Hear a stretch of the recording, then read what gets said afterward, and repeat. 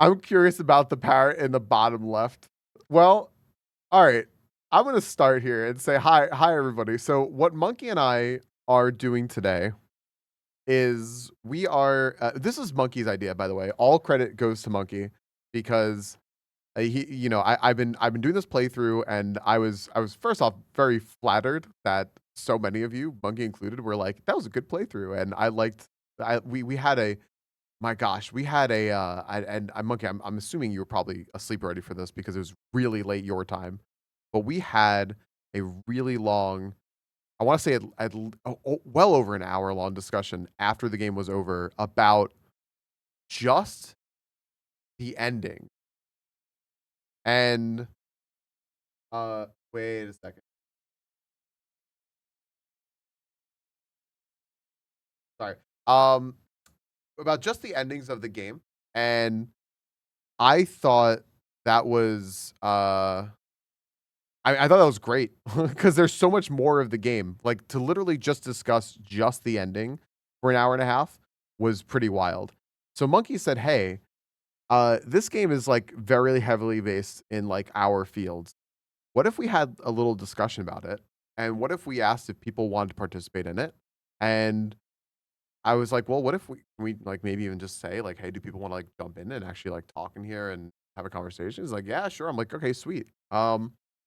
So yeah, we're gonna have a whole discussion today on Expedition 33, whatever really we want about it, and we want to invite all of you to also participate in the discussion. And I feel like Monkey and I should probably just like start by just chatting about it a little bit first before we ask people if they want to come in and talk about it. Uh, I have to fix one setting on Discord that I just noticed is going off. It is a new setting. Thanks, Discord. So, Monkey, if you want to take it away for a second with something you I want got to you, throw bro. out there, thank you, because this is pissing me off. Uh, so basically, it's not really like an opinion-based type of conversation. So we're not really gonna like sit here and debate like whether things are good or bad. We're more looking at like the psychological aspects of the story, the philosophical aspects of the story, the artistic choices that they went with throughout the game. So, in that sense, like we're focusing on those things, not necessarily whether or not things are good or bad, um, because obviously a lot of those things tend to be subjective. I think factually we can say it is a good game, and everything really beyond that is pretty much subjective. So what we really want to talk about here is like all of that content. I really like that. I really like that. Here, hold on. Let me take that real quick. I really like that you said like factually, it is a really good game. I mean, Yeah, yeah, like I know people will even debate things like that. People will debate things like, "Hey, is this a good game or a bad game or whatever?" I'll turn monkey up, sure, guys, sure. I This game,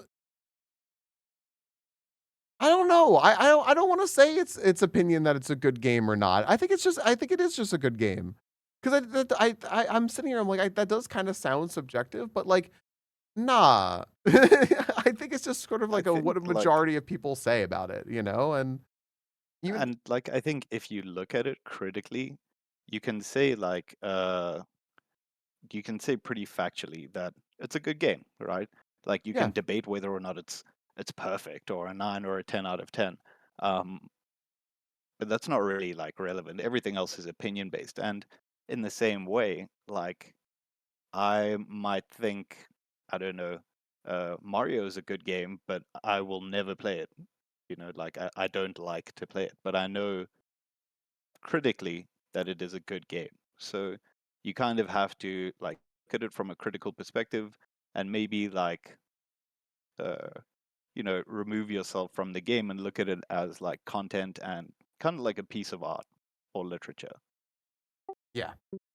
Some things may not be for you, but you can acknowledge that they are good. I figured out what was going on right away. All right. And I turned up Monkey for you all, so let me know one more time after next time Monkey speaks if he needs to be turned up. Um, I think that this game is one of those games where even the people who didn't necessarily like care for it themselves came back to it and said, "Look, I respect this game. I respect what it's doing. It's not for me." And I would say the majority of the people who said that have cited the combat as being what they didn't like. You know what? That's fine. You if you don't like the quick time events and the whole parry and the dodge system and all that stuff, fine. Um, but that doesn't take away from the fact that like the game is good. The game has just top to bottom. The game has beautiful, beautiful art. The game has gorgeous music. The tone, the scene setting, all of that is like a masterclass in how to design a game. Um, I had my own like little issues with the game that we can get into, but it didn't take away from the fact that, like, I think that this game is great. And I actually I'll just flat out say I wasn't particularly jazzed about the ending of the game. Like, it wasn't my favorite thing, but that didn't take away from the fact that this game, like, top to bottom was just really, really, really good. And even if I end up saying like, "Boy, you know what? Like this kind of like ruined it for me," and like I would still sit there and go, you know what, this game is good and you should play it because this game lets people have discussions. Um, Everyone has an opinion about it, even if they didn't really like it, and even those who disliked it the most were like, this is still good. So yeah, I think I'm stuck on that because man, like that's such an interesting point to make. Yeah, like it's hard to debate that there's anything but a good game. I think that would just be a bad take. Yeah. Um, I think like Moody captures it pretty well there. Um, so but yeah, like you can debate whether, like it's a perfect game or a great game or whatever the case may be, but like it's a good game and that's fine. It's not really something that we're here to talk about. Because what we can say without a fathom of a doubt, and it's why we're here and why at the end of everybody's stream there's hours long conversations, is that it's really, really well written. There's a lot of like fantastic, interesting concepts that carry the game, and the characters and how they respond in the world do so very accurately according to how people suffering from trauma and trying to recover from trauma might, especially within like a family setting. um, so I find that particularly fascinating to see within a game format, because seldom do you see that depth of writing with regard to like the psychology of characters and why it is that they behave the way that they behave, and that not everybody is a perfect being. These things, I think, are what make characters compelling.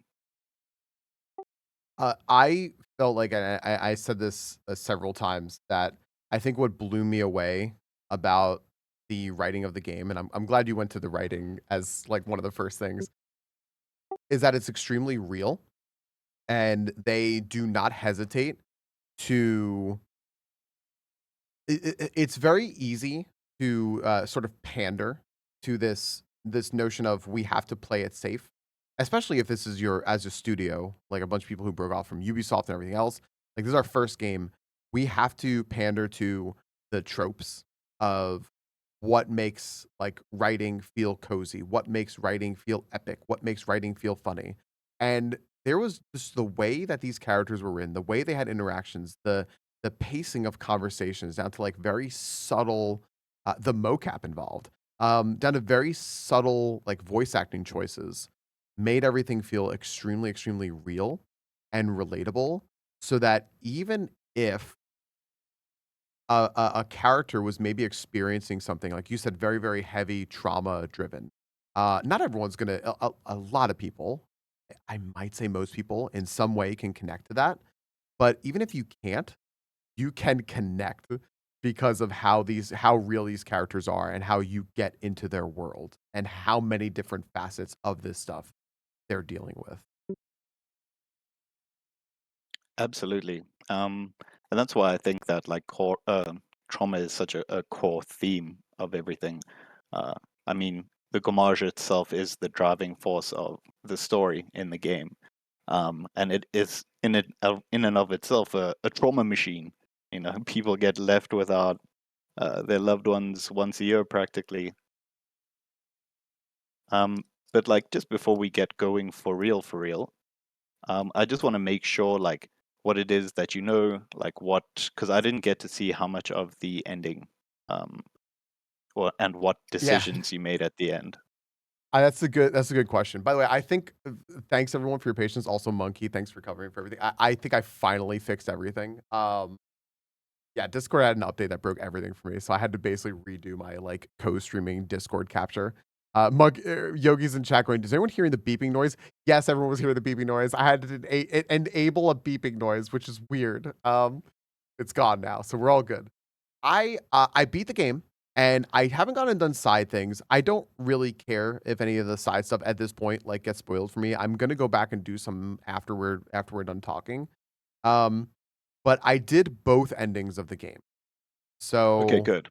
yeah, I thought that was one, like good to show off, but two, also kind of important to understand like the full scope of the game. And I know other people are have been here like I'm going to do a full replay of the game and then go do the other ending. I had no urge whatsoever to do that. I was like, "Nah, I could just load the autosave." Yeah, and now I'm gonna go win Ismael. So, like, I need to know yeah. now. Mhm. Yeah, I need to know, like, right then. Hey, Tyria, like, what happens? Because I wanna compare them. I wanted to compare them in real time, and I will say I was taken aback by the fact that you could make that choice at the end. I thought that was They get real. so cool. They get Yeah. real with it. Mhm. I was, can I speak to the ending real quick? I don't Of wanna course. I don't wanna tangent too much, but, like, um I sat there and I was like, well, there's like a what I think is a like a moral choice here, and then there's the more I the moral choice is the way they present it, the way they set it up and everything. It's like okay, the moral choice is you choose to fight as Verso and kick Mael out and end this, and then there's the sort of more I can't call it the more human choice because it's not the more human choice, but the more uh I mean it I don't want to call it the selfish choice, but the other choice. I'll just say the other choice. Imprint whatever word you choose. I don't want to say selfish. I don't want to say whatever. But I sort of wondered if they were going to leave things up to a sort of like choose for yourself how you think this will end kind of way after you experience the endings, right? Because I'm like, Mael's ending as it stands right now is just leading toward like a very, very selfish turn. And they'll probably change that, right? And then you see the ending, you're like, nope. Like, this is the ending that they very, very plainly were like this is selfish, right? Um, versus Versos, where like the characters at the end, although they are mourning and they didn't get to say in the painting or everything else, they're smiling. And there's like, like a Star Wars fucking episode 6 ending and like and all this shit. And I'm like, "Oh, okay." It's very, very cut and dry Yeah. how the I devs mean, wanted you to they view the endings. survive. Yeah. But, like, I thought there was gonna be more of a twist there, and I was actually kinda surprised that they very, very seemingly cut and dry told you their feelings on the choices. And I I don't think it's I wanna ask you, like, I don't think it's really it's not really debatable how the devs felt about those 2 choices, right? Like, I'm not missing something, am I? Well, I think what's quite interesting is that, like, you almost fooled into thinking that there is an ethical choice there because there is no real ethical choice to be made. And that's because as you go throughout, like through the course of Clair Obscur, you realize more and more how selfish the Descendre family is in what it is that they're pursuing. And I'm of the position that the real villains in this game are, in fact, the real Desandra family, not the copies inside the painting, but the real people that are essentially just playing God and perfectly willing to throw away all of these people who are, for all intents and purposes, quite real. Um, Literally just because they're done with it. And I mean, even when Renoir is expressing any sort of remorse about this, he only really expresses it to the facsimile of his own son. He never really even directly acknowledges any of the expedition team. They really don't seem to care much at all about these creations of theirs. And in that sense, it's kind of like they are cruel and uncaring gods, fully consumed with their own selfishness. Yeah. And No, I I think that yeah. as the game goes on, that becomes more and more apparent. And I think that that last choice signifies signifies that very well. Um, in that Mael, obviously chooses probably the most selfish path, and Verso essentially makes the only choice he believes he can make. But in reality, Verso has removed any agency that the rest of the team had to make decisions because he knew all of this beforehand and they could have come up with a better plan. Because, hey, they've got Lune. She's smart as fuck. You can't tell me that she can't come up with a plan to have a chat with Aline or something. Um, so he was after that particular ending. He knew what he wanted. There was a reason why he held back on the stone and he did all of that weird shit and he was a stinky liar all the time because he was pursuing his own ends just as much as the rest of the Desantre family were. So in that sense, I think that really they are the bad guys of this story, and the people of Lumiere really are just like, I guess, what you could consider lower beings trying to survive in a world of wrathful gods. And yeah, like the mother and father literally said they have created thousands of worlds. I shudder to think. I mean, think about what Renoir's creations are. He makes things so that they can be like metaphors for strife and suffering and like arrogance, and they aren't exactly creations that live happily or with full lives. You know what I mean? Um, Yeah, I think they kind of even say that at one point. They said, like, that Aline paints life and he paints death. It's just they're very different styles, but it's the whole Clair Obscur, Chiaroscuro, like, um, juxtaposition there. But yeah, like, if this is what he put in here and we see all the weird shit that's in there, what is he doing elsewhere? That's a great point that I yeah.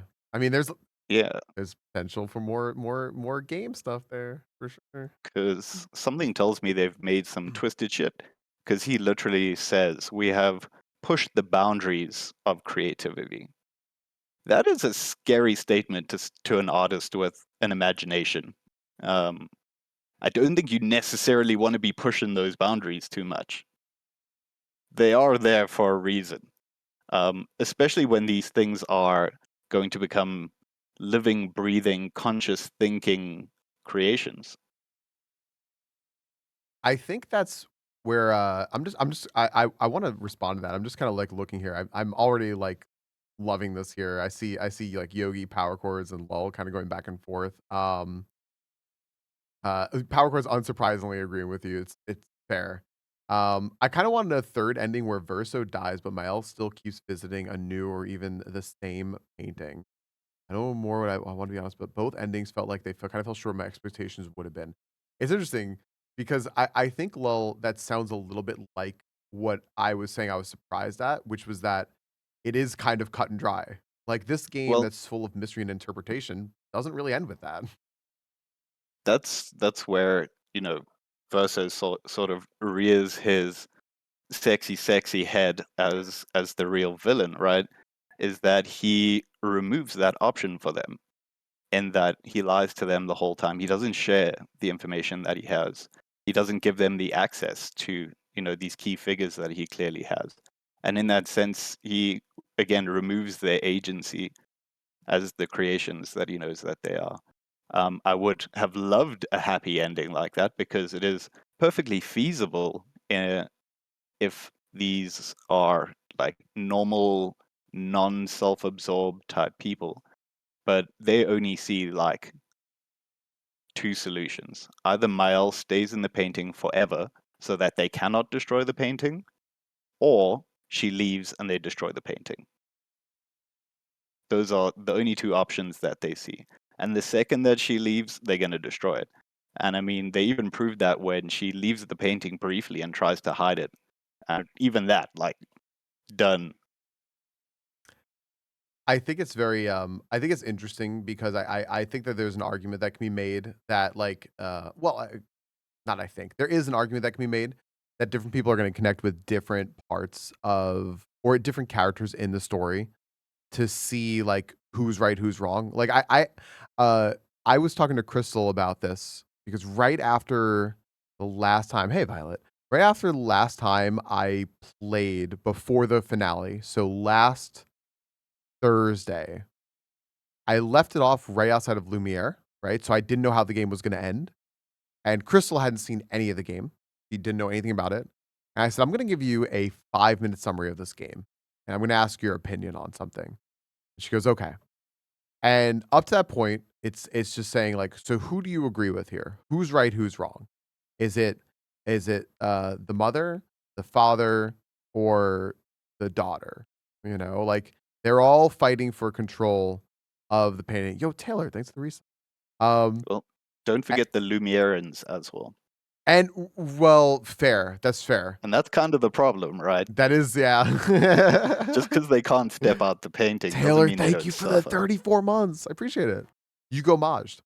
It's yeah, that's a good point. That's a fair point.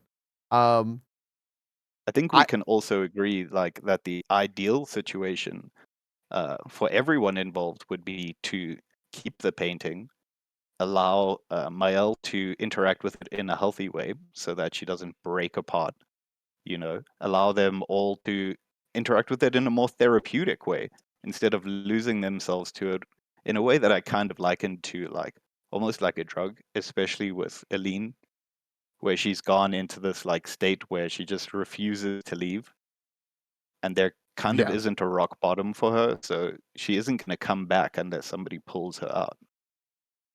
I think there's one point that I think that you've been making that I sort of I think I disagree with because of my interpretation of what they were trying to put forth with the game. But I just think I think it's just very interesting that like that ending, the way that it ends, really does change your entire perspective of the game up right before it, because I think it's sort of the peel back the curtain, the little boy verso in the background painting like part Yeah. that sort of throws the wrench in everything. And that's where I get sort of like lost because before that, I sat there and I said, "Look, I mean, he's kind of being an asshole right now." I'm like, but I think that when I was standing there outside Luminaire and I hadn't done anything in the end game yet, I said, I think Renoir is like the one here. I'm sitting here like, yeah, like okay, like look, you made these people and you made them like very real and everything, but it's a fantasy world, and the therapist in me is sitting here like you like neither one of you, Aline and Alicia both want the painting for themselves. Neither one of you has more of a right to it than the other one. And you are like immersing yourself in a fantasy that is going to like literally kill you. And as a healthcare professional, I cannot allow this. Renoir is correct. And like that's like my like therapist brain like kicking it, right? And then like the game goes through and you get to the end and I still like maintain in my head that like I really actually did not like the final scenes of Renoir because like he sort of like lose all his patience and just goes like full on selfish, where that kind of wasn't the exact way that his character was written. It is a bit of a like in a very subtle way, a bit of a shift of character that's like uncharacteristic. Like you can get mad, you can lose patience, you can snap on people, whatever. I did not like how it was written at that end there because it almost seemed Well, like a also different character. remember, it is a different character. The Renoir that you know up until that point is the Renoir that was painted by Lean, and he's painted specifically to be distant and cold and uncaring, like a distant father type figure.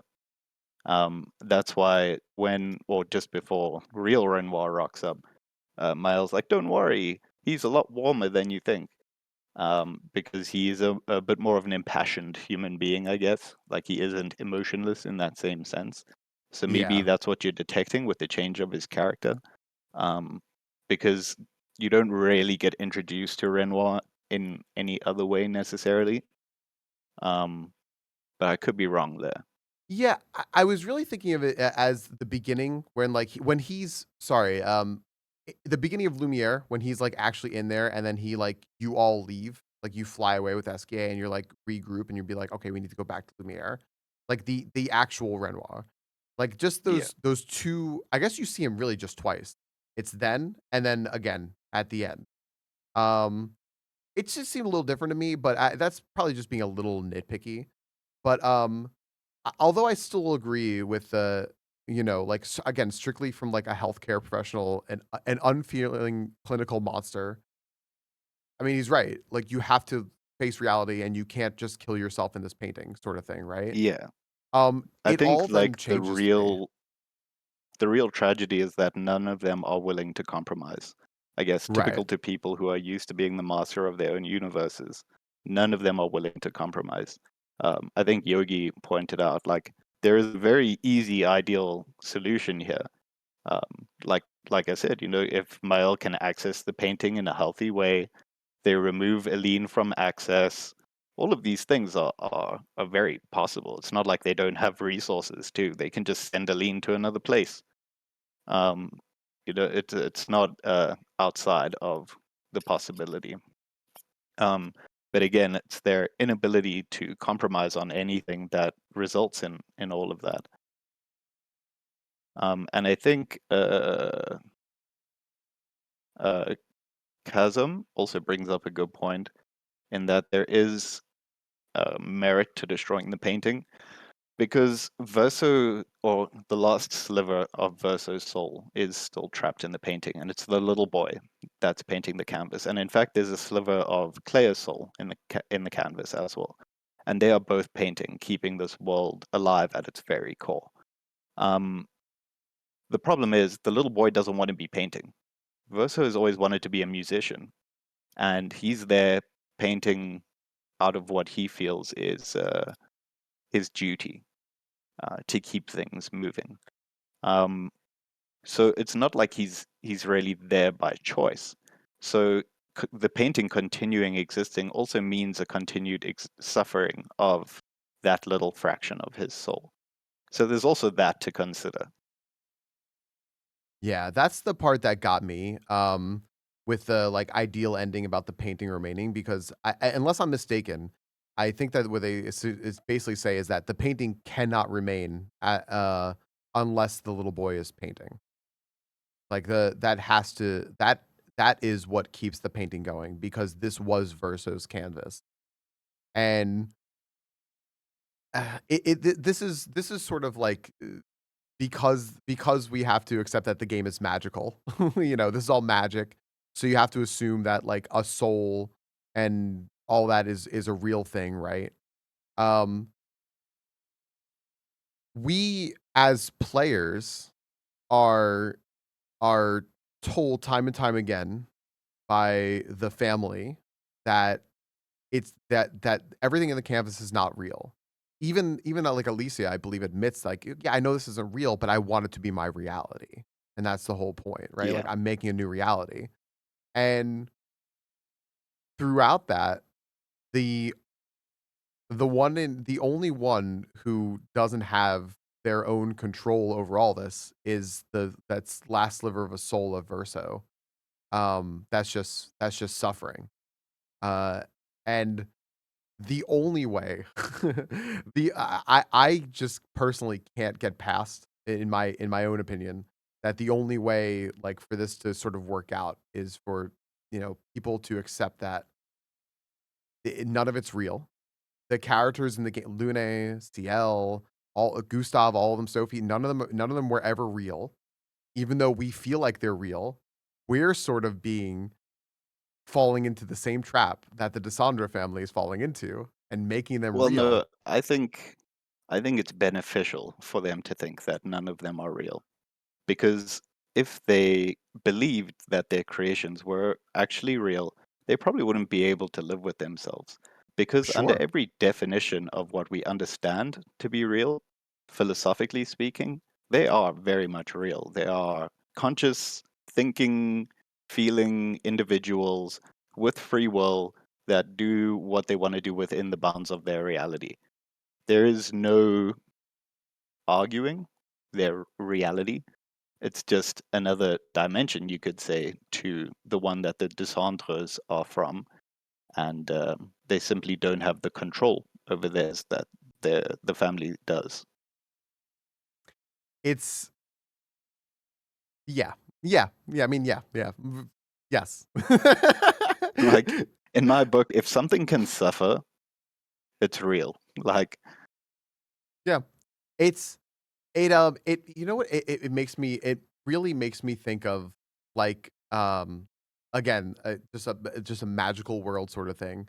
That like this is so real that it feels real, but you have to remember it's like that it's not real because we created it. But then it becomes the whole thing of like that's where you dive down to basically what you said is diving down like the philosophical like world of like what is real. Um, and it really does come down to our perception of what do we think is real or not. It does absolutely benefit them to assume that it's not real.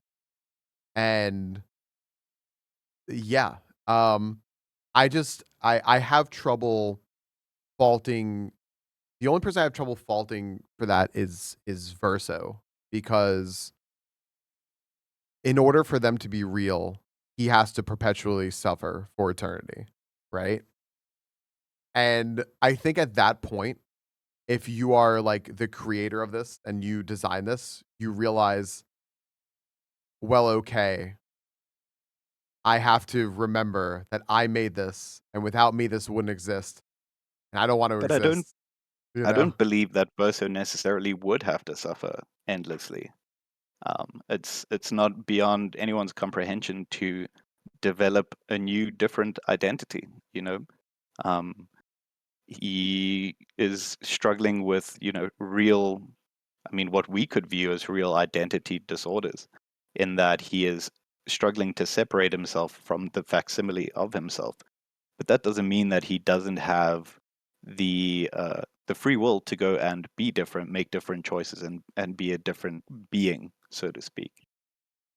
I think when I say Verso there, I'm talking about like the little boy painting in the background, not Ah, the character. Yeah, sorry. I realize that that's the distinction I should make. I meant the little boy painting in the background because I don't. I it just that's the part that I want to make sure I understood is the painting can't exist without him, right? Like him there painting.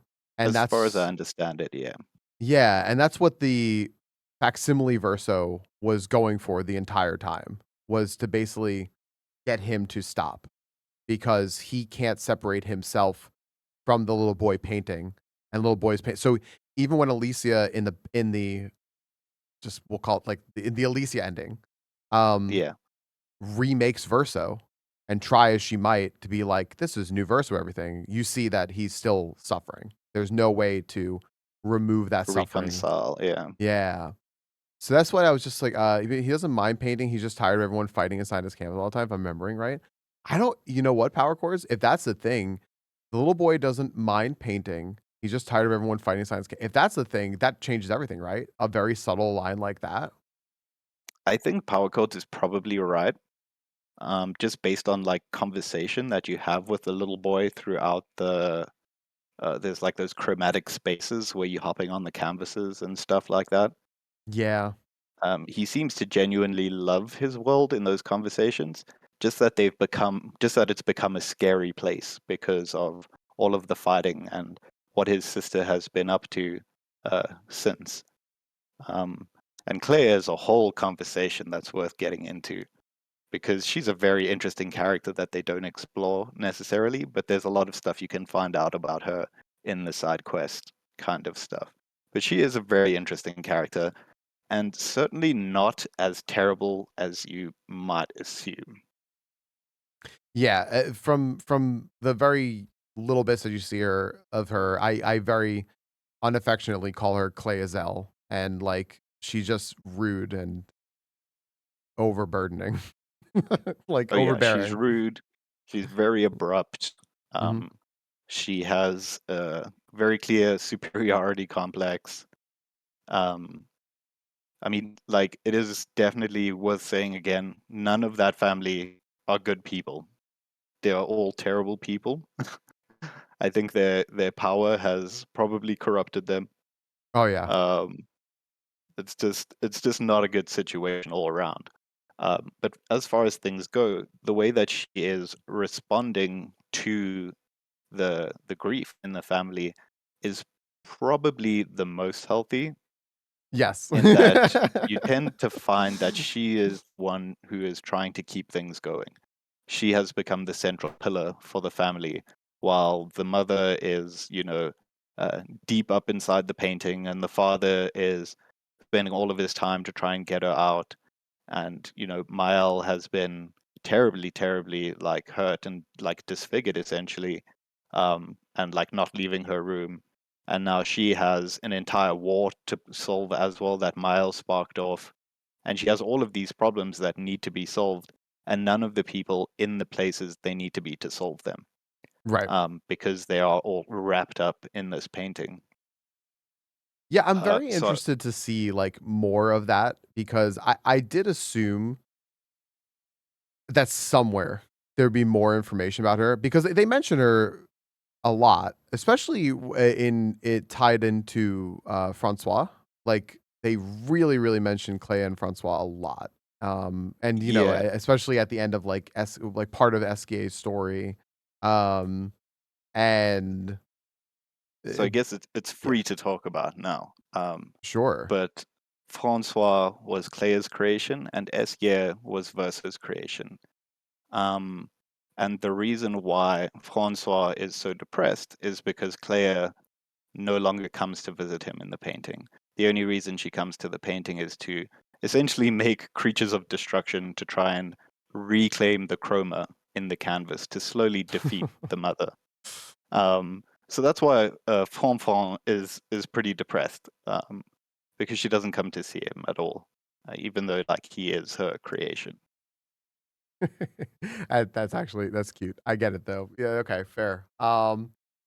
And that's why in the No, family no, section, she even gets angry at Mael because she says like, I was the one that was there that created this world with Verso. Don't you think it's even mhm, more important to me? yeah, Because as children, they made it together. Um, to be fair, it yeah. wasn't just Verso's canvas, and you see both of them like the little shards of their souls as children painting together as well. Um, so I find that very, very interesting. And I think that in their future games, they'll probably explore that a little bit more.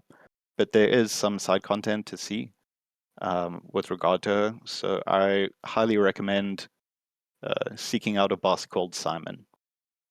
Simon. Oh my gosh, I don't want to play Simon. All right. Sorry, I don't know if I actually just realized I don't know how international Simon as a game is, but um, Yeah, it's I it's worth was just like, you'll know where it is as soon as, like, you can go to a walkthrough or whatever that tells you like where to find the place. You've probably been there and just like walk past it. yeah, Power Chords told me to go apparently to go exactly there. They asked me, they were like, "Hey, would you like a little nudge as to where I think everybody wants you to go?" And I went, "Sure." And they said, "You're gonna go here." I went, "Gotcha." So that's what I was planning on beelining that later. Hey, Cookie. Yeah. um, I was going to ask, is there a point in the game where they explain why everyone blames Alicia for Verso dying? So, as far as I understand it, they don't say quite like clearly, but as far as I understand it, she is fooled in some way by the writers. And you can see if you look at her room in the mansion, it's got like writing stuff and paper and stuff like that in it. Unlike the other rooms in the mansion, which have like painting stuff and easels and whatever, it's only Verso's that has musical instruments.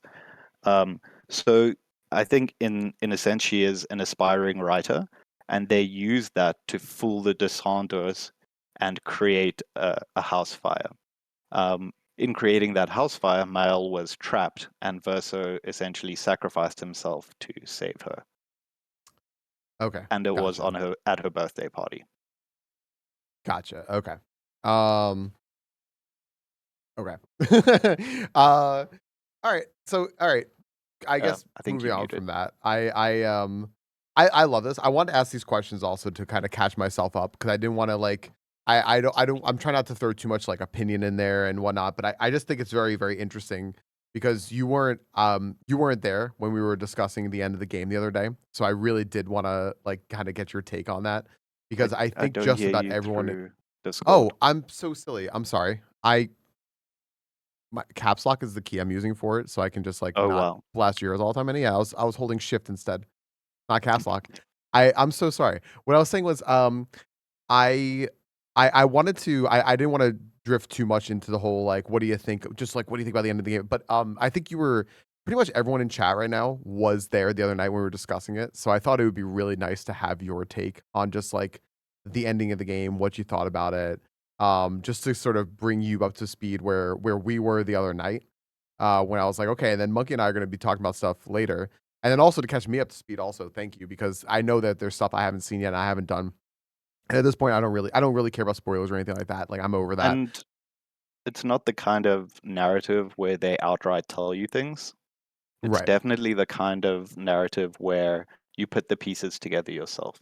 People aren't going to like they're delivering exposition and stuff like that. So not everything is immediately obvious. Yeah, well that I think that is what got me a little bit at the end is was that it was so it did feel very cut and dry right at the end, which was very, very different from how the rest of the game was, which is I think a probably I mean that's for me anyway. That's how it just felt. Like it felt at least much more like plainly put than the rest of the game. But I also think that's a pretty good segue to like there's a lot of the rest of the game to talk about. And I see Yogi talking there about if you watch someone else play through the game for the first time, do it. You know, there's so many things they put right in front of you but would have never known. Um, yeah, I think once you play through the game, I understand why people want to go back and watch it. Is because now you start looking at the game through a different lens and you start to realize how like all of this stuff is unfolding and right in front of you. But you are a citizen of Lumiere, right? You are as much a visitor in this fucked up world that this family has created as the rest of everyone. And you are also being like tugged along, right? And I think that um from my side of things, I think that that's something that makes this game so uh good, so like magical and everything is that it was going full circle to what Monkey mentioned earlier. It was written so well throughout that you are you, I can't think of a single person who has disagreed with this. You are the exact character with the exact position that they want you to be in the game, which is a person who lives in Lumiere who is just trying to fight the Paintress. You know, like you that curtain is not peeled back until it needs to be. You're not removed from that illusion or anything. It's just it's done so well through all of the different like artistic styles, the writing styles, everything else that they have to keep you immersed in the game. And I think that's the biggest strength that this game has. Yeah, like I was saying to Alex, it's like one of the only examples of a game where I feel like the story was delivered with the same skill as one might expect in a very well written novel. Like I was really lusting for the details and the information and each log to find all of those small things. And I mean, obviously that kind of narrative telling has to appeal to you, but I really enjoy putting the story together for myself. I don't enjoy the kind of like exposition heavy games that have become so common now. I really like that idea of like uh, like almost like a FromSoft approach, but not that because that's ridiculous. But where you have to put it together yourself. You aren't being given, everything about the story and being like, okay, here's your track, run on it. I really appreciate that kind of approach, and it made the game and figuring out the world and the conditions of how everyone's been trying to survive for so long so interesting. I gosh, I'm gonna monkey just stay down there like duck while I'm saying this. Um, I would like to compare the way that I really like what you said about how they're gonna give you crumbs, but they're not gonna put everything together for you, but they're gonna give you enough to do that. I will compare this flat out to what I criticized the most about a game like Hollow Knight, which was that game also took an approach of let's add in some, mysterious things here and there. Let's not give people all the pieces of the puzzle. Let's let them interpret stuff, but without actually giving you enough to put that together. And it's sort of like mystery for the sake of mystery. The game Yeah, that's didn't a give you fantastic yeah, go sorry, ahead. Oh, I was just that's a gonna like the game, fantastic comparison. yeah, right? Like, thank you. Uh, I don't think that, like, mystery for the sake of mystery is necessary. This game did mystery for the sake of making you think, and that's and good. the interesting thing, and I think that this is where Hollow Knight fails in that way, is that, like Yogi was saying, if you rewatch it again, you'll see that this visual information is everywhere, like in the textures, the choice in their font. All of these things follow in a cohesive way to tell this story.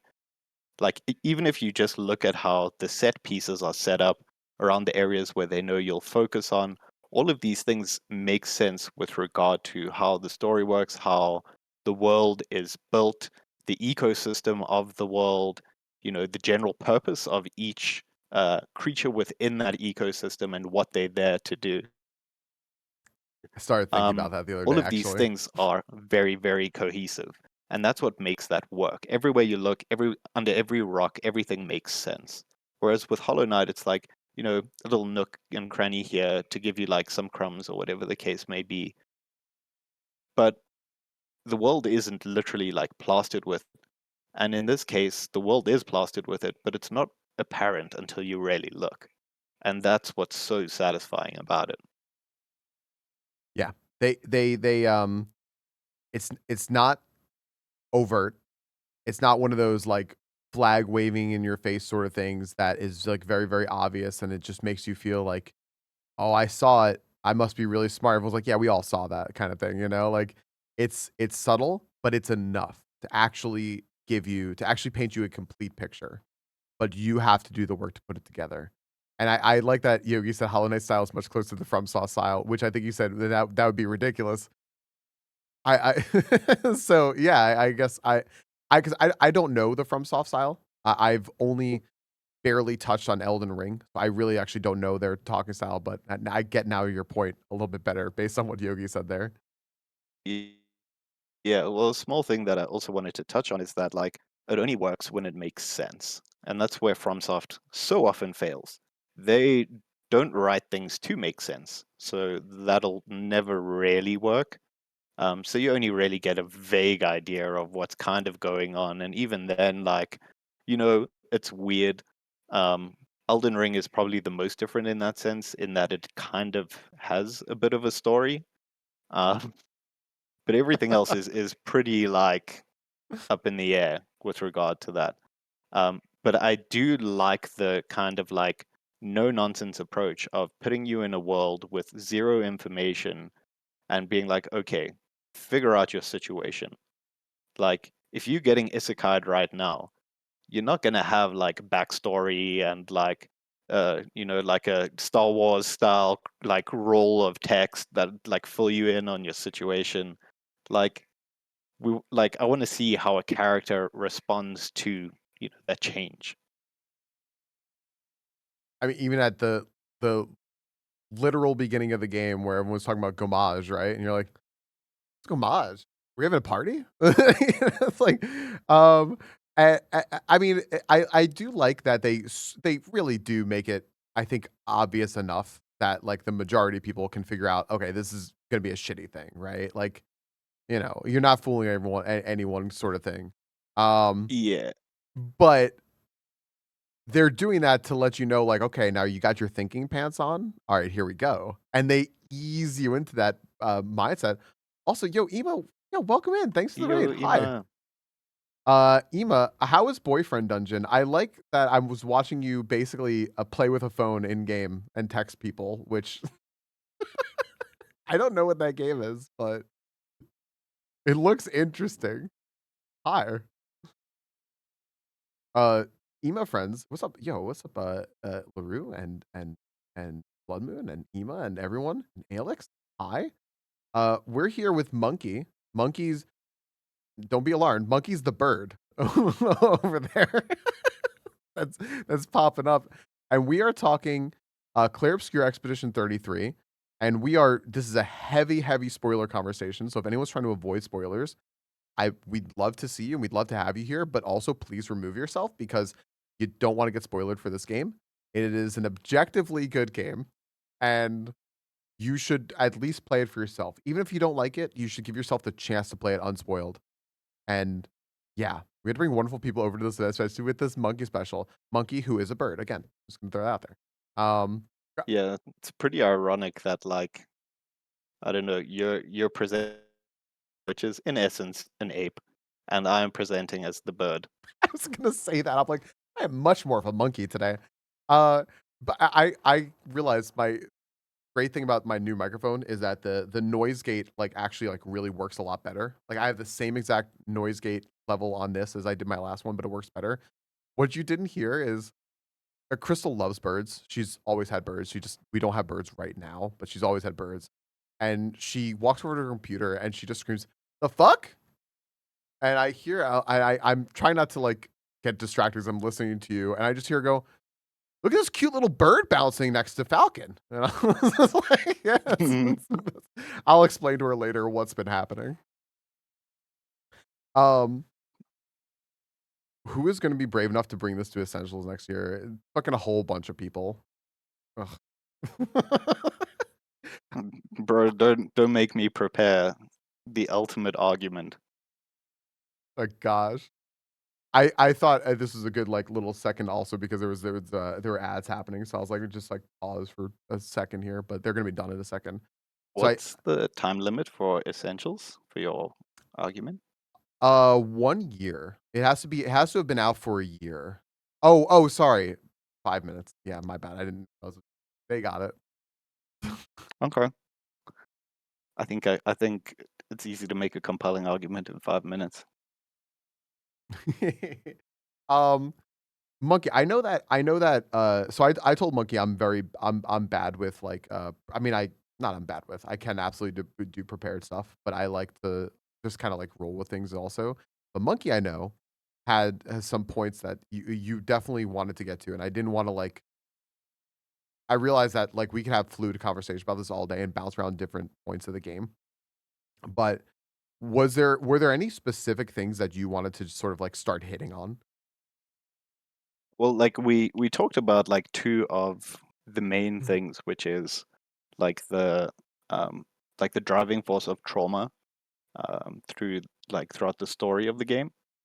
And kind of like the nature of reality, right? Like what is and is not real within the context of, Clair Obscur. Um, because I feel like a lot of people often get hung up on the painting thing and being like, well, none of this is real, so there goes all my investment. But in reality, what it's supposed to do is provoke the question of what is real.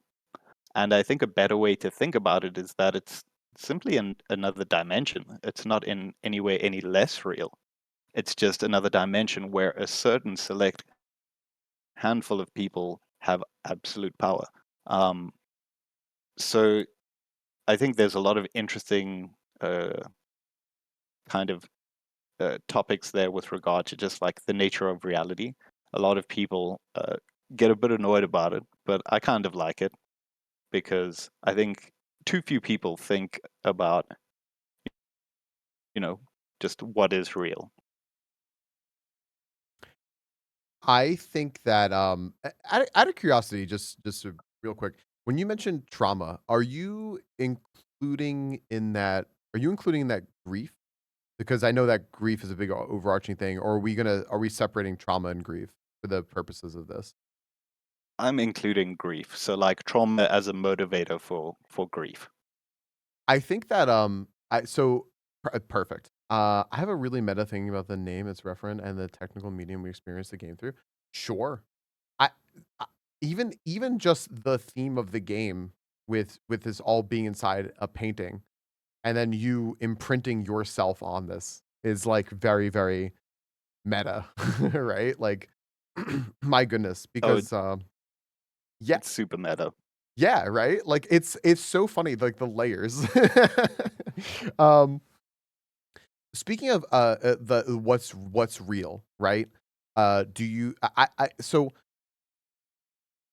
let's take me right just using myself as an example of like at the end of the day I was like what I like the verso ending and I like it's just fine for me because like verso's like soul doesn't have to suffer, the painting that I'm gonna say like isn't real like goes away if it provided I'm siding with verso like okay the painting isn't real, it's still just his creation, we have to like get away from that illusion blah blah like that doesn't that to me, which I and I guess I sort of feel fortunate because I can see how that would make a lot of people go like, well, what does it matter anymore, sort of thing.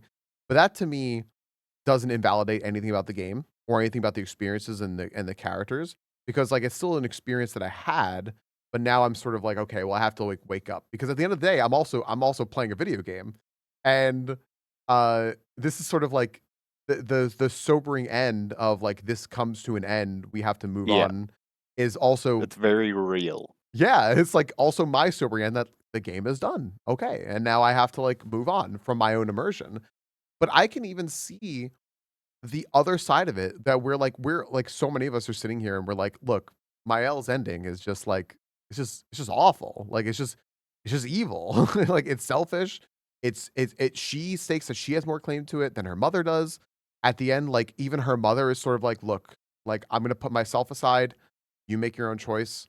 Verso tells her, like, look, Renoir, like he knew that you were planning on like living and dying here and he's gonna let you make your choice, right? Like everyone steps out of the way and it's like, look, we're gonna, not be selfish about this. And then she's still selfish about it, right? But I can even see that as being a relatable path because we don't know what people go through when they're experiencing grief.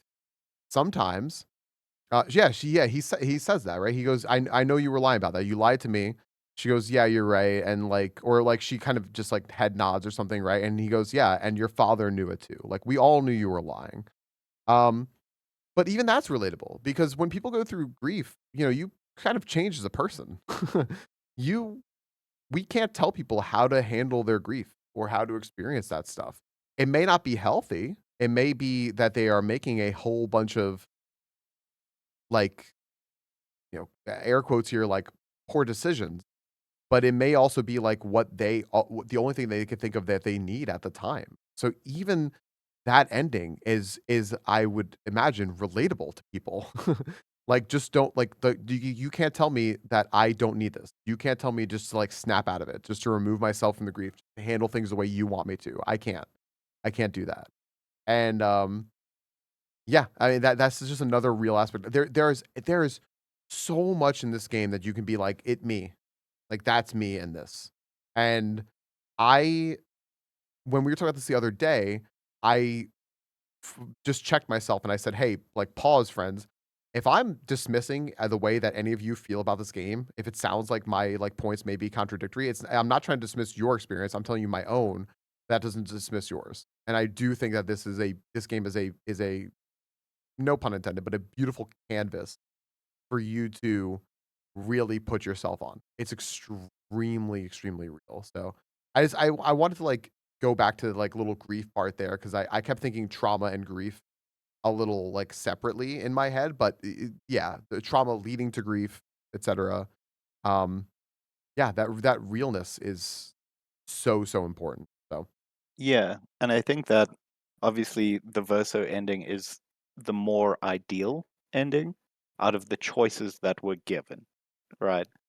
yeah, Because we certainly aren't given ideal choices. Um, because at the end of the day, like the canvas and Mael will both be destroyed, whether or not she stays in there. It's just going to take longer. Because she will slowly fall to pieces, and then Renoir will just destroy the painting anyway, because it's taken another member of his family. So it doesn't really solve the problem. So in that sense, Verso's solution is, the more ideal one. But again, he removed everybody's agency, including the Lumierans, by not giving them any information, not giving them access to the most insane shit that would have made their journey so much easier and saved a lot of people's lives, including fucking Gustav's, which he said he could have. Okay, let's not forget. He said he could have saved Gustav, and he didn't. Okay, never forgetty.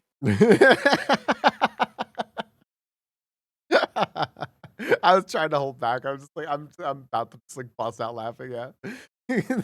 Major beef with Versus, I'm sure you can tell. But that's the thing, like he removed everybody else's agency in the matter. I sincerely believe that with all of the information, Lune could have solved this issue. I trust Lune with everything, honestly. It's my absolute favorite. Loved it from the start. And Yeah. like Painted Renoir was also like pretty actually like quite open to, discussion and stuff near the end. Yes, he was, a terrible individual, but there's nothing to say that they couldn't have made another plan had they had all of the resources and information at hand. Fair. I think it's just so funny because um that's not at all something I thought of. Which just goes to show you, right? Like depending on where you're coming from, that's not at all like that's not at all something I had really thought of or considered. Is like Yeah, a because I mean, future where like the painting still exists. For me, the ideal ending really was the Verso ending. I was like, yep, this is exactly what I wanted. But that's also how my brain is wired. like, let me Yeah. paint you another picture, all right? Let me paint you another picture over here. Stick to the theme, Yeah, yeah. right? So let's say instead of being an absolute dickbag, Verso shares all of the information from the beginning. They know all about, you know, Painted Renoir and painted all of this stuff. They know about Mael and Alicia and everything, right? They then also have access to the Flying Stone, which he was just holding onto because he's once again a dickbag, and he didn't want them to be able to fly there directly because that would have screwed with his plan. Okay, so these are all things that they could have dealt with in that way. Aline was also not terrible to deal with. Like, there is definitely space there for some discussion. Yeah, that was an oddly I think that was a okay, I'm gonna throw this out there. Power Chord said it the other day and said it several times, and I kind of mentioned it as well. I think good ending ties with Gustav. I love Power Chord. I thought that after like the start of Act 2 to the end is a bit of a mess. Like, I think that, like, the the lack of experience for, like, the dev team, like, showed, and I think that Aline was just very unexplored, and there could have been more because you're saying stuff here that I'm just sort of like, "Yeah," like, I kinda wonder how this, like, would have gone, but I can't really get a good gauge of it because so much happened so quickly.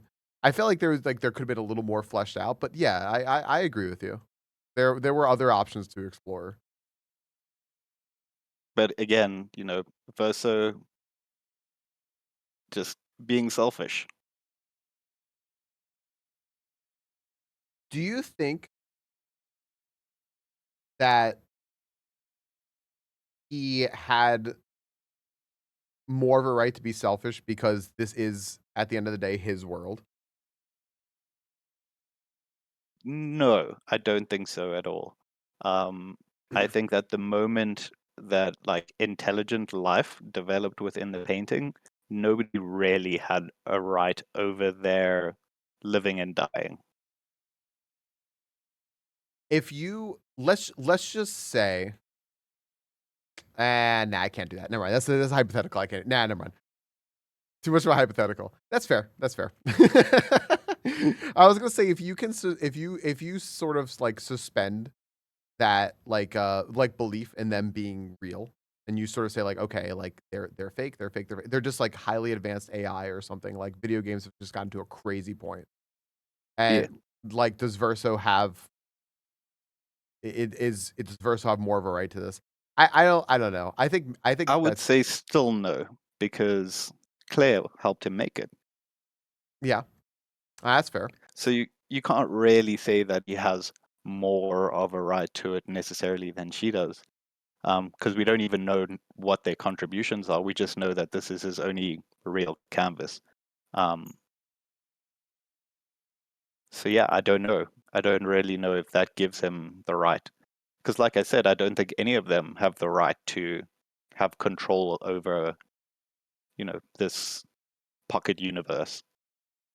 Yeah, I also I like Blood Moon's uh like comparison there to the Matrix. That popped in my head at some point, right? I think of like what's his name, the Joe Pantoliano character that like betrays all of them. Is like, look, man, I just want to go back in. Like I know it's not real, but I just want back in, man. I want to make it my reality. It's just like, because it's not like a lot of these ideas. I've made a lot of comparison to other games. For anyone who has played Xenoblade Chronicles, that was like one of the biggest comparisons I made, and to this game, like compared to that game, and uh, not a lot of these ideas aren't new. They're not new. They're not necessarily original ideas. It's the way this game presents everything and puts it all together that separates this from most games.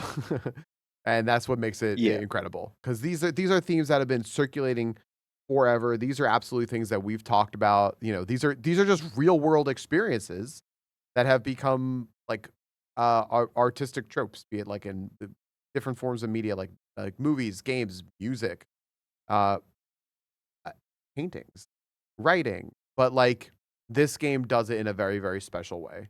And I think also just the medium of playing a video game um, makes it especially real because you have to do something more so than if you were just. I do think that this is probably a very good game to watch. Like if you just watch like a cutscene compilation or something like that on YouTube, you'd be like, "Wow, what a great story." I think that's essentially what Noelle did because she couldn't always watch me play. She read and watched a lot about the story and got heavily invested in it. But I do think there's also something different about just playing it and experiencing it. That's going to be different than like reading a book or just listening to something or just reading something. So the magic of video games, yeah. right? And I think that's also a good segue more into like the game development and artistic point of view, because I really think that they do a fantastic job in getting you to really engage in a different way to a lot of like turn-based RPGs. Um, I think it's debatable whether like parrying and stuff like that is a good thing, but Yeah. at the same time, that's why they give you the option to turn it off completely. Number one, and number two, I find that with their like really dynamic camera work and stuff like that really kept me in the fights in a way that other turn-based RPGs and JRPGs sometimes don't. Like I often get bored with like the infinite cycle of fights playing out the same way, where you're just like mashing A or X or whatever your button of choice is, and just like kind of going through the motions. Whereas this, it really does feel a lot more dynamic. The camera angles are interesting and moving. You know, the inputs are, in my opinion, as someone that hates parrying normally in games, I find them very fun and entertaining. They make me feel very, very cool, as opposed to an absolute moron, which most of the time those sorts of inputs do. I didn't know you could turn off the parrying, by the way. I actually did not know that was an option. I looked through all the options and I didn't notice. That's fantastic though.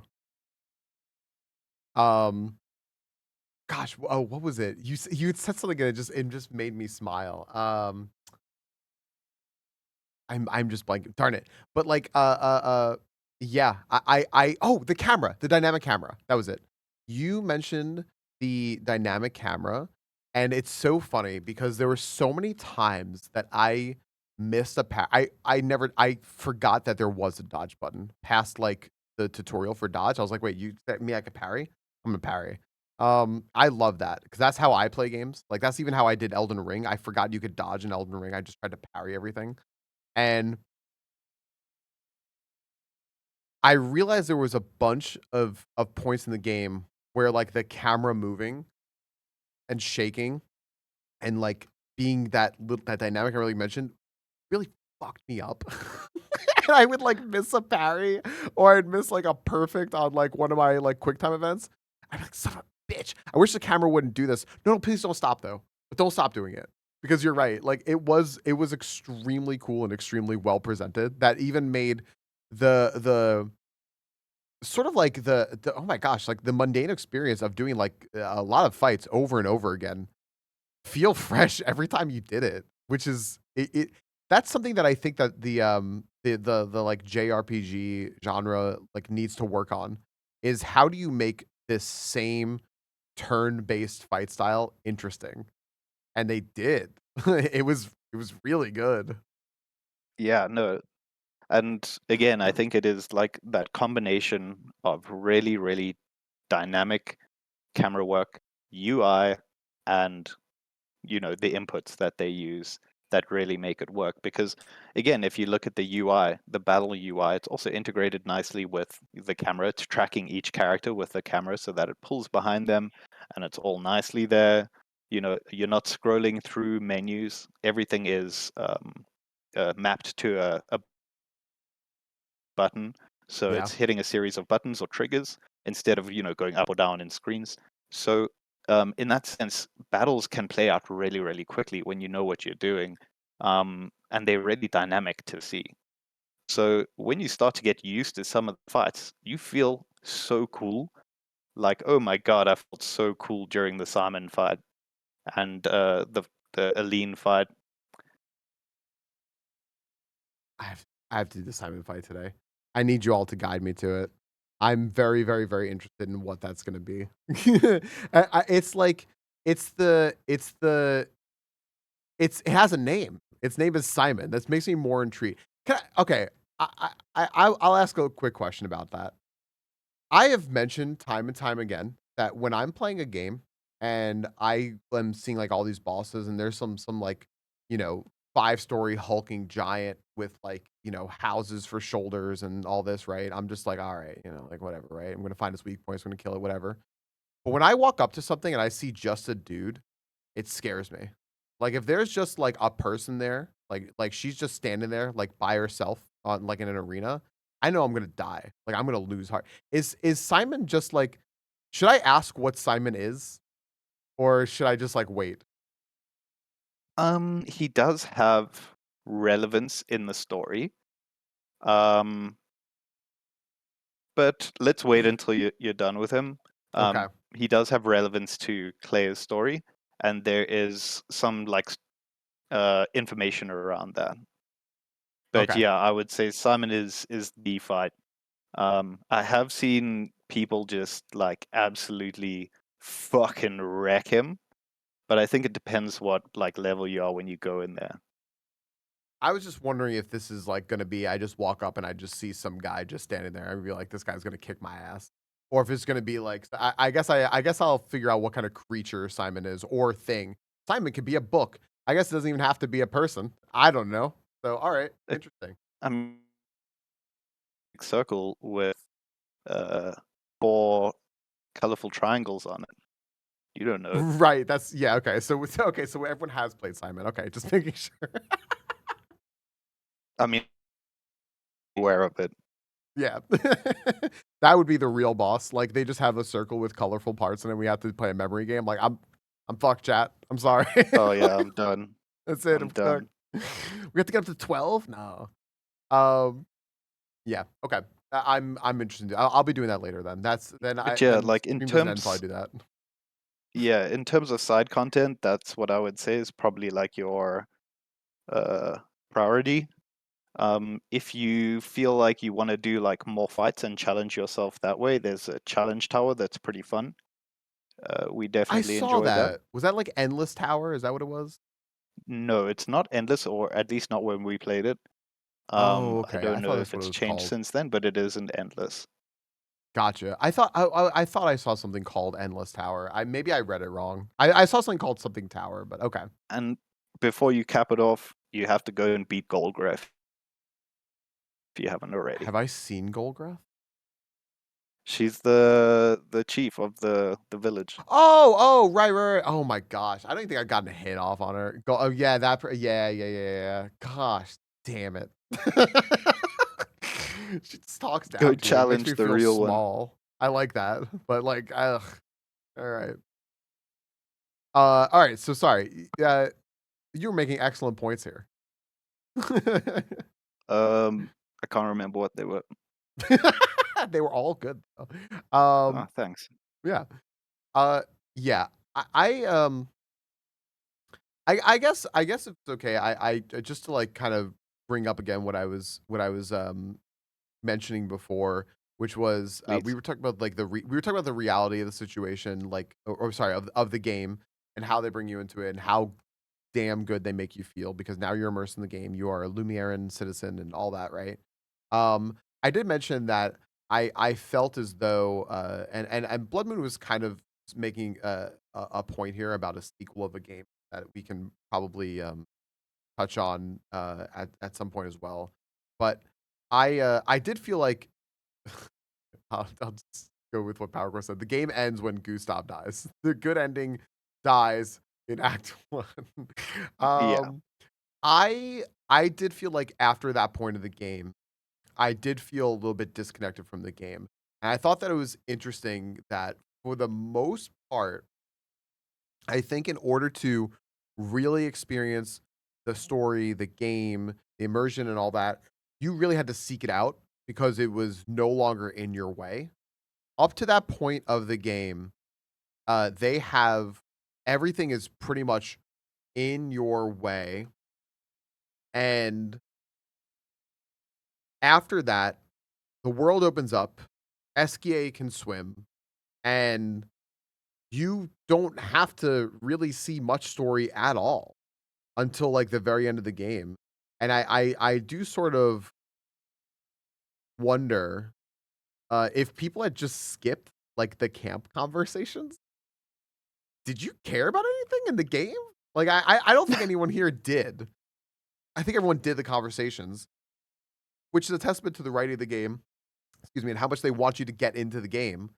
But if you did, okay, well, you skipped all camp. Did you give a shit after? He's Like, savage. yeah, what are you doing, Larue? Did you care at after?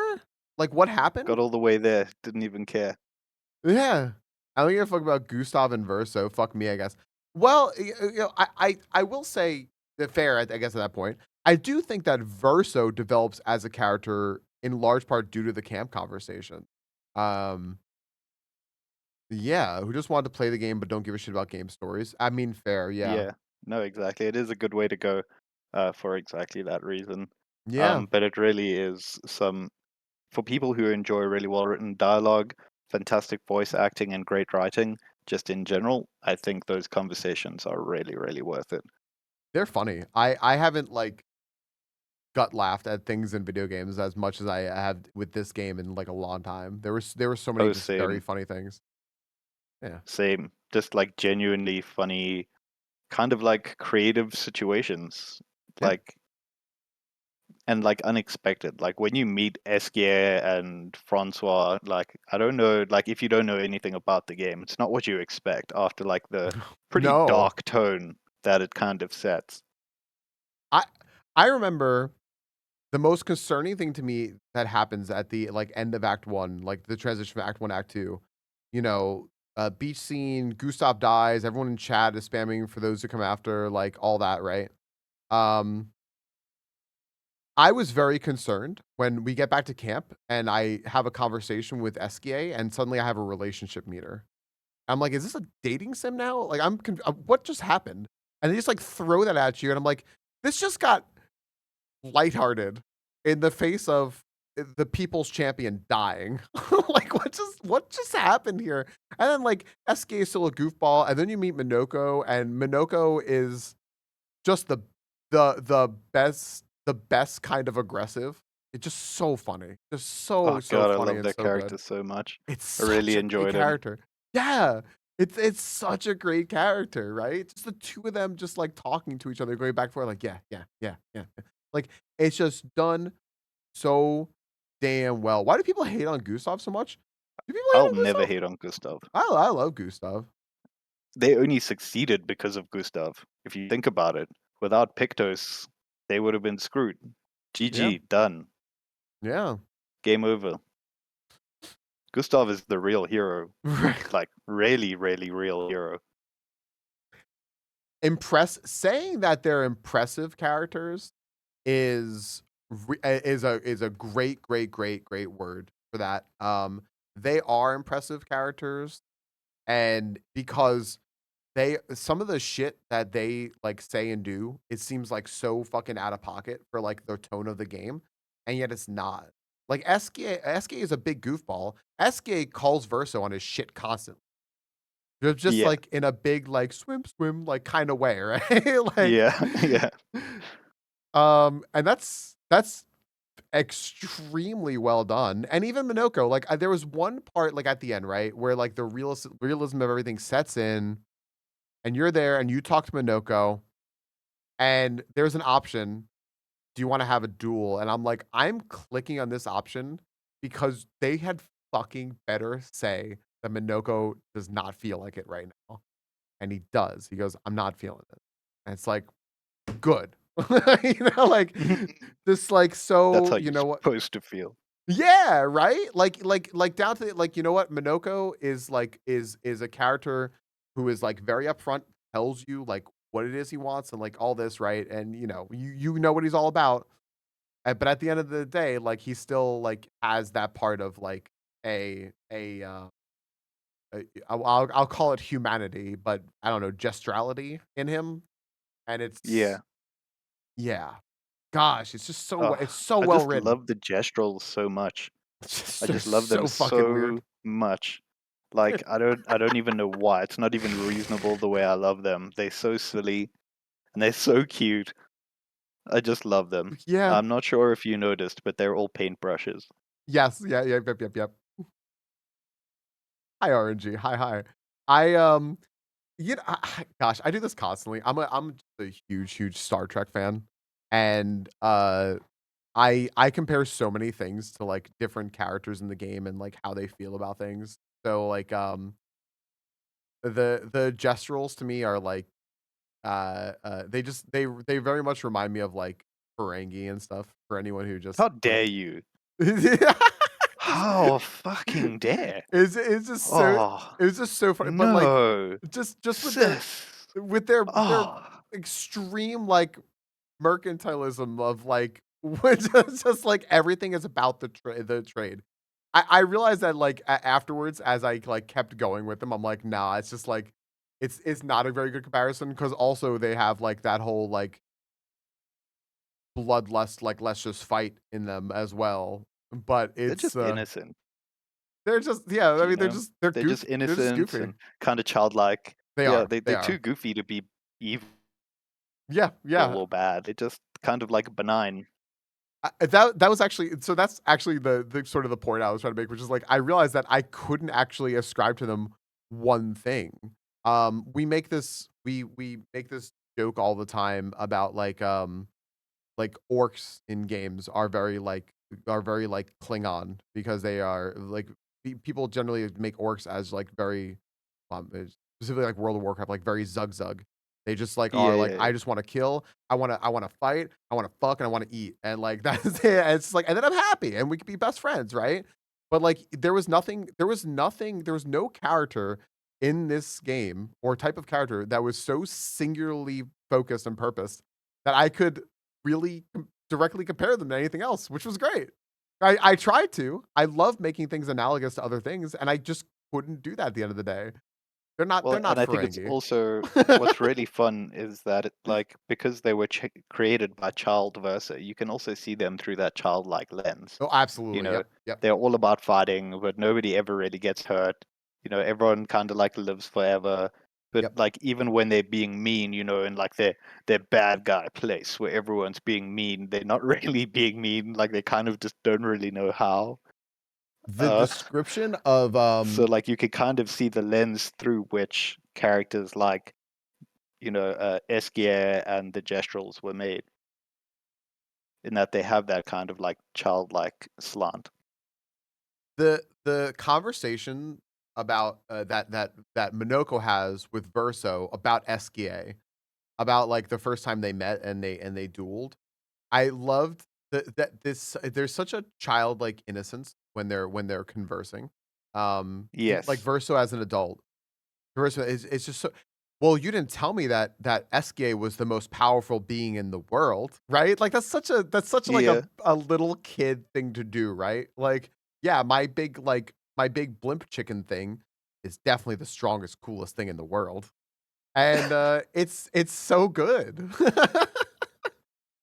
It's just so good how they I I I I said at some point it was slowly like moving in this direction for me like throughout the game, and then at some point it just hard shift. I know the exact point it shifted, but I said by the end of the game, I think my favorite character just ended up actually being Verso, which felt weird to me because I'm just like, boy, that like main character energy.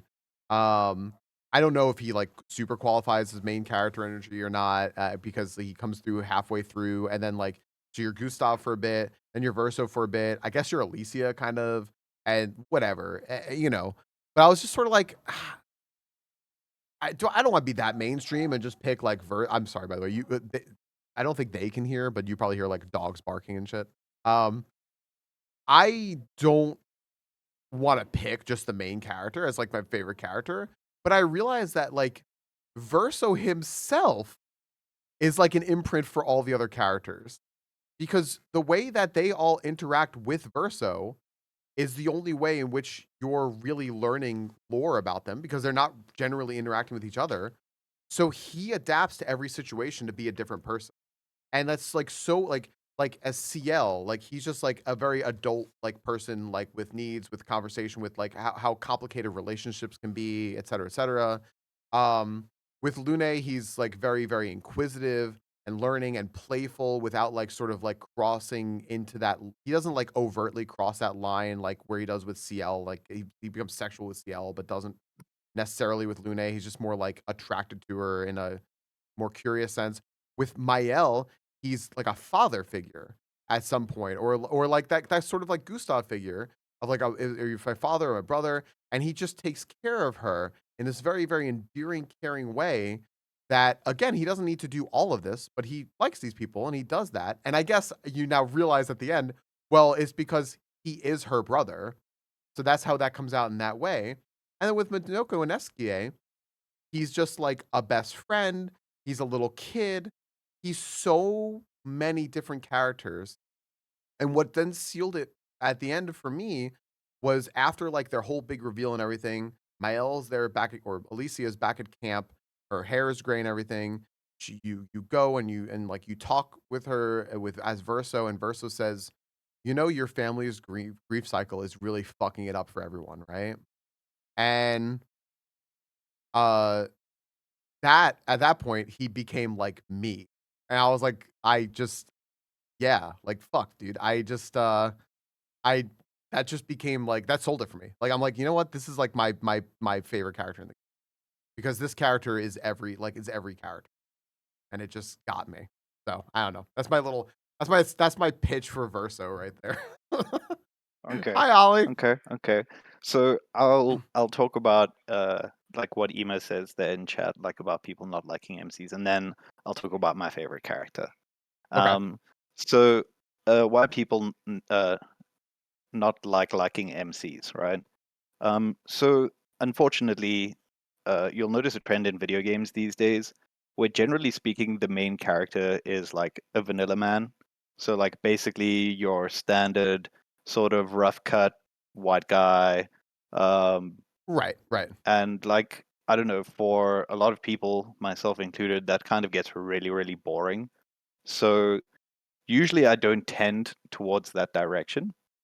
Like I'm just so very, very tired of like that same character reappearing. Even though Verso is incredibly different and well written compared to those characters, I have an immediate response because it just feels like uh, almost every MC is the same character. Um, I agree, by the way. that That's why being I was like, said, I feel dirty. I felt so dirty throughout being like, "Oh, I like this guy a lot." he's a super compelling character. His story is incredibly well written. I think like he's a very tragic character. He's very interesting. He's cool in his times, but he's also kind of a bastard, you know? And good characters aren't perfect. That's just kind of how it is. He's the most compelling character to you because he's got that depth.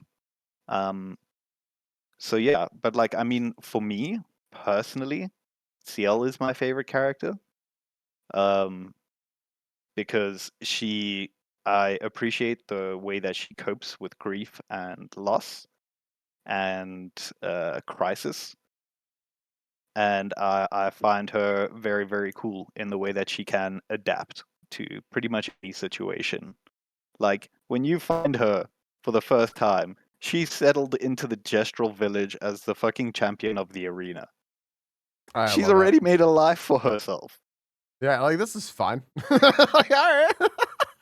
Other motherfuckers out here considering suicide, and she's just like having a right old time in the gestural village, winning prizes and shit. Yeah. I think that's great. I think it's very funny. Cuz like it also again you mentioned the point like you think that he's like I think you called him a right bastard, right? And I was like I don't think so. The whole time like nah, these people are all fake. It's all bullshit. He was right the whole time. He's the only one. And that's like that's what I'm sitting there the whole time like I'm like that's my imprint on the game. It's like yeah, I'm like no, this is all fake. Y'all are being tricked by the illusion of this painting. You guys are falling for it, like Aline, like Alicia, but it's how you want to view the game, right? My take on it isn't any like even though like that's my take on it, I'm like nah, I can't look at it the other way. I don't disagree with your take on it. I think it's just so funny, and yeah, that's Yeah, that's what and this game like does. you've also just finished the game, and there's a lot to think about, right? Right, So right, yeah, yeah. that opinion may change. Um, Maybe it um, and it again, could. like I said, there aren't really good guys in a good story. The only people really that are without blame are the Lumierans, who are literally just trying to survive. I almost just went full good place and I went Janet and almost said not people. They're fake. They are artistic creations. As real as they seem, they're not real. But I sure do have to fucking convince myself of that That's a good shot, Yogi. if I think that if I think that Verso is a good guy and I really like him, I sure do have to be an asshole to Lune and Ciel and the rest of them, don't I? And Well, fucking that's hate the them, don't thing, I? right? You can also like a character and not think that he's a good guy. That Because is so true, yeah. I think it's pretty well established that Verso is not a good guy. I think a good guy would operate very differently to the decisions that Verso makes throughout the course of the game. Um, because he really, like, he literally lets Gustav die on purpose. Right. But well, okay, we can argue this point, but Gustav isn't real. He's not real. Like it's you're saying that it's pretty well established. I don't think it is. I think that's up to interpretation because Gustav isn't real. None of them are real, and all Verso's trying to do throughout the entire game is to free his soul. which is Okay, the only real thing that's permanently stuck in the painting. but why? Like, if that's the case, then tell me why Wait, you cut not. out. Sorry. Say again. I said if that's the case, then tell me why that's real, but the other people aren't. Because that verso that you're talking about right now is also painted verso. Right. I'm talking about the verso that's in because that verso is like because it's magic, right? It's plainly put, it's just like the magic of the game. That verso is stuck feeling the guidance and everything else of the little painted boy verso, or not painted boy, the little boy verso who's painting, who now with the exception of what Power Core said about if there's like a little piece of lore that says like that verso actually doesn't mind painting forever and ever and ever. It's just he doesn't like how the painting has become that completely changes it. I don't remember that, and I don't remember that from, like, my play. But even S still, Right. what makes that little boy any more real than any of the Lumierans? Because it's just magic, right? It's his soul. Like, that's the whole thing is it's you because this whole thing is magical, right? Like, we can't really go into paintings and stuff. It's the fact that, like, he was a real living person, and that is his soul in the painting, and he has to suffer for it to keep existing. Whereas the rest of them can like go out of the painting, make a new painting, experience like he begs them to. He actually says like, "Can you please leave here and leave me alone and let me like die and rest so that I can like be at peace and you can solve your problems elsewhere, get your therapy elsewhere." And they're like, "No, I want this for me." Clea also, like, and taking the Clea thing into it, like, Clea also didn't want any of them to be in the painting. She made that, like, very clear in the things, right? So, um, Violet, go for it. And so it's just sort of like, well, this, like, soul, this, like, mystical thing, right? If you were taking it, because they do keep referencing that. If we're taking, okay, like, this is real, then literally there's a tortured existence happening in this painting, and that is the one thing in the Absolutely. painting that's trapped there that's real. But you have to, Absolutely. like, buy into But, that, you don't but yeah. again, more or less real than everything else in the painting. Because that part of Gustav's soul is suffering. Everyone else can experience suffering in the same capacity. In fact, maybe even more so, because that fraction has less faculties than a normal person might have, as we've seen through our, various discussions. Um, so again, like there is no more or less real. I think the most famous description of reality is "I think, therefore I am," and I think Yeah. it's very well established that all of these people think independently, um, and have their own thoughts and emotions and experiences. So from that point of view alone, I think it's pretty it's pretty easy to establish that these are real living people that simply can't step out of the painting. I'm gonna say something horrific in a second. I think, by the way, Violet there hit on the point that I was trying to make where she said, like, that it's the fact that he was a real living person. It's the what separates him or that little boy painting from the people in the painting is that like the existence of the little boy in the painting came from outside of the painting, whereas everything else was purely manufactured in the painting. Like the soul, quote unquote, is something from the outside world versus everything that strictly was part of the inside world. But But also, does like that again, make that's it my less real? oh, does that make the sorry, does that make the painting world less real? Yeah, I don't think that makes anything less real simply because it's from the outside or the inside world. Here's the horrible thing I was gonna say. This is a horrific thing. Yes, because if I bought into that, I would feel very bad about my Animal Crossing people right now, and how every time I log back into the game, they tell me they miss me, and they haven't seen me in forever. And I think that shit like that has been teaching me to to really fucking disconnect myself from, like, these worlds that we make and build, even on a very simple, basic, Well, stupid level like that. that's why I say, like, not unlike, the Descendre, it's more convenient for the players to feel as though those people aren't real, because then it's easier to Exactly. deal with the ending, the reality of what the ending represents, you know. Exactly. And at the end of the day, what we're talking about here is like one family versus hundreds of thousands of people, and prior to the fracture, even more. 100%. This is like I realize that I should very clearly put I am making myself a bastard person. That is part of their like suspension of like imagination. And it's just like I am very, very, very much saying that like it is very convenient for me in my take on this to just be like all these people are fake and just to not consider that like what is reality. I have to do that in order to be okay with that decision of like, yeah, no, fuck them all. Burn the painting. Just be done with this and like free this soul. Because which is exactly what Renoir had to do, exactly what Alicia had to do, exactly what Alina had to do. Like they all had to be like, these people exist to like serve us, right? And verso. So yeah, it's just that's like I just think it's so fascinating because I had not considered really. I guess I had sort of I had thought about it, but I very quickly dismissed it as like, no, this isn't for me. The way that like you were looking at it, I was like, yeah, like these people are real.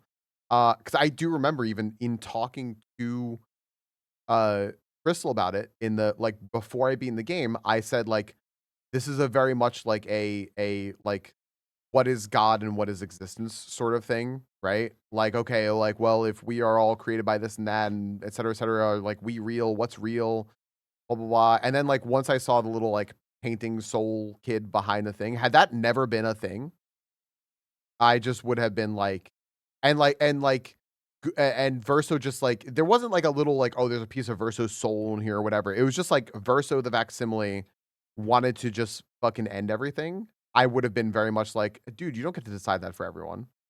It was just like that little thing resonated with me more than everything else for some reason.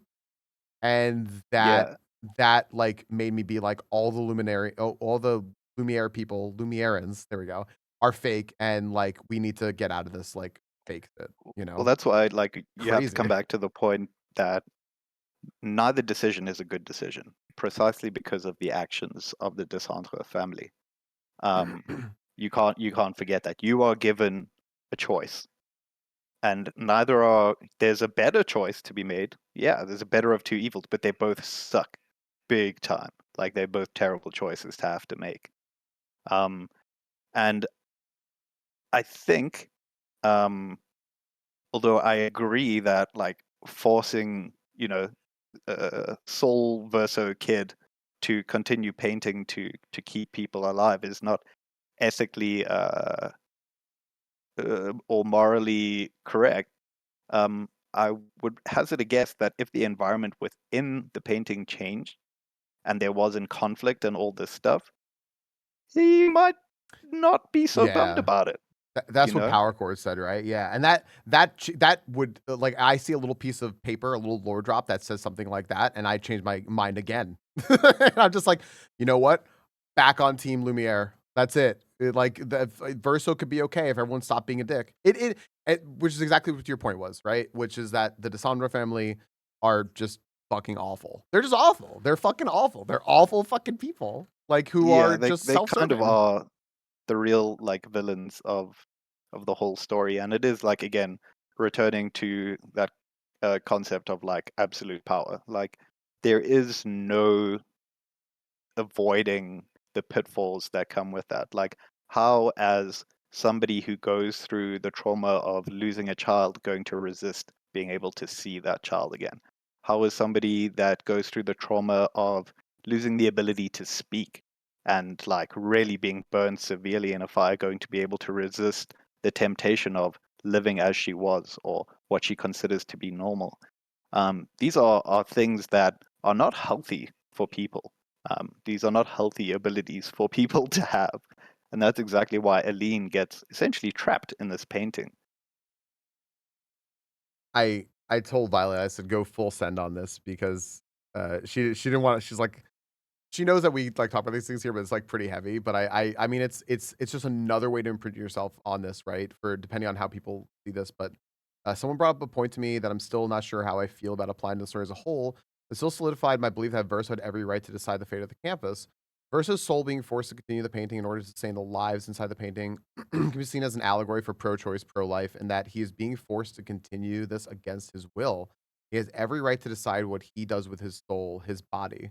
Forcing him to carry on with the campus for the sake of keeping the painted people alive feels no less morally absent than forcing someone to carry a fetus to term against their will.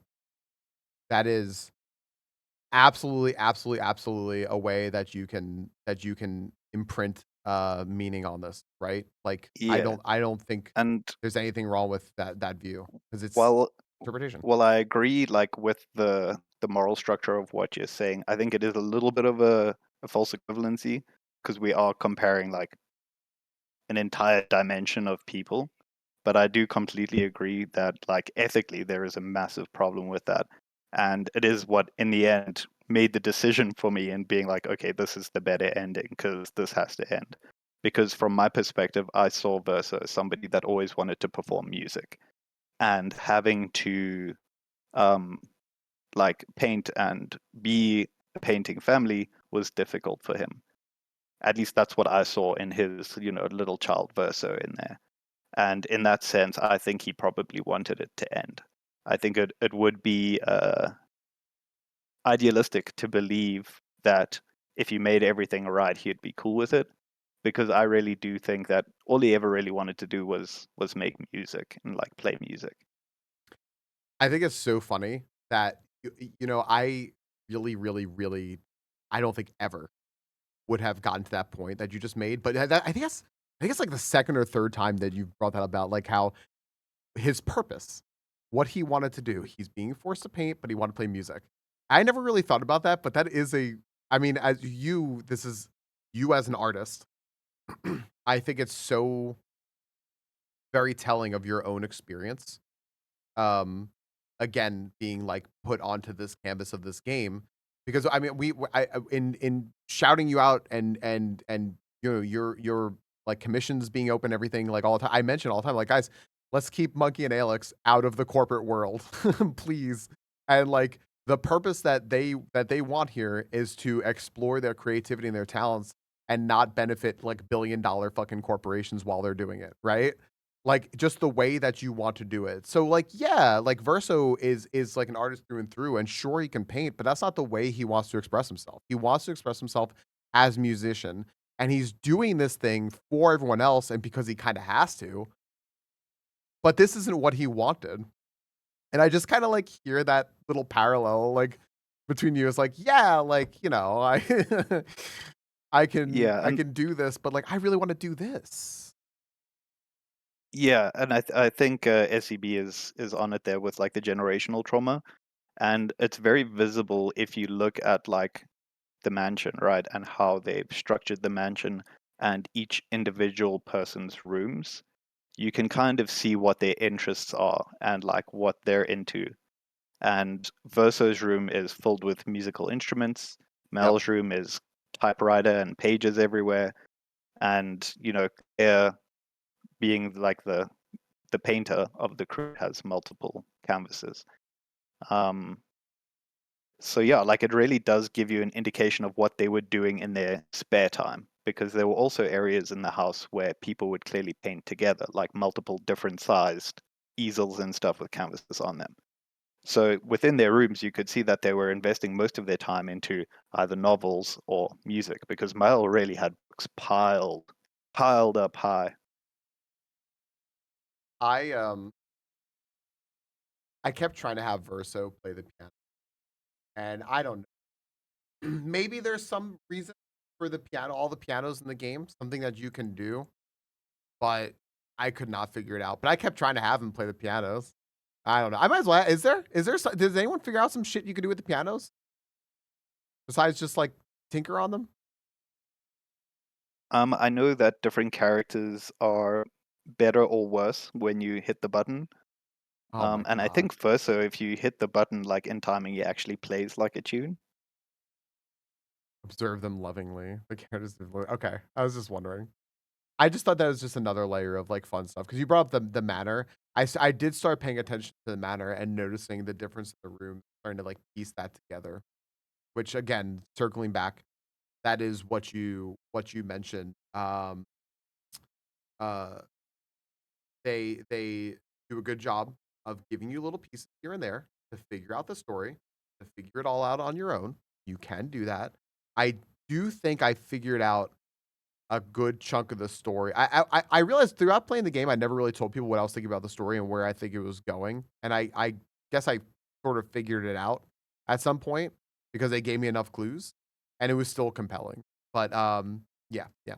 So you unlock a bit more at Floors when the mansion that clues and does love the music and hate of painting. Yeah, yeah, yeah, yeah. And they do tell you a lot. They tell you that a lot. Yeah, I think they try and make that like quite clear through Verso's character. And I think in that sense, that's where he like connects with Mile quite a lot, in that they are both pursuing art forms outside of what their family would want. Because it's a big thing within that universe. I mean, it is essentially how they practice their magics, is that skill that's passed down within their family. I did say that And I think the most French part of the game was that, by the way. Like oh a yeah. war between writers and art. The hell? Like, I think that's the most French thing in the game, by the way. That is pretty French, I'm not gonna There's, lie.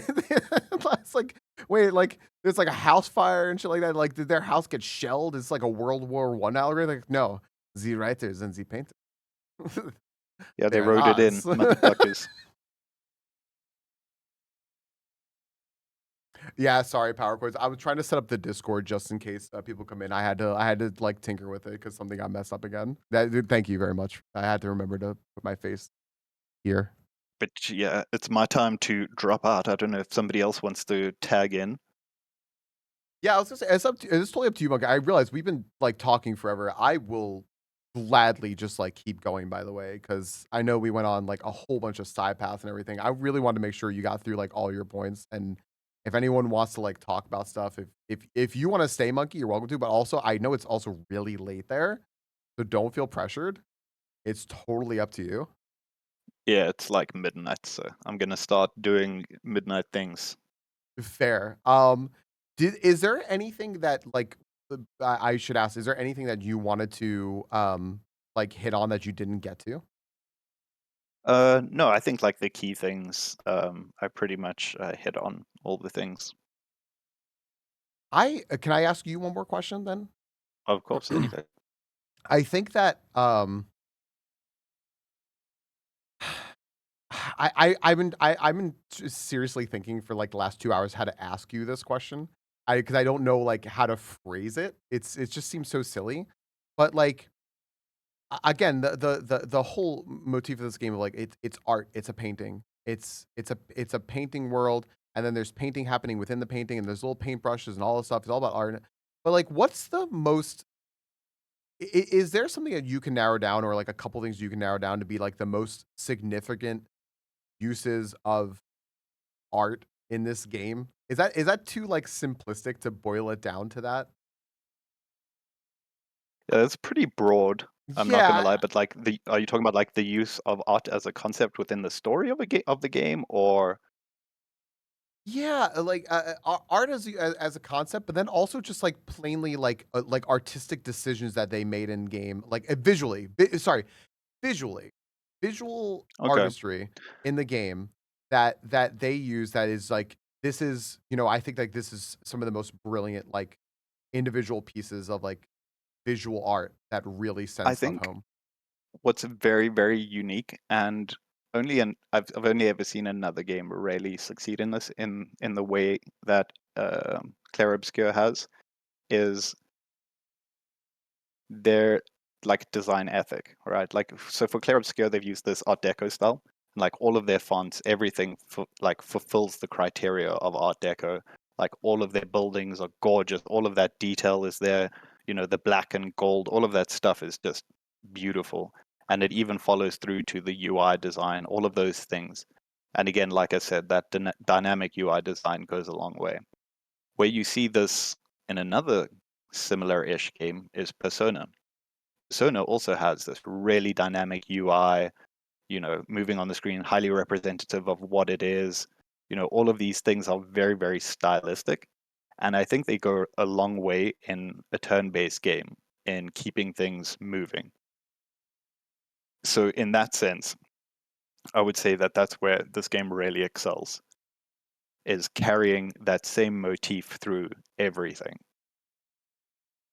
I I'm so glad I managed to ask this question in a way that got that answer. I will say at one point, also Gannon, welcome in Raiders. Hi, we are in the middle of a Clair Obscur discussion, so if you don't want to be spoiled, I would recommend tuning out. But hi, and how is SMW? That's my favorite game of all time. Fun fact. I I'm glad I asked you that. I'm glad you said that because at some point, and I did it very briefly because I was very hesitant to do this too much. I did compare how this game made me feel and how Persona made me feel, and how I specifically Persona 5, um, because both of them dealt with like real world stuff and very very heavy topics, but in extremely different ways. However, what was really, really, like, overarching that, like, they did it in different ways and in some similar ways because you mentioned, like, this, like, big, like, flair and Art Deco style, is that, um, they both were just dripping in style and, Yeah, like, making those choices to just make this, aside from just a game, also a work of art, absolutely. visually, Yeah, through audio, is just sends it over the top, and think brings you in more because it's a complete experience. So, like, I'm yeah. glad you said that. That's never anything that I would have been able to, like, actually put out there, so freaking cool. And again, like the only other team that I've seen bring that level of like artistry to UI elements are the people that do Persona. That's it. Yeah. That's the end of the list. Yeah, that's tremendous. You know what? When I do my actual, like, I'm not just trying to get you to play the game. I'm gonna, as cement this as an essential presentation on Persona 5. I'm gonna now compare it to Clair Obscur, and that's gonna get everyone all like hot and bothered, and they're gonna vote for it that time. So perfect. I'm Well, stealing this. if you need to talk about points to make in your argument, I'm there. Oh I yeah, love the design in those games. Like, I don't really play them, but I really appreciate how they're put together. I've I sat here. There was a clip of me just showing the Persona 5 intro. I forgot why the clip got made. It was like it was a mistake or something. But I remember once I was like trying to set something up on stream. I'm like, here's what I'm gonna do, guys.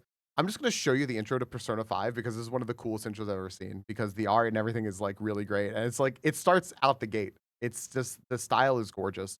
And this game does the same exact thing because you hear I forget which song it is, like what the name of the song is. That's the theme song. It might be Alicia. Um, Probably the first song you hear. Yeah, whatever the title screen is, I just like of Clair Obscur, like they start you out with a bang, and Yeah. they capture you right away. So freaking sweet. When every song is a banger, you can't miss. It's true. And they were all good. And then they throw a Minoko's song, and you're like, how do you keep doing this? It's so good. Um, Okay. uh, dude, Monkey, thanks for the idea of doing this. First off, thank you for like I didn't think to do this, and I love that we did this. So thank you so freaking much for this. Um Gannon, thank you again for the raid and like dude, a plumber for all seasons is fantastic. If anyone played Super Mario World and you're looking to branch off of that, play a plumber for all seasons. It's a great like follow up to the vanilla SMW.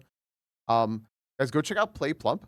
Play Plump is Monkey and Alex's game. It's currently in beta testing. It is an idle game where you can just hop in on Twitch and get your little slime in there and play with your little slime as I was gonna say as though it were an RPG. It's not as though as it is an RPG. You train it up in different stats. You do different tasks. You work with people. You can chat in there, listen to music OSTs. You can leave it on in the background while you're working all day and hop in and grow your plump little slime into the best version of itself.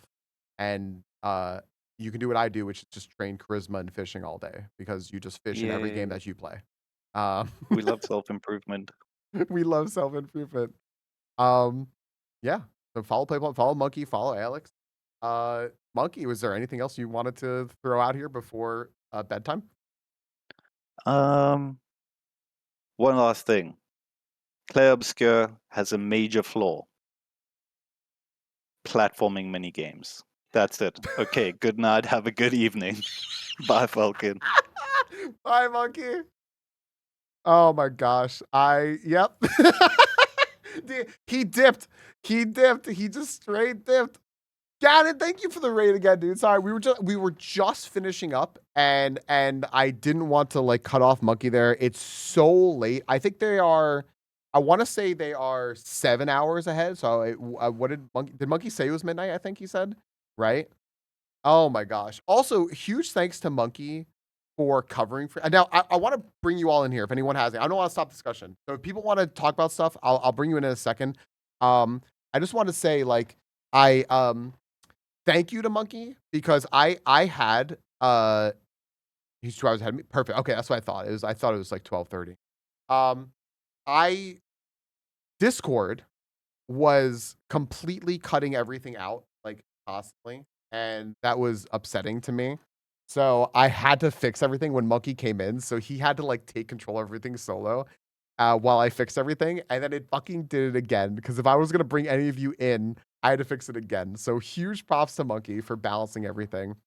Um, Monkey, I hope I didn't railroad you too much because I realized like I felt a little bad. I just finished this game, so I have had so much less time to talk about this. I was like my head was just like kind of bouncing all over with all these stuff, the stuff that I was thinking of when Monkey was bringing it up because all of his points were so interesting to me because we looked at this game in very similar but also very dissimilar ways depending on the parts that we were at, and I just thought this was brilliant. This is such a brilliant idea that Monkey did. I highly recommend friends that like others of you come like do this with games you play, have discussions with people who are passionate about it.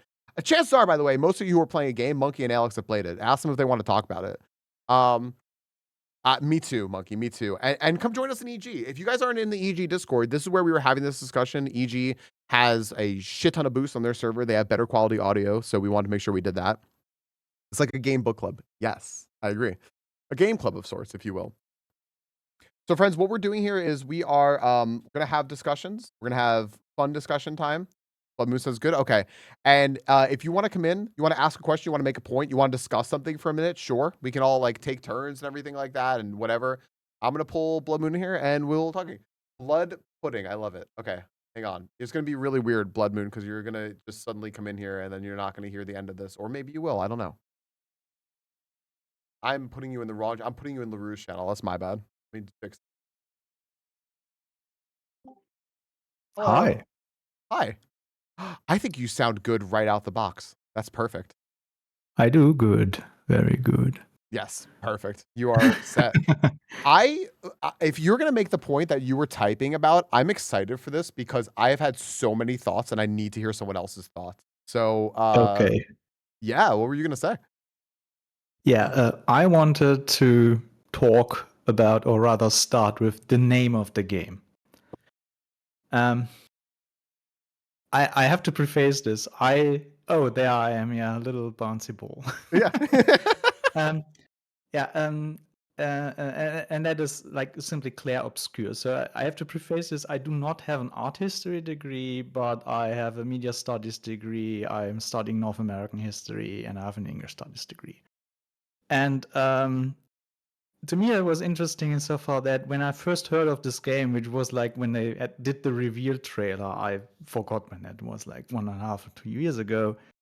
I was immediately like, okay, they're talking about Painterest, so this is going to be art referencing heavy, art themes heavy in a sense. And then, of course, the name Clair Obscur, which is light dark, or the original Italian art term would be chiaroscuro, which describes in painting techniques and effects that are reached with strong light-dark contrast, especially when you try to give something dimensionality in a two-dimensional art form. And what I found interesting, especially in retrospect, when you look at how lighting works in this game, like there are a lot of especially those small little areas you go into where there's not much, but usually only an item or an expedition journal, those painting thingies basically that are in the Yeah. overworld, and you go in. And just how much those worked through lighting. And what's really interesting about the technique in terms of painting, when it comes to oil paintings especially, is that you have this effect of an apparent luminosity out of the painting itself, even though a painting does not emit light. So you can only see it when light gets thrown onto it. But it's still used to create effects of lighting that appears to be thrown inside the painting, maybe from light sources like open windows, but also out of figures themselves, especially faces. Because oil paint that uses light pigment has this really strong effect under light to appear almost glowing if you surround it with something that is darker. And the interesting thing to me, and that would be something where I say, okay, now I'm moving out there, is that in a sense, the technical medium we experience this game through, i.e.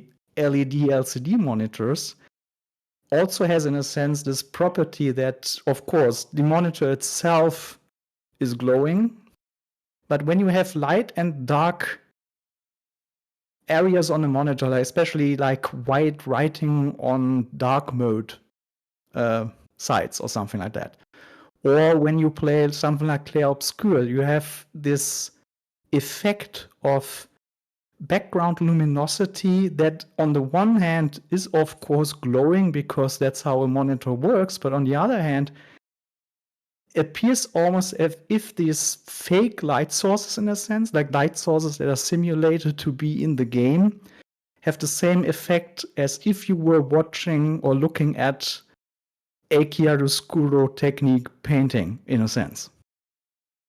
I think that's first of all, I didn't realize the educational background that you were bringing. I was like, oh shit, damn, this is good.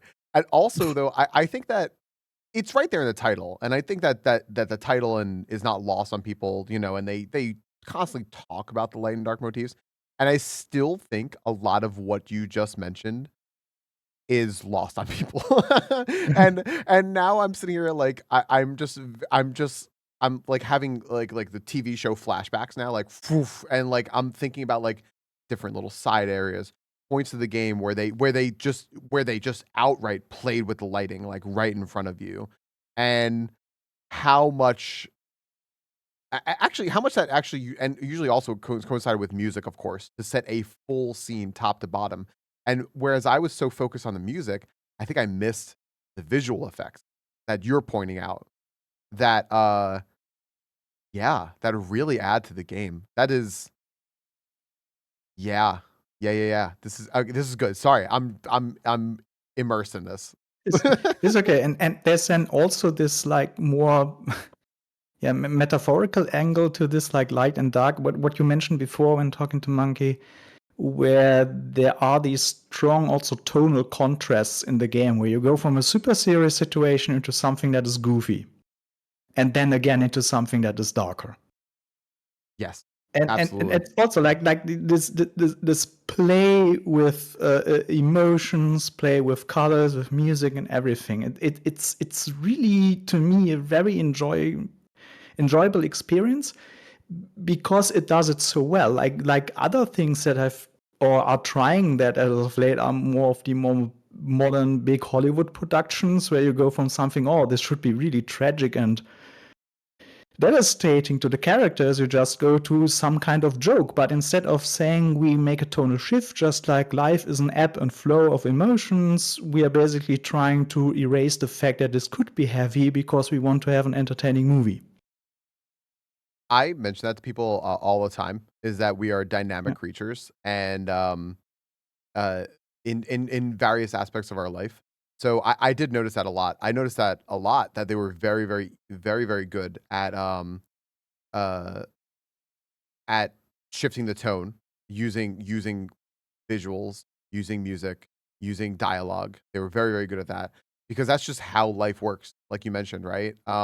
This is how people like cry at funerals and such. We are able to exist in multiple facets at the same time or very rapidly. And yeah, that's a great point. It's funny too. I throughout this game, I realized I did want to dig into the specifics of like people who worked on the game, but I sat there saying, you can't just be game developers. Like you have to have people here who are like career artists and like just helping to guide this. Like this has to be a team because it's too good. And you know what I'm thinking actually were you here when we were talking about Assassin's Creed, was it yesterday or the day before, and how they did Japan dirty? Yeah. Right? And it's like, boy, this is a shitty game company that didn't do their homework and did a real disservice and was just like, we're going to play expert when we're not. But like every aspect of this game felt expert, top to bottom. Like even I'm sitting here like with the psychology of it. I'm like, this feels like someone here who like sleeps on a copy of the DSM, like put psychology into this game. So I couldn't agree with you more that they crushed it. And funny, speaking of Japan, like the obvious inspirations in some designs when it comes to JRPGs, especially Persona. The amount of contrast in this game where you can then try and read things into it or are interesting to look at, like just the red and white flowers / petals, like even in the background artwork you have right now on stream. Yeah. Just something like in Japanese culture, red and white are considered complementary colors. And with the symbolism like regarding the flag and I think it was life and masculinity for red and things like dignity, but also femininity and death for white. But also you find red-white contrast in I don't know, I think it was Coptic or really old Catholic Christianity, where you have the contrast of the blood of Christ and the I don't know anymore how you call that thing. What, like the Eucharist, the little cracker, the Jesus? No, no. the veil you put over the dead body. Oh, I Yeah. know what you're talking about. I don't know Yeah, what it is like either, red but yeah. blood, white veil, things like that. Yeah. I thought we I mean, were... I'm not saying this is necessarily the angle you have to take, but this is one of the neat little things that are in there that are open to reading, and this is then very interesting to someone like me, who basically watches movie and reads books just to take them apart in such a way. I very much paid attention to that as well because I was trying to sort of feel the difference between the petals with many of the characters that were. It wasn't just. I don't think it was just the Desandra family characters, but the red and white petals for all the Lumierans, and then the white and gold petals for the people who came there from the real world, but also I think for a couple of other characters too. And it just, I man, yeah. don't remember what Painted Renoir produced when he was gommaged. I forgot. Which character? Painted Renoir. Oh yeah. When Maya / Alicia is guided by Verso to woof him. That's yeah. Yeah. I'm sure I could do this again. Boop. Yeah. I can't remember. That's what I'm trying to remember now. I'm like, ooh, you know what? I think that's why like second playthroughs of this game are so popular and watch throughs of the game are so popular because yeah, then you can start focusing on and looking at like those details that you may have previously missed. And yeah, you're giving me more to think about. Yeah, if you, Monkey, everyone has been giving me more to think about now, which is a lot. I don't know if anyone has mentioned that, but there's one detail. I think Yogi alluded to that earlier. It has to do with the beach scene. Right. With Renoir and you know what's interesting? Yogi said that there's something that's like glaring right in your face if you play the game, you rewatch that scene again. Would that be interesting if I mean, I'm sure I could find like just a YouTube clip of it. Would it be interesting to just watch that beach scene again and to see if I because pick up I on bet it? you will see it immediately when it pops up. As soon as it pops up, when you look at it, you will see it. Okay. I'm gonna have to do that after we're done with the conversations, just Yeah, because sure. it's gonna take me a second to like move my toggles. My brain is dealing with Discord today has put my brain in overdrive, but I'm gonna go do that. So I'll open that up right now and I'll get it ready for later. Okay, cool. Now, was there I want to throw out there, by the way, anyone who is interested, if you are interested, you are welcome to who Jay was asking, you are welcome to hop into the waiting room channel of EG. You can also like just ping me here and just be like, hey, just like I'm in there or whatever, and we'll like pull you in. Um, and we can. Is the waiting room channel locked? Wait, Not for, I don't know. I don't think it's locked for anyone usually. I might have. It is for you. The waiting room channel is locked. Really? Okay, that's interesting. There might be a server setup thing. Are you able to get any channel like 8 Crazy Nights or something? Because then I can pull I you in from there. can get into the regular voice channels. I can get into waiting room. I have permissions for several team member channels.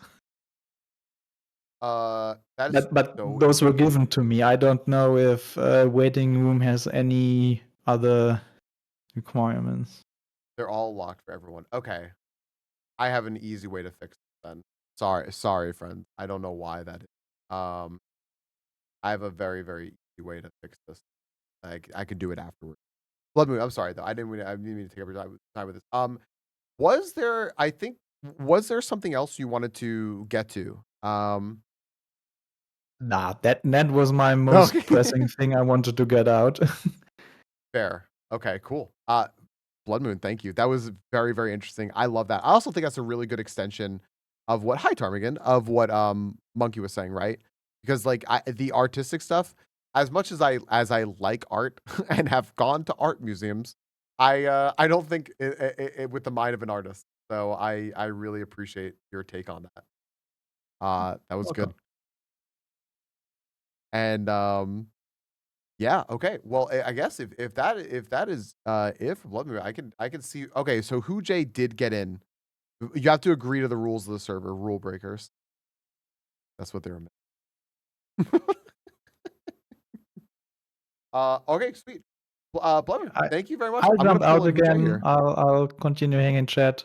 I'm gonna miss your little moon being over there. I think it's funny that's bouncing. Okay. All right, see Until you, then. Blood Moon. All right, let me bring in who Jay here. So apparently that's it, Violet. You have to just agree to the rules. And naughty. All right, who Jay, I'm gonna pull you in here. I've never spoken to you, who Jay, by the way. So let's pull you in 1 sec. Time to feel dumb on stream. Let's go. Now you can have my experience. Hello. Just FYI, you're gonna have my true to life experience, which is I feel them every day on stream. Yeah, well, happy to join you. Hello. Heck yeah. Do I sound okay for your audio purposes? You sound fantastic. Everyone comes in at 100%, which is usually too quiet, so I just turn you up and then you're fine. But you actually also kind of like out the box sounded really good. Excellent. My background is not to do with art history of any sort. I am a podcaster with a political science background. So, Let's go. I love this. my thoughts were pretty vapid, like I said, I think, compared to your previous discussion, but I missed your stream today. I was back watching your reactions live to the choices at the end of the game, and then I hopped in your stream as it was going. And my thoughts around the ending of this game, which is that what we're talking about? Is that kosher? Anything, yeah, anything. I said to everyone, I'm like, even I'm gonna be spoiled since I have done no post game. Like I'm gonna be spoiled too. So there are no bars. You can go whatever. Okay. I don't plan to talk about anything post game, but my thoughts around the ending are essentially summarized as you pointed out. I think like there is clearly a preference from the writers of the game, from the developers of the game, as to which ending you choose based on. And I think you talked about this as you were going through the endings on stream, where the sound design and the visual design of those scenes is very clearly like you made the wrong choice or you made an okay choice, right? And when I was making the choice, I cannot disagree with the actual ending, the way it plays out being kind of unfortunate, but the argument for a version of what Mael wants exists. And this is where it gets maybe hypothetical, right? It's Verso. So one, I never liked Verso the entire game. You talked about when you were going through the endings that you felt that Verso was the protagonist. Like you resonated with Verso as the perspective character, right? Right. And I never did. For me, it was always Mael the whole time. She's the only real person that you play as throughout the game. Verso in the game, the protagonist that you're playing as is not a real person. He's a facsimile, as you called him, created by his mother in this canvas. And so where Mael eventually realizes, oh, now I remember everything that happened in my life and also my life as Mael in the game, she is suddenly very clearly to me, for my experience, the protagonist of the game because she's the only real person. And she's a person that's making choices about her own life. And then the other thing that got me was I don't actually ever really care about anything outside of the canvas. That's where I eventually landed, like, because I read everyone else's responses, right? Everyone else is like, oh, well, obviously, you should let this family move on. Like, that's obviously the right thing to do. But for me, the whole game is like, here's Ciel's backstory and her husband and her lost child, and here's Lune's backstory, and here's Mael's backstory, and here's all these characters that you become invested in the canvas. And so for me, they in the way that the game was presented, in the way I experienced the game, I was never given reason to care about the things outside of the canvas. So for me, saving the things inside of the canvas was a priority one, and two, I just always have Mael's perspective as the protagonist in my mind. So different experiences, right? I'm gonna let you right now. I'm losing my shit because power chords is like you have the biggest fan in power chords right now, and I as soon as you started, I knew this was gonna be the case, which is so funny. But yeah, no, you're spot on.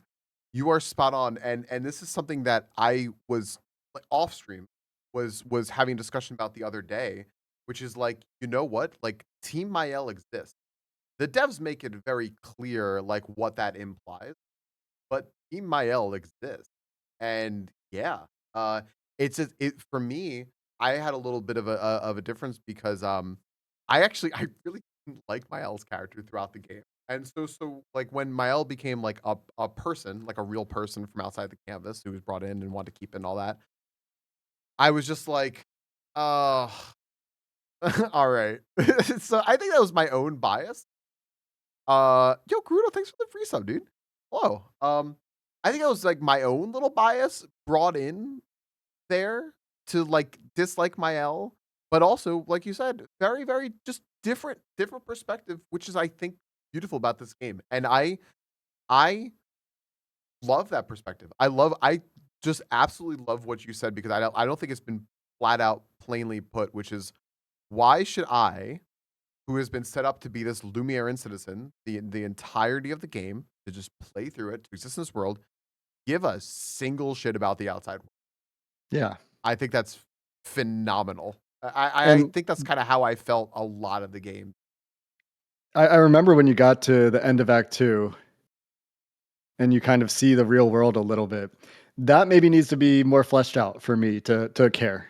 Like we see the outside world very briefly and we meet Clea and she's kind of a jerk. And Yeah. Mael's clearly miserable. She's like Yeah. grunting to communicate. Yeah. So anyway, I and the other agree. thing was I did not like Verso's character at any point. Like I understand not liking Mael's character too, but Verso comes in and just like lies to everybody and manipulates everybody for the entire game for reasonable, like you understand why he's doing it, but it's one of those things that for me, like as he was doing it the whole time, it was kind of brutal to watch it every step of the way. So funny is to take something that actually you just mentioned. Something you just mentioned actually makes me like Verso more, which is so funny. It's you mentioned that you're right. Gerudo, yeah. Just for anyone who just came, Gerudo, by the way, thank you again. I've got Hujay here. We've had people revolving door all day. If you don't be spoiled, you are going to be spoiled. We are talking deep spoilers. I don't want you to be spoiled. So, if anyone just came in and you don't be spoiled, remove yourself. I miss you, but take yourself out. Yeah. The point about how like this, I kept saying facsimile because I think at one point they did, and I'm like, gosh, I just love the word facsimile. But yeah, this copy of Verso that was made by Line still wants to end everything in the canvas, despite the fact that he was created to not do that. And that for me almost like overrode the whole thing, like a lot of other principles of the game. And I was like, no, that's it. I'm team Verso. I'm team soul defenders. We got to free this boy's soul. And that's it. So that's like so funny how we just look at these things in very different ways. The problem with the whole boy thing, right, is that there's never direct communication with the boy. Is there? I can't remember. It's been a long time since I played. Only at the yeah, like I guess you kind of see like the little like shadow boy like around all these different places giving little things, but you don't really like have conversation until the very end when like. But even that seems like it's like a pre-recorded set of messages. It doesn't seem like it's much in the way of back and forth communication. Like he's actually learning and understanding what you're telling him at any point, right? Am I remembering that right? He Verso looks at him and he goes, "Hi, Verso," and then he like comes up and then he you see him and he goes, "Are you tired of painting?" And the boy nods. He nods yes, like, and he, you say like it's time to stop painting, and so there is that like back and forth in the form of just like a very simple like nod. Like at the very end, you're talking about the very end, yes. Yeah, at which point it's very obvious which way the developers want you to choose. Right. So like this is one of my things with the endings. It's so blatant by that point. Like there's a compromise that could be reached. They never discuss a compromise. This is maybe a problem with my writing at the very end of the story in general. Like I think most people find both endings to be somewhat unsatisfactory. But to me, there's an ending wherein Mael and Verso have a conversation that allows Verso to live a natural life. And she kind of suggests that, and you see that Verso has aged in her cutscene, but it's never an outright discussion that they have. It's a question posed and not answered by Verso, who's just like desperately and while dying saying like, "Let me go." There's never an action, and they're talking while they're fighting. So it feels like the way that those relationships have been built over the course of the story, that there would have been more opportunity for them to be direct with one another and have that conversation, just like we often say in real life, right? Like if only we could be more direct and not be talking around the points that we're trying to make to one another. Which I mean, very much goes back to also I think a point that Monkey made like 3 hours ago, which is like this family is uncompromising and they're selfish, like the whole lot of them, right? And that was, I guess that just wasn't going to happen. They weren't going to discuss it. So it's like, let's fight. Winner takes all, and it's I kind of wish there was another ending. Like that's kind of where I land is like, I wish that there was a cut more and asking a lot of a game, but I wish there was a more customizable ending that is like, I want the people in the canvas to continue living their lives, but maybe like Mael should be on a restriction that forces her to also leave the canvas from time to time to be a real human being, and allows Verso, the painted Verso, to have his designs and have the things that he wants as an individual who is just as much a person as all of the other painted creations for whom I am advocating in my defense of Mael. Yeah, I think that's great. I will say I actually was surprised. I mean, I don't think there's any other ending, right? It's just the two, right? That we know of. There's no Yeah. like secret. I have to 100% the game, right? Okay. Yeah, I was personally surprised there were only two endings. I thought there was gonna be more. I was like, oh, okay. And yeah, I do think it's funny though that even though I think a lot of people have just really criticized the end of the game, everyone's still like 10 out of 10, game of the year, let's go. So that's kind of how impactful this game really was. The start of the story is just so strong. Like It the is. the Oh my gosh, opening yeah. scene gets you right away. As someone who hasn't played through a single player RPG in like since Final Fantasy X, maybe. Like I tried the Witcher games, didn't stick. The start of this game is like, yeah, I'm finishing this game. So I know strong. that right away. Yep. It carries the I liked Act 1. I liked Act 2. Act 3 is probably the weakest part of the game. I think there's consensus there, and I agree with it. Yeah. I I loved. I mean, Power Chorus has been the biggest advocate of like you need to play this game, and then also was like also though past Act 1 it kind of gets messy. And I'm like, yep. Yeah, I see a good point that there doesn't need to be a happy ending for the game, and I Sure. think that is fair.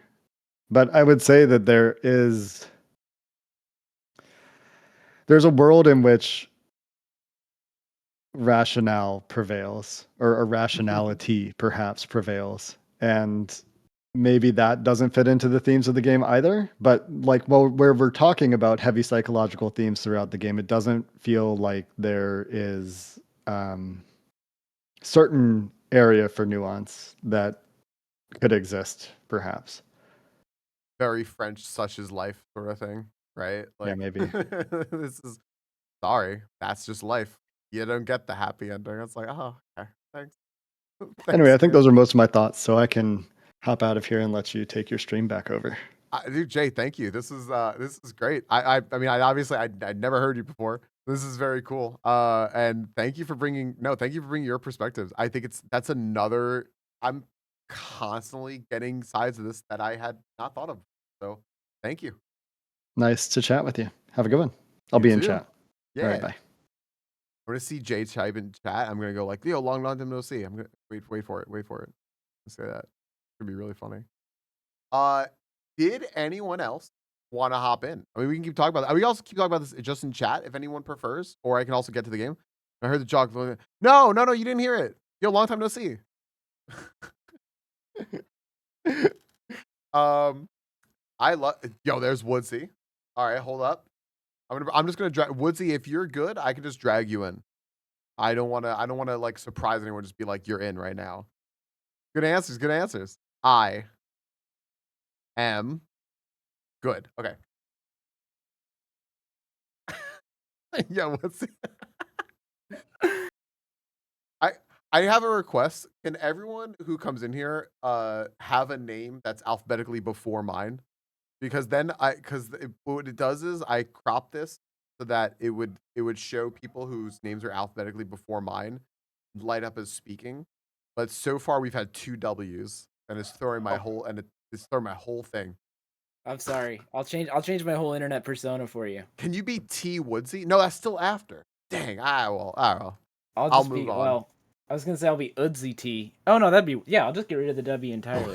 Woodsy T. Udsy T. Just for you. Thank you. I'll be really quick. Sure. Yeah, because I don't have a ton to say. And I actually full disclosure, I still haven't played the game for myself. I've only sort of absorbed it through streamers. But so what I kind of want to touch on is actually because I'm really into the cosplay scene and the con scene, and there's something I've noticed that was really cool and creative. I think that they did with their marketing, and I don't know how intentional it was, but the sort of there's this really clever thing that I think they did with the Lumiere, the French outfit, where at the beginning of the year, any anime gaming convention you went to was just absolutely filled to the rafters with French people. I love that you're mentioning this, by the way. I absolutely love this. That's how I found out about the game. Like that was how I discovered Clair Obscur. And I know I'm not alone with that. It was just like you couldn't swing a dead cat at PAX West without hitting a baguette or like just a French person. This is so funny because I forgot about this, but this is something that Power Chords had mentioned to me like weeks ago, and I completely forgot about that. And they had said like, I have been waiting for you to play this game to tell you about this experience where everyone was dressed like a French mime. And I'm like, that's so funny.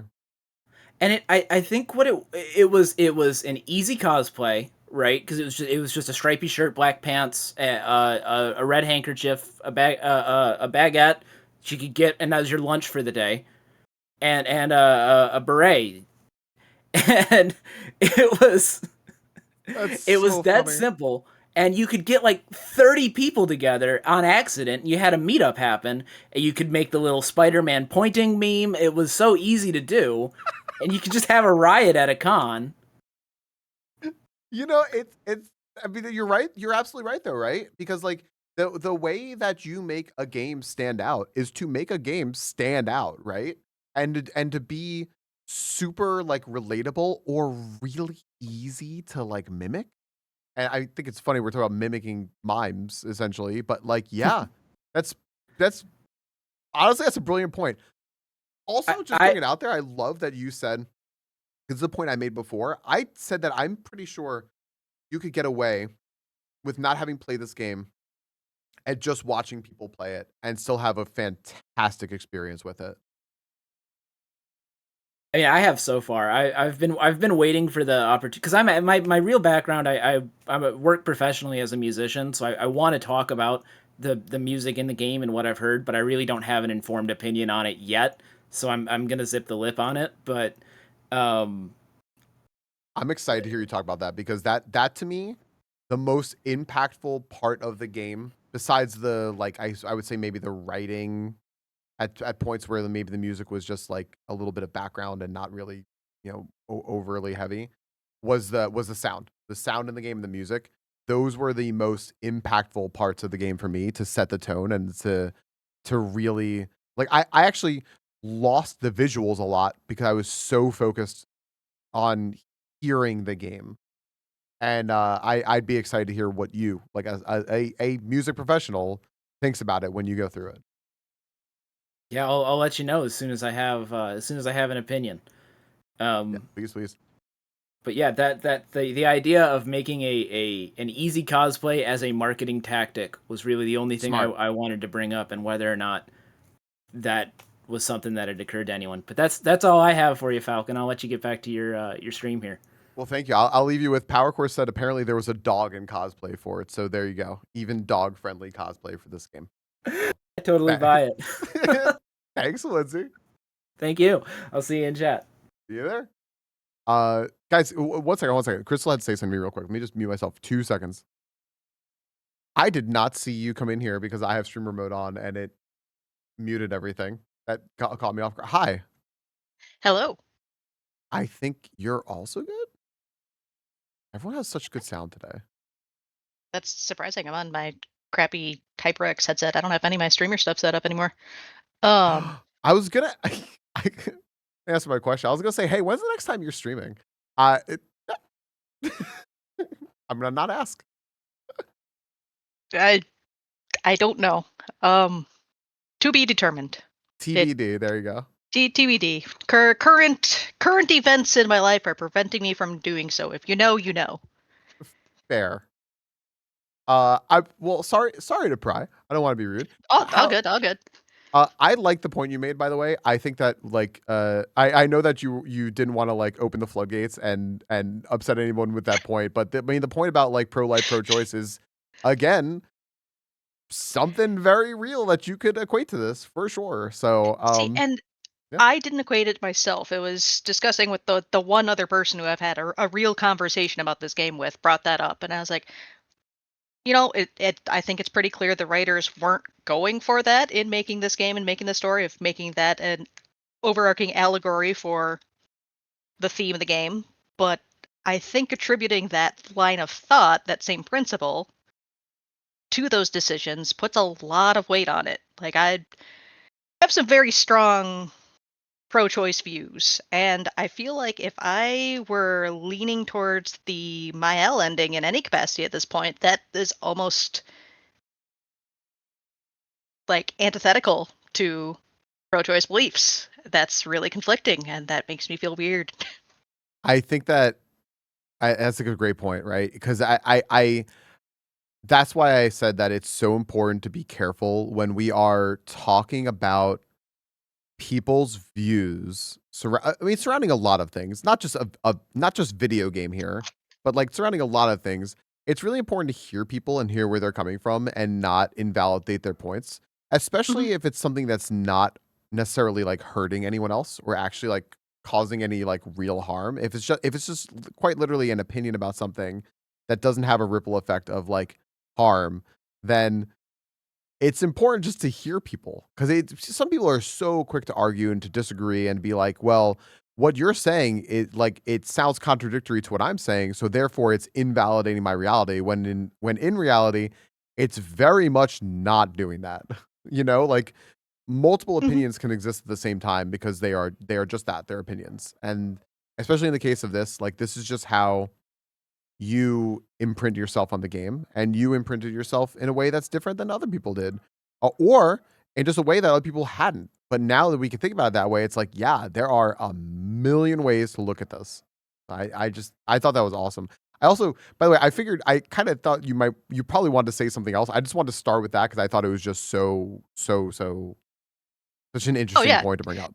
Yeah, no, and I kind of wanted to clarify a little bit further because I don't think I did in writing. I was actually on a work call while typing that out, so I was just trying to throw scattered That's thoughts to so the wind funny. and hope that they made coherent sentences. I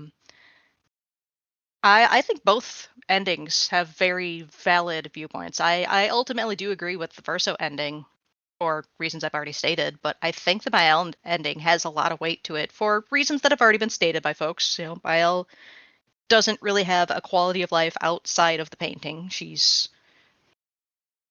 been burned to the point where she has chronic pain and she's completely lost her voice. She is in a state of, I can't think of the word I'm looking for. She kind of says she's perpetually suffering. That's her. Yeah. Yeah, I Yeah. think that's the best way to put it. She feels that she is in a state of perpetual suffering, and she doesn't feel that she has a quality of life, but she does feel that inside the painting. It is a form of escapism, but I think it's a very real and, from her perspective, a just choice to be able to live that life and pursue things inside the painting, to be able to actually feel like she's living a fully fulfilled life. She can speak again, she can live without chronic pain, she can have a fully functioning life, albeit one that's essentially simulated. But to hold somebody else accountable for having to oversee that and against their will continuously create the painting is where that gets really morally messy for me. But I'm going to play devil's advocate here for the Mael fans. Power cord is locked in. Suddenly like, oh, I got to listen to this now. Tune me out completely when I said Verso, but no. Hi, Silverheart. Hi, Adam. Point in favor for Mael's ending. Why couldn't Verso at least, I don't know, sustain the canvas for a while? Because he's essentially immortal now, right? His soul is in the painting. His actual physical body and such is no more. It's just a part of his soul with the canvas. Mael isn't immortal. She isn't going to live forever. Neither are the folks in the canvas or any of the Desandre family associated with the canvas.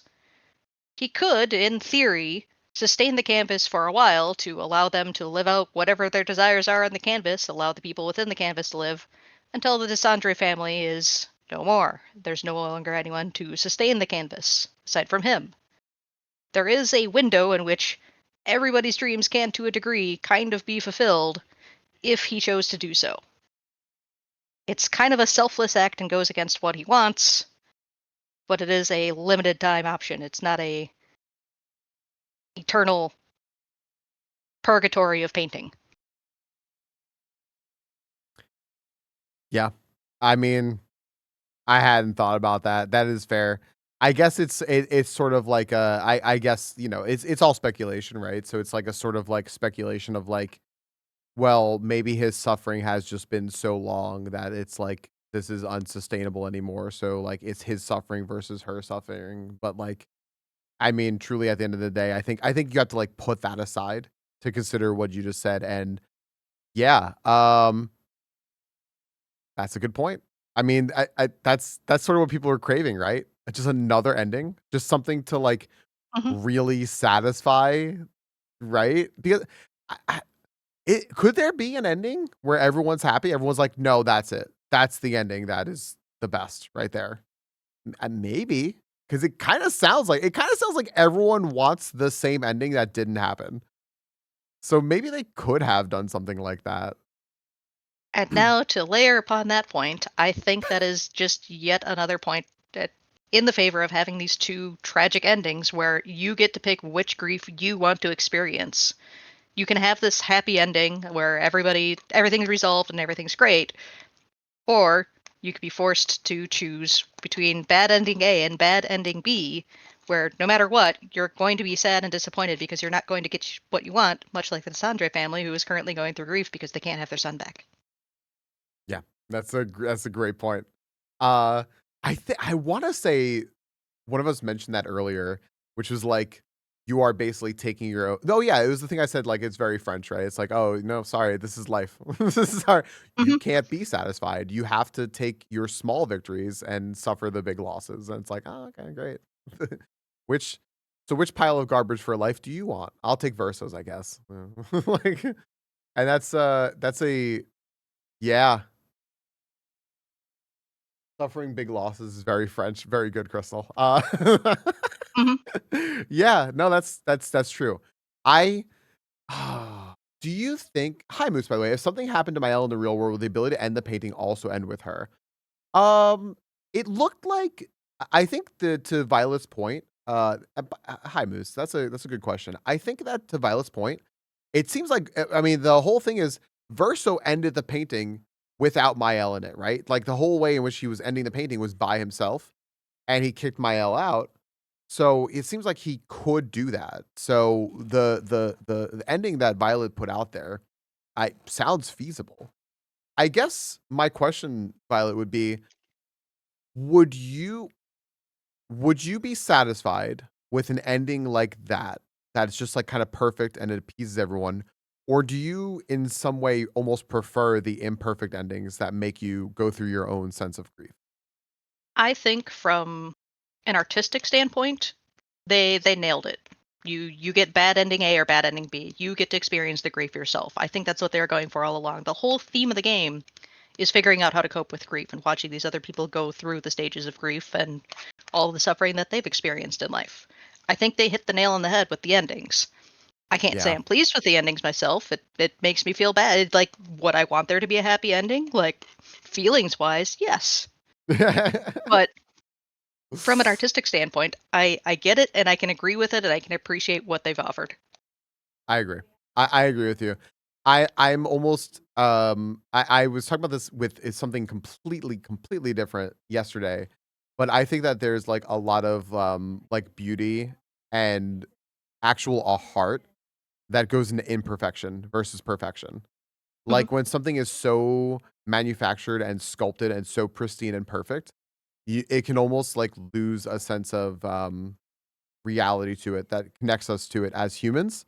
And I think that the imperfection of the end of this game, like the two endings, is potentially a better way to have it be rather than the look, nice, neat little bow on it. Isn't everyone happy? So I'm with you on that for sure. Yeah. Uh, that's awesome. Oh my gosh, this is I love this. I by the way, I'm glad. I'm glad you hopped in because like I'm really happy that so many people who were like so active in chatting about the game as we were playing it, um, have wanted to come in and say something, because I really want y'all to have like a forum for this, because it's impactful. It is, and it's super fun to be able to discuss that with like-minded people who may not have the same opinions and thoughts and lines of conclusion about the game. We can have disagreeing thoughts and opinions, but at the end of the day, everybody's having like a successful debate here of getting their viewpoints across and discussing them in a civil manner, and I think that's super fun.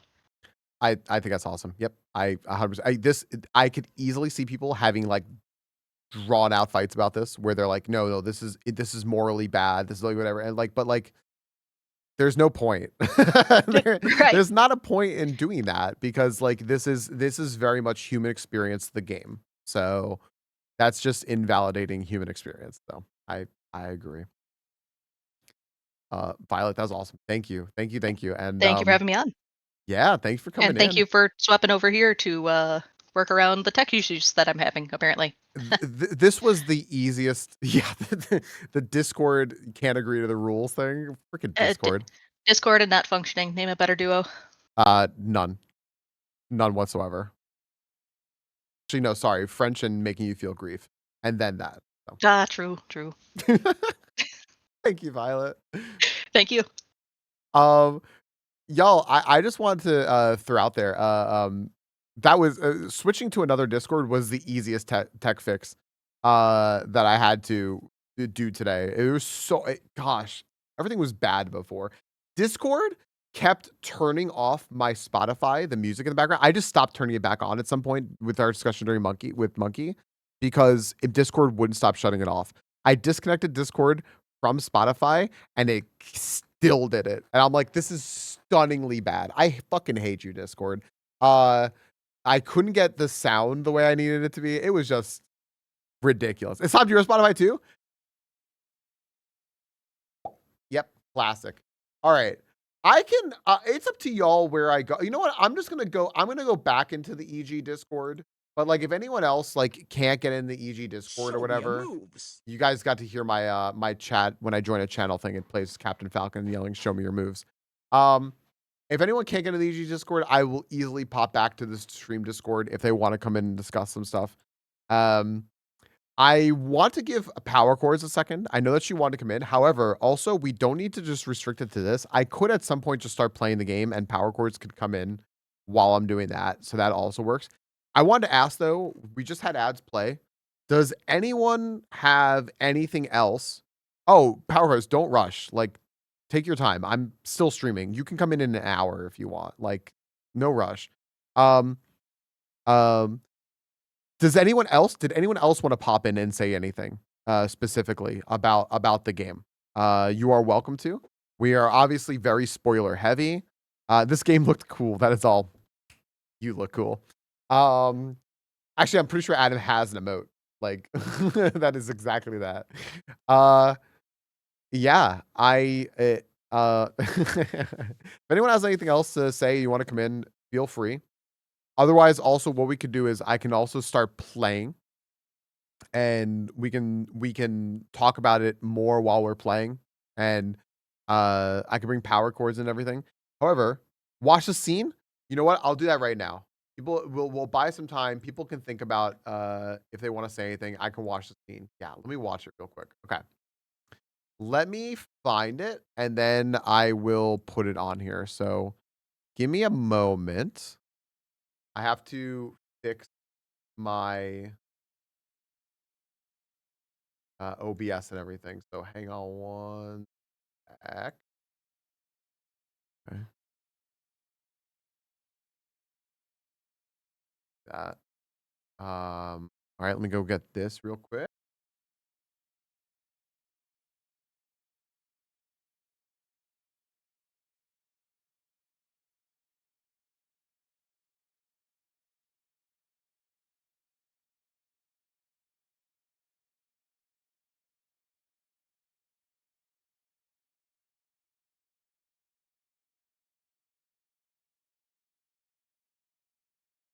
Sorry, Crystal asked if I wanted a little treat of a hash brown, and I said, yeah, like my favorite kinds of little treats.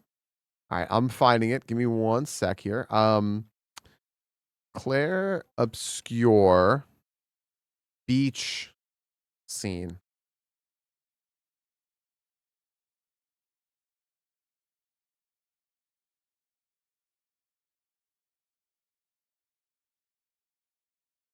Okay, I think it's this. Let me just double check. Oh my gosh.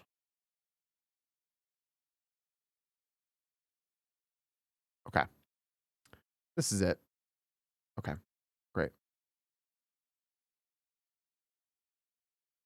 Oh yeah. If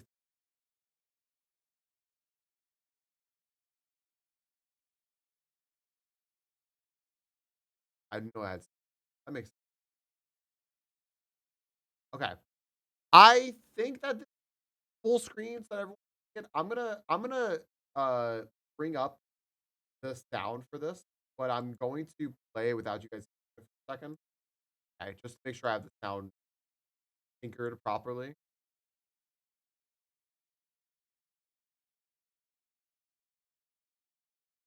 Okay, that looks like it's gonna be good volume. So, all right. Let me bring this in. Let me play this. Let me see this. It's like a 4-minute cutscene here. For SCB, I think that's a really good point too, right? Which is that uh they don't have to deal with this in a healthy way, right? And that's sort of like the point is you want them to, but they don't have to. So all right, here we go. Here is the cutscene. Wait, hold on. Nothing is too, I'm gonna put this in 1440. I'm not gonna go. I don't think I have a 4K monitor. All right.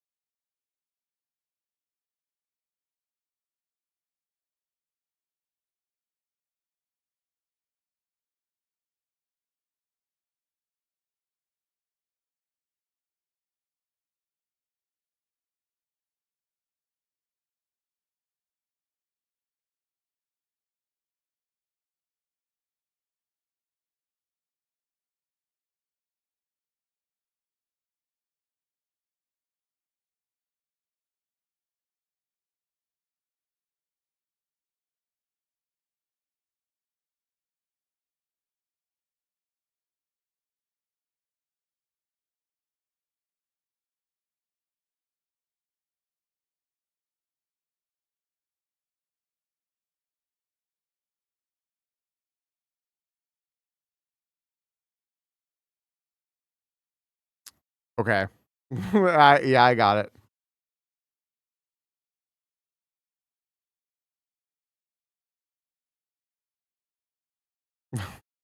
I see.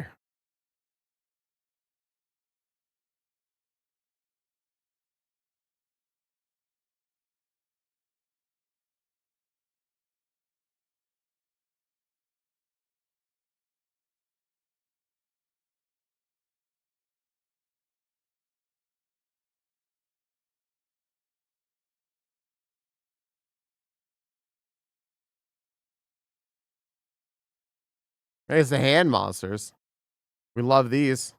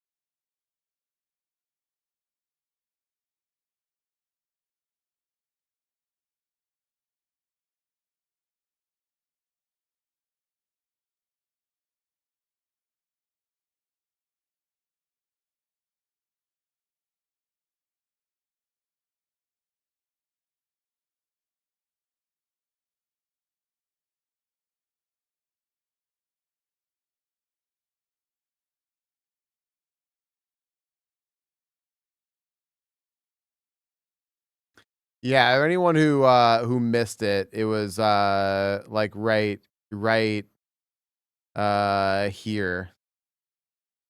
Right? They all get fucking blasted and shit. And then right here, it's fucking Verso. Verso is grabbing, I guess that's probably Mael, right? There you go. There's Verso grabbing Mael. And you can see that I guess he takes, right, which is why he takes her to the manor. And that's how she ends up there. So there you go. Yeah. I know that that's like very obvious and you see it. I mean, it's literally not supposed to be obscured at all, but there's no way you know who that is, right? When you first watch it. So yeah. Very interesting. Very, very interesting. That's funny. That's a funny little hidden thing there, huh?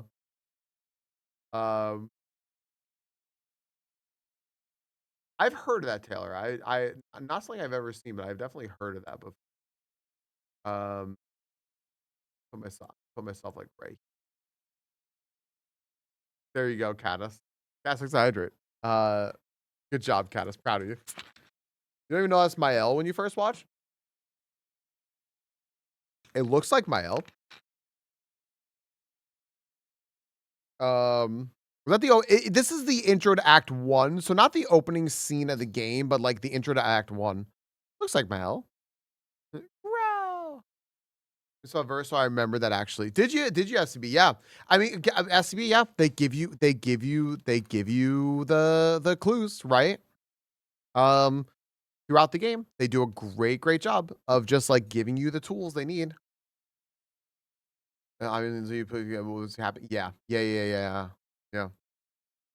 Yeah, they give you the tools, right? That's like the case in point right there. They give you what you need to be able to solve the puzzle.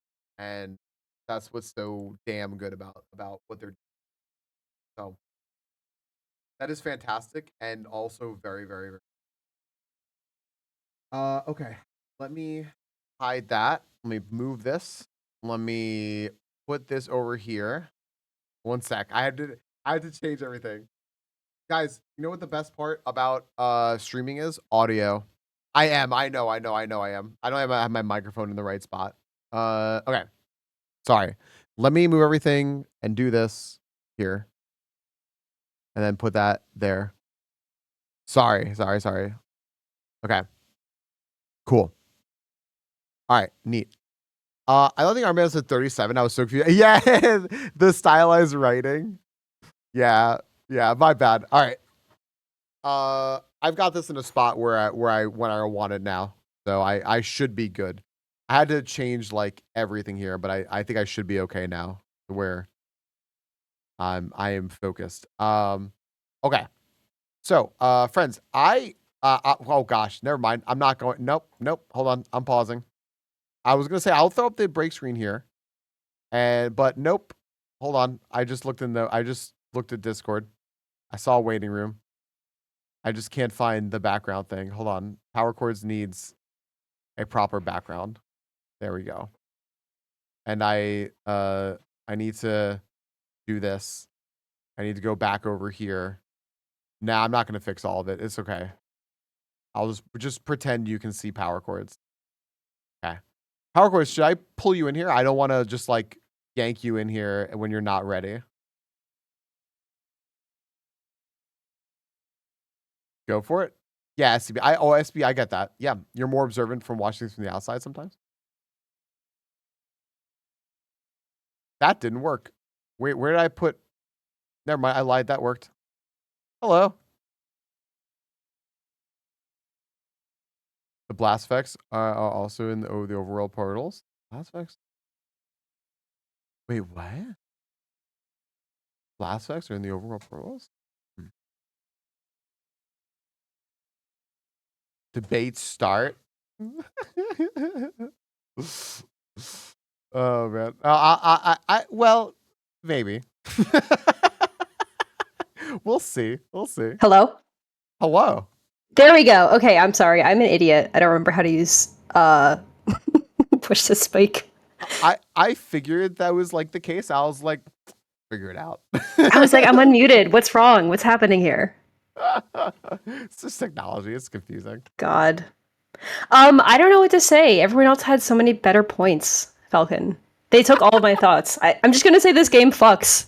And everyone should play this game.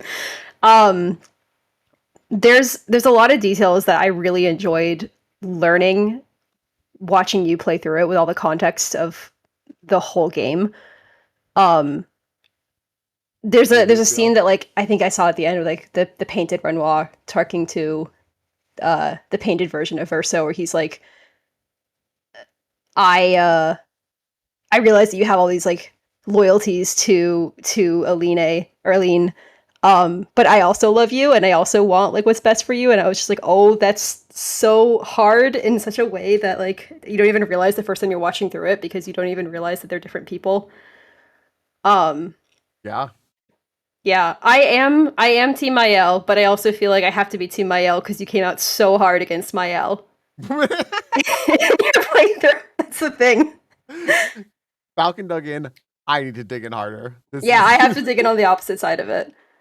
I loved Mael, I loved Verso, and I loved Gustav, which apparently, according to chat, is not correct. Wild, unholy trifecta. According, yeah. Yeah. This is like the unholy trinity that you just named. But I love, like, I mean, I don't know, like, every single character is such a bad person. Except for, like, the people that are just part of the canvas, you know? That's the thing that I love about this game. Like, every single person is a bad person. And every single character in the canvas is dealing with grief in some different way. I don't think that you noticed this, because I think you had her in the baguette costume the entire time, but, like, one of, like, the details of Ciel's design that I picked up on immediately is that she has, like, a C-section scar. Did you notice that? Nope. She was either a baguette or she was in a bathing suit. Yeah. 98% of the time. I was talking to, I don't remember who it was, but I was talking to somebody, and I was like, that was the thing that I noticed about her immediately. Is I was like, oh, she has a C-section. And so when it got to her big character moment later on in the game where she's talking about losing a child, I was like, yeah, that makes total sense. Oh my gosh. Yeah, that makes so much more sense. I just started thinking about that. I was like, right. They also talked about like how like not having a kid is a mercy. I think at one point, right? Because like, well, why damn them to this fate? And then like Lune's kind of working through like the grief of like losing parents that she doesn't seem like she fully loves at the same time, but also is trying to live up to expectations that like she never felt like she could fully meet, and having all this responsibility thrust on her. And like, I don't know, I just loved how like the game itself like really kind of explores all these different ways that you approach like loss in that way, and all the different kinds of loss that you can have. And there were so many little details about that. One of the other things I thought was really cool that I only realized like watching you play through it is the literal world is scarred with like the Dysandras fighting. Like that's what the cataclysm actually is, was Aline and Renoir fighting and kind of destroying this world over their grief. And it's like, oh, it's actually literally destructive to all this world and all the people around it. Yeah. I think it's funny, by the way, that I loved like the first thing you said was, I don't have anything else to really add because everyone took all my points. This game fucks. But like, I think it's really funny because like the two people I've probably spoken to most about this game are you and Breathtaking Legend. And you and I was gonna say we keep same hours because you keep normal hours and I keep degen hours. So we probably talk about this more. But like I kept referencing, like every time someone made a point, I'm like, yeah, you know what's so funny? I was talking to Power Horse about that. Like, so everyone kind of took your points because like you made a million points that other people made, which are just very good points. Frankly, did anybody else send you required essay reading before you got to the end of the game? Like, hang on, and before you get to the final boss, you have to read this essay. This guy. There was, I forgot about that. I was so PowerQuest apologized for this because like I said I was in the middle of like doing something and like wow, I'm like, yeah, I'm just like doing like a dungeon or a raid or something like that. And he goes, okay, cool. Also, here's an article with an essay like written by a poet. And you checks out and then immediately goes, by the way, sorry for sending this to you while you're like, you literally just said you were busy. I was like, no, it's fine. Like I'm into this. I read it and it was awesome. And I was like, yeah, like it's, I mean, I don't know. Do you want to like tell people what it was? Feel free. God. No, because I already sound like a pretentious asshole. Being like, hey, this is essay, it's really good. I'll be an asshole with you because I read it word for word. I read the whole thing and I was like, this is phenomenal.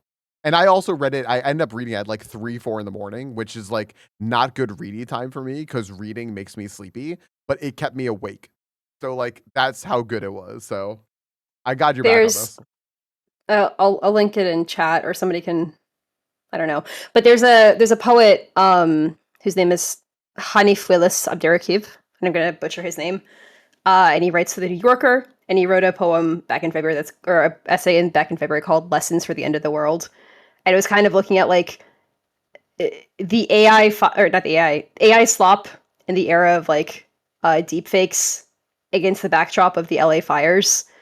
And it's a very like personal essay where he goes into kind of his own history with like grief and loss and kind of reconciling different technology and the ways that we can try to bring back what we've lost in different ways.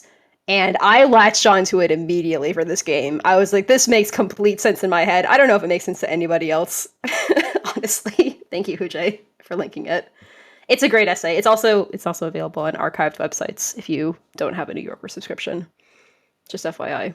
I could probably find that in our conversation. Yeah, that it was I thought it was phenomenal that you brought in like a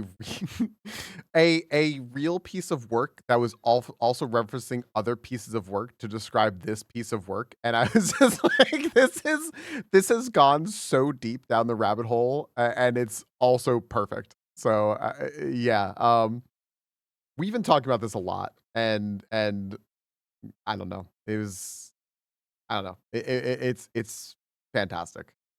I'm gonna find the article here for everyone. Here, I found it. Is there any reason why I can't just give them the link that you gave me to read it, the archive? Oh, no, I think that's fine. I'm so stupid. I'm so sorry you had to listen to me through stream. Just next time tell me I'm a dummy. I'm so sorry. I was literally episode 2.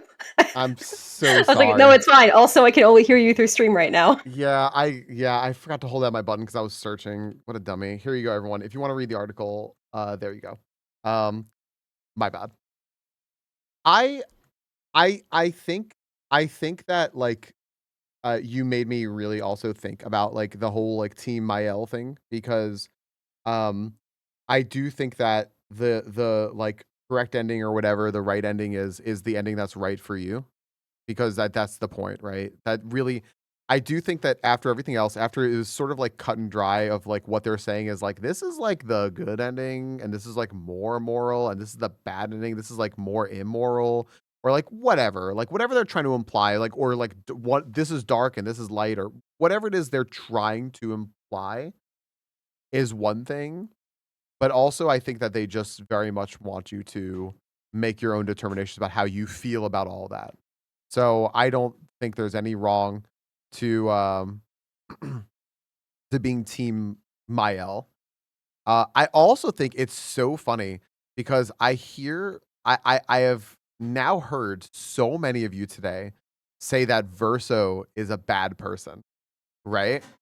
And I'm just sitting here like, I could not disagree more with that. But but the reason why I think I keep hearing everyone say that Verso is a bad person is because Verso being a good person is contradictory to the way everyone else wants the game to end. And I think spicy. Yeah, like because I think there's like a whole lot of like, I'm dissatisfied with this. I want the ending to be like this. I want the ending to be like that, whatever. And I'm the more I think about it and the like further removed I am from the two endings of the game, the more I'm just like, nah, the Verso ending's perfect for me. I'm set. I'm solid. I'm good with that. Yeah, that's like I could easily see the really more endings, sure, but I'm totally fine with that. Like, people are forced like to deal with their grief and to work on it. They look kind of happy. They fucking Yoda out at the end, like all the ghosts of the people from Lumiere, their memories still exist, and that's the part of them that is real, is like their memory in the real world, but they weren't real. And Verso's soul is free, and everyone is doing whatever. And I'm just like, why does everyone hate Verso? Guys, why? And I'm trying to like think of like the thread that I've heard that where people have said they dislike Verso, and it just seems to be it's because Verso getting what he wants and basically manipulating and using everyone else is in direct like opposition to what everyone else wants to happen at the end. Be it they want Mael to be able to grieve, or they want the Lumierans to exist, or anything else. I'm like, well, this was Verso's playground, and they didn't have more of a right to it than he did. So why can't he just like beg, borrow, steal, and cheat to get his way? So it's like, I don't know. I finally just like put that together when you mentioned your like preference for Mael's end. So it took me probably more than an hour when I played through it the first time to decide which ending to go for, to be clear. And I went with Mael's originally and immediately felt like I made the wrong choice. I still don't know if I have a preference for either one, but I am going to argue for Mael's because you're on the other side. And that just makes good content. That's just good content. Everyone called a debate today. They knew it was coming. Apparently, so. I called debate. I made the debate. Oh gosh, there was like two things I was going to say. I think it's really interesting that the choice at the end is both characters wanting to die, and the choice that you're making is which character deserves kind of to die more. When you think about it in terms of like what Mael gets at her ending, she's choosing to die. And when you think about it in what Verso gets in his ending, he is choosing to die. And it's one of those like layered complexities on the endings that I find really, really fun, especially like contrasted against I think as the person playing the game, like I think Monkey was saying earlier, like you were, or not Monkey, Hujay was saying earlier, I think you end up relating to the characters who are the Lumierans a lot more than you do for the Desandras, because those are the characters that you are playing with the whole time. Those are the ones that you're getting to know. So the ending that feels more right contextually, being the one where they all die, feels really wrong, and the ending where they all kind of get to live and have a happily ever after feeling so bad, I think also is very intentional. Yeah. That you're spot on by those, Hujay, saying like, why do I care about like the outside world? I don't. And I'm like, yeah, fair point. And the other thing that like I've been thinking about for a long time since I finished this game too is I think the game itself is also kind of lying to the player or like at least trying to misdirect the player, because I think that the Verso that you play with isn't actually Verso, right? Like he's the painted version. And the game shows with other painted versions of the Desandras family that they are distinct characters who have their own wants and their own needs.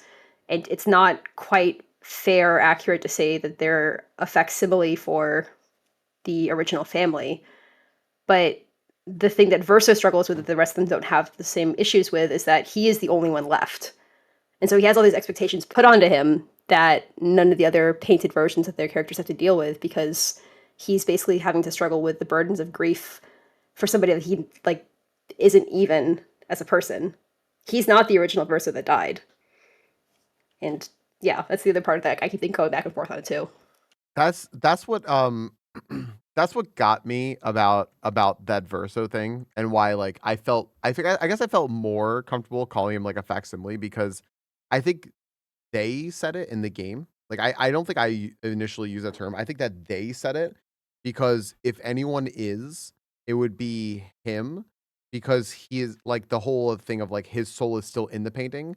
So although he was created to serve this purpose of being part of Eileen's like perfect family, he rebels against it and doesn't, because the portion of him that's still in the painting is what controls him, and not what his creator,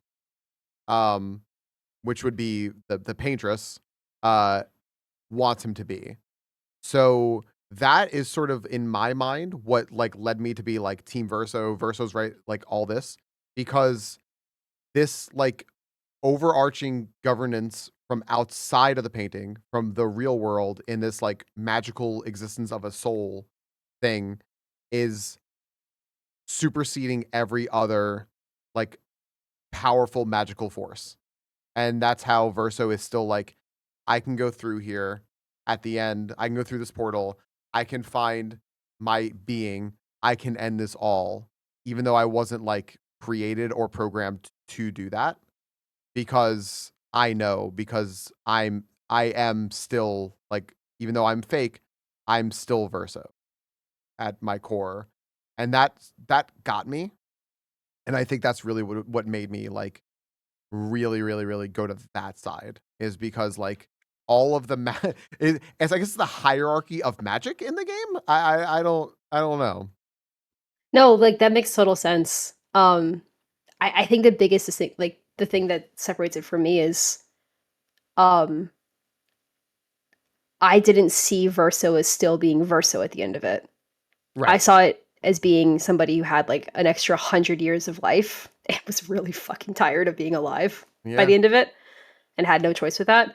But then if you accept that he has autonomy in that way to make that decision, then I don't see an argument where you don't also have that for every other person that lives in the canvas too. That's where I ended up on it, and why I was I've kind of come around on my else ending in like the months afterwards. Because, dude, you missed out on like some of the best animation for the mocap at the ending, by the way, with Luday's sunglasses on. Because like she is so fucking mad in that final scene when you choose Verso's ending. It's crazy. You should honestly watch like another cutscene without the sunglasses on with that. You know what's so funny is even with the sunglasses on, I got it. Like I got that. That's just even like just the way that she like sits like at the end Yeah. was like, oh yeah, I should do that. That's a good point. Because yeah, they did say it's funny, but like it would influence her, right? Even down to the very like little subtle movements of things. Yeah. No, Or like I have to go back and do that. the thing that I saw people talking about afterwards that I didn't pick up on was like in the beginning she's very much like when one falls we continue, and at the end she's just like fuck it and just sits down, and it's her tacit way of just giving up and saying Yeah, I'm there's no not point to this continuing anymore. anymore. Yeah. Right. Yeah. I don't really think any of them are good or bad people. I think everyone is trying to deal with grief in their own way, and that however you choose to deal with grief has consequences that you have to live with. Not having any perfect also mirrors life. There's no great, yeah. I mean, spot on, Taylor. Right? I think that's sort of the point. Is like you don't get perfection. You have to just live with the choices you make, and these are the choices. And everything that you've done to this point, like, has led you here, and some of it's out of your control, but you still have to like live with your decisions and like what which thing are you going to choose? Unless you're me, in which case you get your fairy tale ending after all, because I thought it was great. I'm a special little boy that the game was made for specifically, and yeah, I love that And they you can did that for replay me. it whenever you want and Yeah. just experience the world over and over again.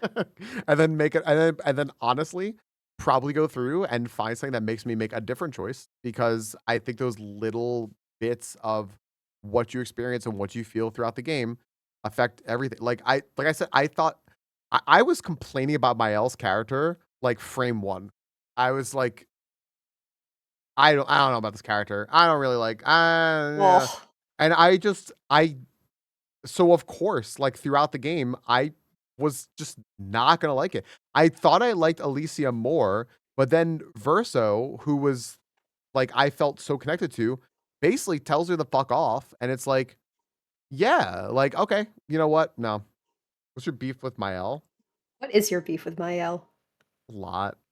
I didn't. I saw. I just want to say I saw what Blood Moon wrote. I just want to like digest it. The audiovisuality makes it difficult for me to see how any game that would require the writers more could be true to focusing on that theme rather than painting it just went to the same style again. Hmm. I have heard a Yeah. theory that it's very tongue in cheek about the writers, as in the writers being the game's writers, forcing them to go through this fire, like as a fan theory. and it's not Wait. actually a different faction. I like that theory. I don't think it's actually true, but I like the idea of like this is just like a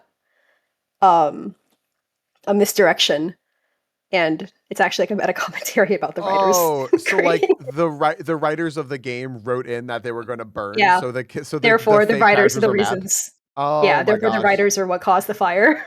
That would be very like true to the game, right? So now their world is a world within a world, like, and it's like, okay, Yeah. Yeah, Bloodmoon's got it better than me. Postmodern play. that's so funny. Basically, when people get pushed around or let someone direct their life can start to seem harsh, cruel. I've only been putting up boundaries, even though it's the right thing to do. Yeah.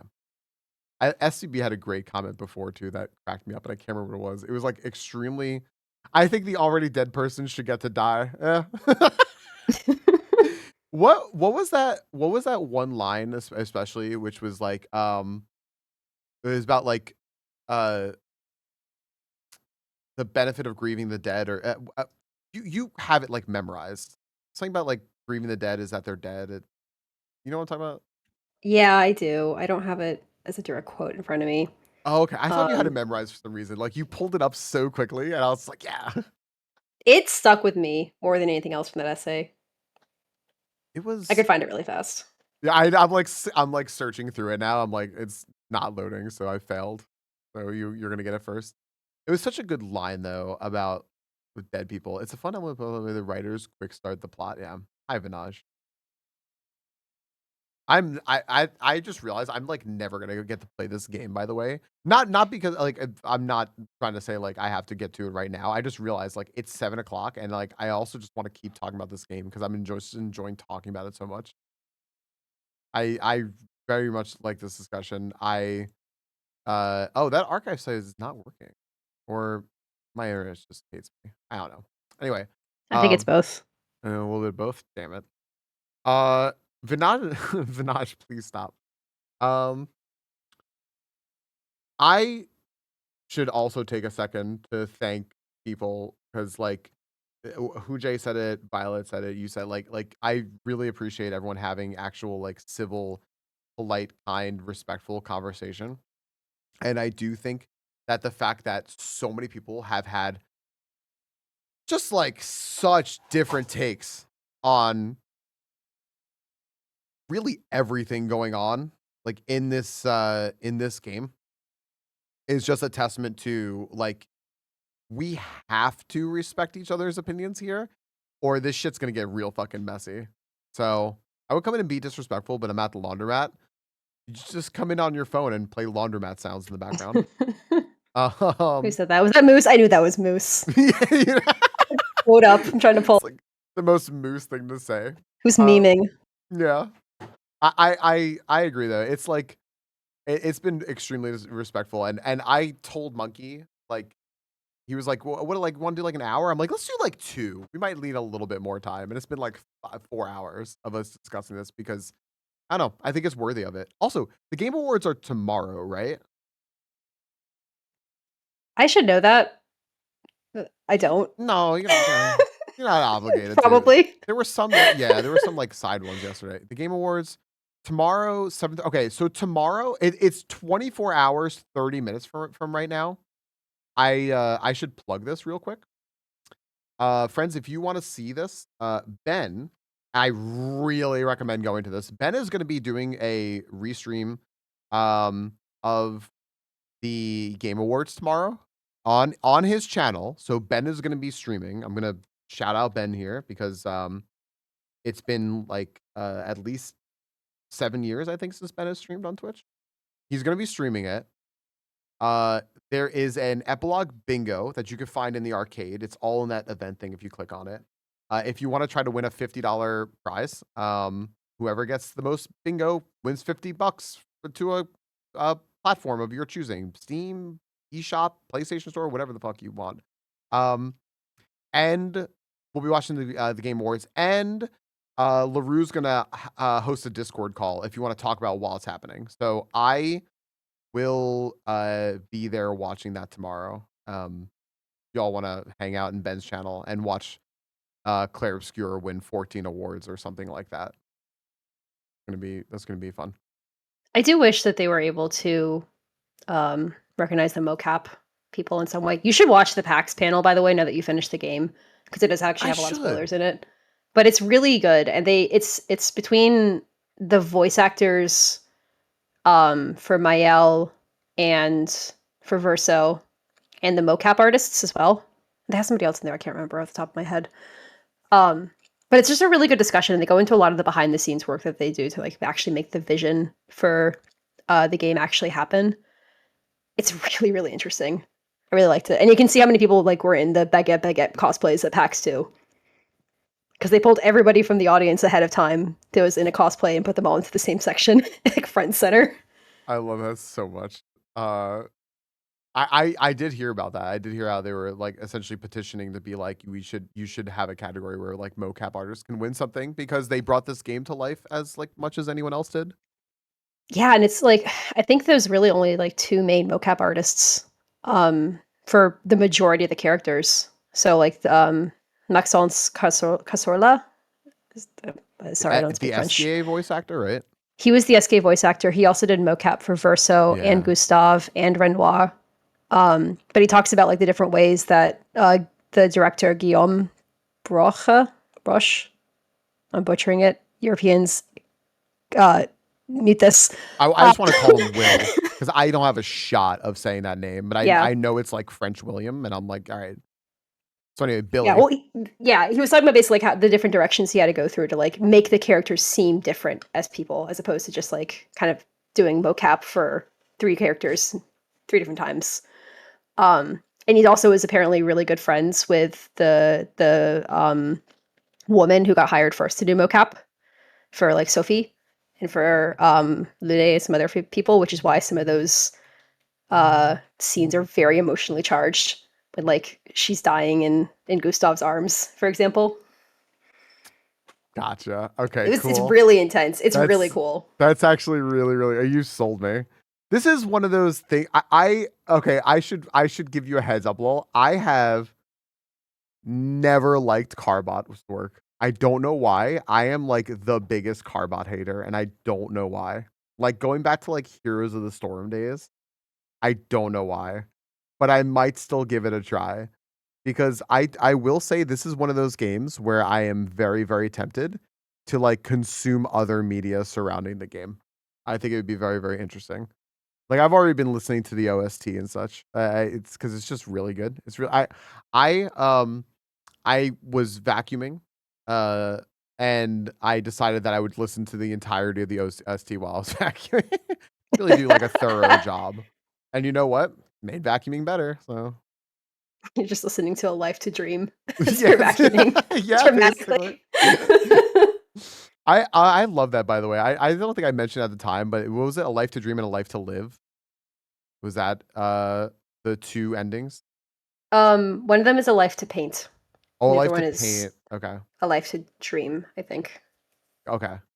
There's technically 3 songs that have A Life to blank right on the OST. Yeah. I thought that was just like very interesting. I was like, oh, I'm glad I opened up my reading comprehension here and got this. You remind me of the dead chef from Ratatouille. I've never seen Ratatouille, but you just mentioned dead chef, and that just got me. Good job, SCV. Violet's cooking on something. Power by the way, I don't want to like I will sit here and talk with you all day because I talk to you all day basically anyway. But like I don't want to keep you longer than you are able to. But I did want to ask if there was something else that you had like cooked up in your mind that you were thinking of.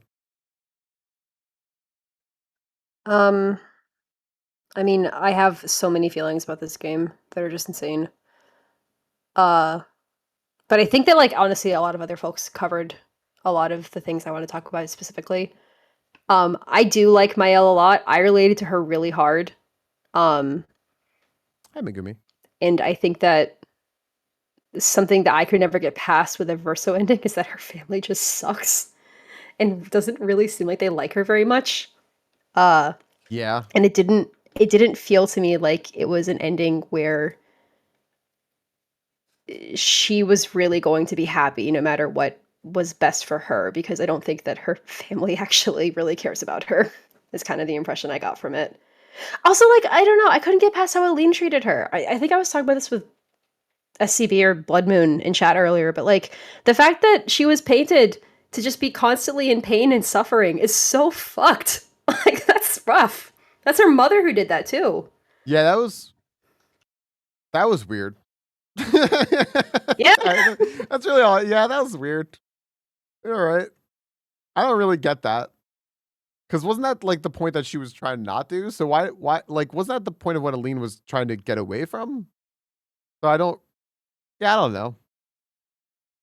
I mean, she painted everything as like her interpretations of her family members around her. Like, I think Monkey was saying earlier, like that's why Renoir is very different as the painted version versus the real version of him. Right. But then to see her daughter that way, I was just like, you suck. Like, you're a terrible mother. Yeah. Yeah, she was. I don't care what kind of grief you're going through with this. They kind of all suck. Yeah, this family sucks.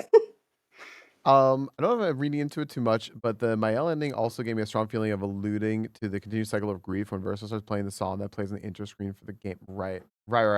Just an endless cycle. Yep. To that point, there's another lore thing you miss in the Alicia epilogue of the real manner, if you don't mind me mentioning it. Sure. I think that you mentioned one yesterday or the day before. Was there another one? Because apparently I missed a bunch of things in the manor. The real manor. I did want to ask you if I can. There is a wall of paintings next to the dogs that you can interact with. Oh, okay, gotcha. Yeah, I did look at the paintings. I did not interact with shit. I don't think I did. No, I don't think so. I did want to ask you, by the way, something that I wanted to ask everyone like all day today. One more thing, and I don't think we have specifically dedicated time to it. And Alicia comments that her mother always said she'd never amount to anything as a painter or something to that effect. That's great. I think it sucks. Boy, what a shitty mother. Yeah, good point. That's really, I forgot about that, Violet. That's so interesting with some of the side content. Yeah. Great. Yeah. I mean, that is kind of thrown out a lot throughout the story, especially like the little like black and white parts and the little like reflections of the past and everything. It's just that like these were basically just like shitty parents that basically browbeat their children into doing something that they wanted them to do or be, and they just, so that's just more like fuel for the fire, right? Yeah. And I don't know, like I never got the impression that her family really respected her choices either. But you could say the same thing about Verso at the end of it too, which is why I think it's actually, there is no true, real good ending, and there is no real true good answer for me in the choice between the two of them. I think they're both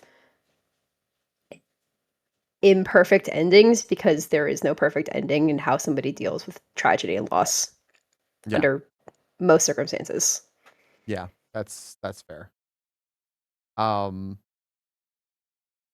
If I may, my question was going to be, so I guess they're going to make, they said that this is now a franchise, right?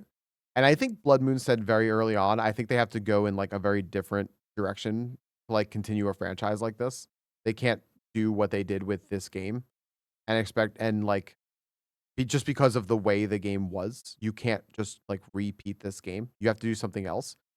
Do you have like any sort of speculation or does anyone have any sort of speculation of like where they could go? Because I keep thinking about it and I just like keep ending up in very dissatisfied like answers to myself and just sitting here going like, well, this is why I'm not like a developer on this game. I mean, there are other reasons too, I guess, but like this is a major reason why, because like I just keep ending up being like super dissatisfied with my own answers of like what could come next.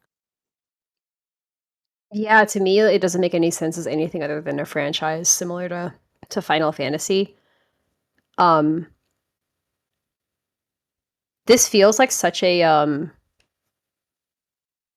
seminal piece as like a work of art for the director. I don't know like how you have ideas after this that measure up to it, to be honest. Because I feel like it's like one of those like things like the story you've been trying to write for your entire life, you know? I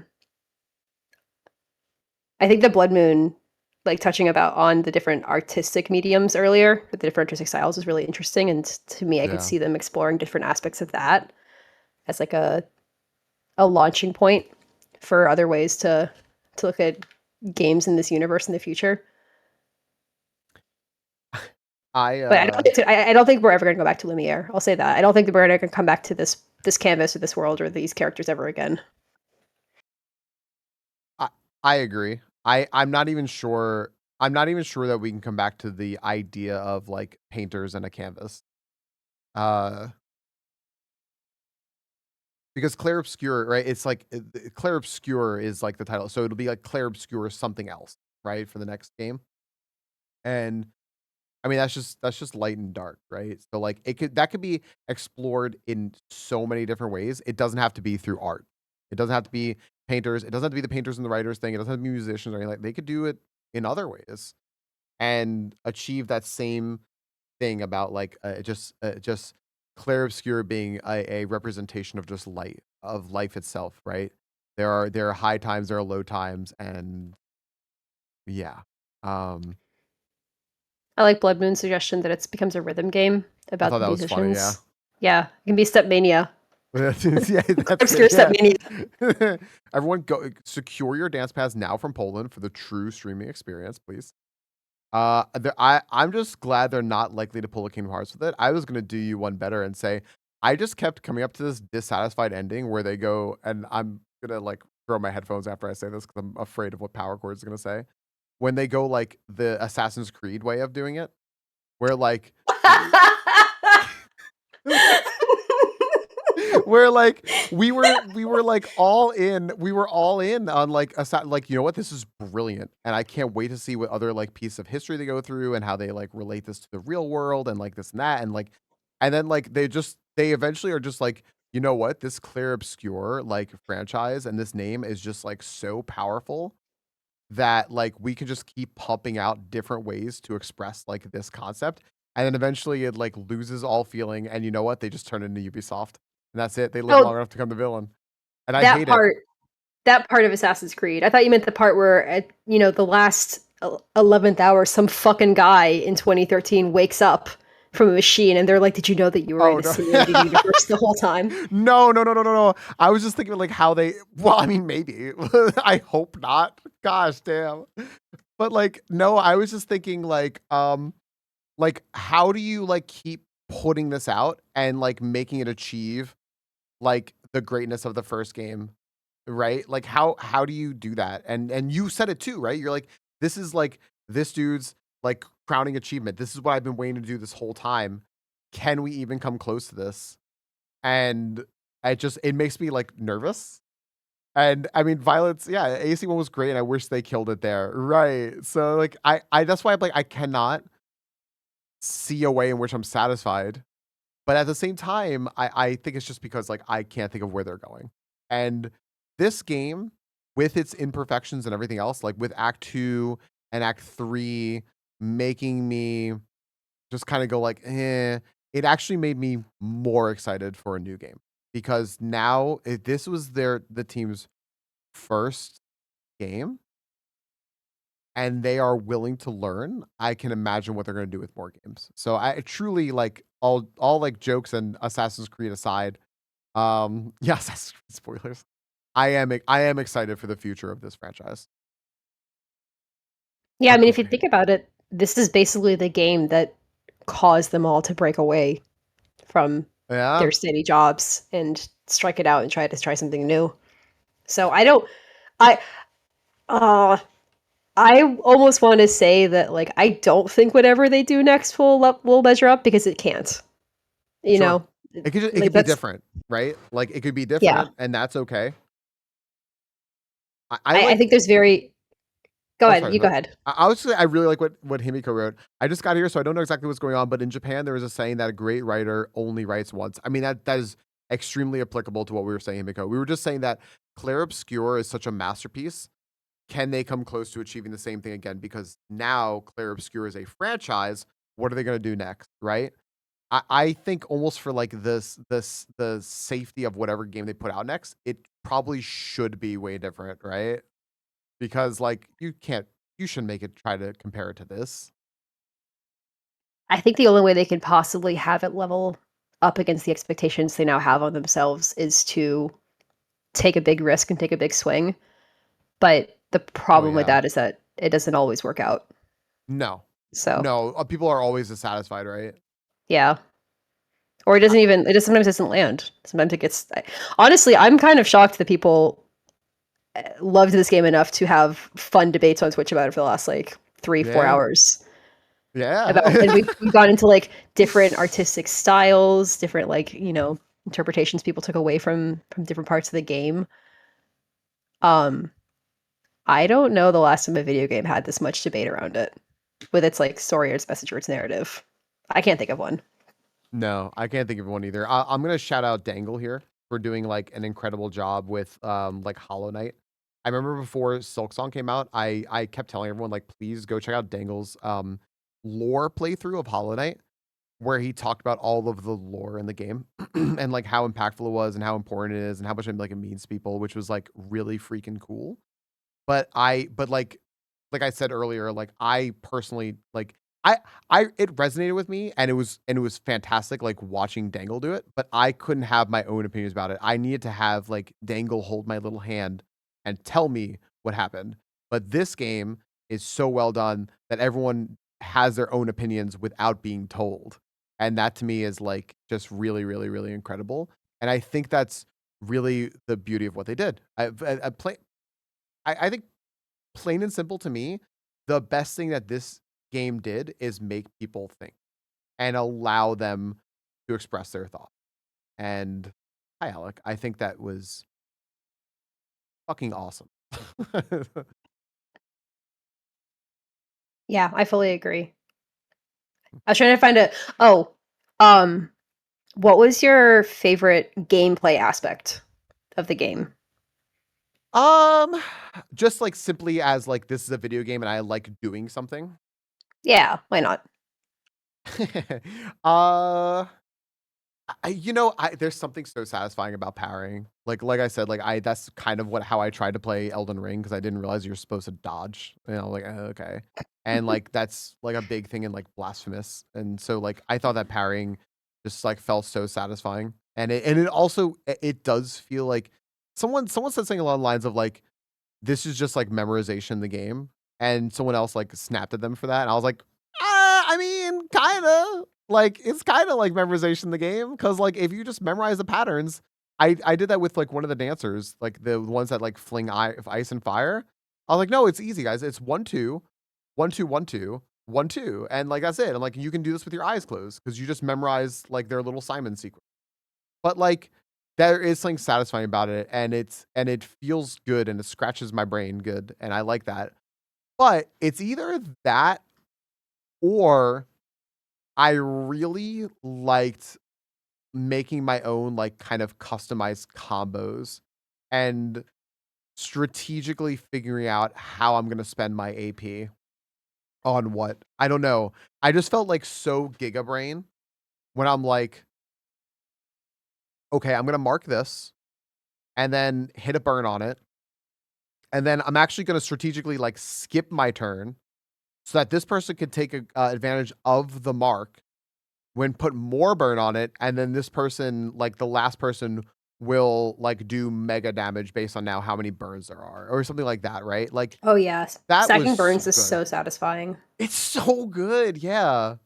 Hi, I also feel Himiko. really bad. I think it's Verso who's Good vulnerable morning. to fire damage in the final fight. And it's just like that's just mean, devs. That's just really mean. Come on, yeah. It was yeah. I think that really got me right. Like it took the JRPG like kind of turn based like you know this has been a thing that has been in games for holy shit 40 years, and like made it interesting. And I'm gonna turn that question back on you by the way. So I had a very similar answer. I loved being able to build like good combos with my Pictos, my Luminas. One thing that can I give you I don't know if this counts as a spoiler anymore. no, Can I you can give go you a for it. I don't care. mechanic Yeah. Like, Oh, spoiler, I know kind what of. you're about to say. Can I take a guess? Or no? Also, I can't hear you anymore because you've. Fuck my word. Sorry. I leaned all the way back because I was like, I know exactly what Power Core is about to say, and I'm just gonna like, do I need like a little dummy tag next to my name? Is it what I? Can I take a guess? What do you think it is? Yeah. Okay. Yeah. Do the Pictos have stats on them? Oh, they do. That's not what I was gonna say though. Oh, there's more? Oh my gosh. Okay, yeah, So, go for it. I'm gonna just hold my Um, head while you do. I don't remember the terminology because I have a memory of a goldfish. But the stat blocks you can do for the characters, like strength or like defense and that sort of stuff, Yeah. right? So critical rate is fucking broken because it's not increasing your chance of like a critical rate over a percentage. It's just straight up increasing like the critical rate. So if you dump everything into critical rate, you can have like your characters hitting crits 100% of the time. My brain stopped. So I can see Violet in chat too. Yeah, I didn't. No one wanted to say it to you the whole time because you didn't want hints or feedback. But you can so easily 100% crit once you get to like to the end of the game, or even before that. Honestly, How? Like, so you just take all of the stats that like basically. Gosh, I'm gonna have to do this a lot more intelligently, not on stream with you. But basically, like the weapons kind of influence like your strength a lot more than the actual like points do. And the ranks for them determine like basically how much of each stat you should be investing in, right? right. But under most circumstances, crit is so broken in the game that you should really just dump all of your points into crit first and then everything else second once you max it out. Because most characters, you can end up getting a crit like the vast majority of the time if you just dump everything into crit. Huh. Okay. I mean, that makes sense. That makes sense because if you just put everything into crit, you crit. I just didn't know how that would be beneficial because I was like, well, but if you're critting and hitting like a wet noodle because you have like nothing in might, does it really matter?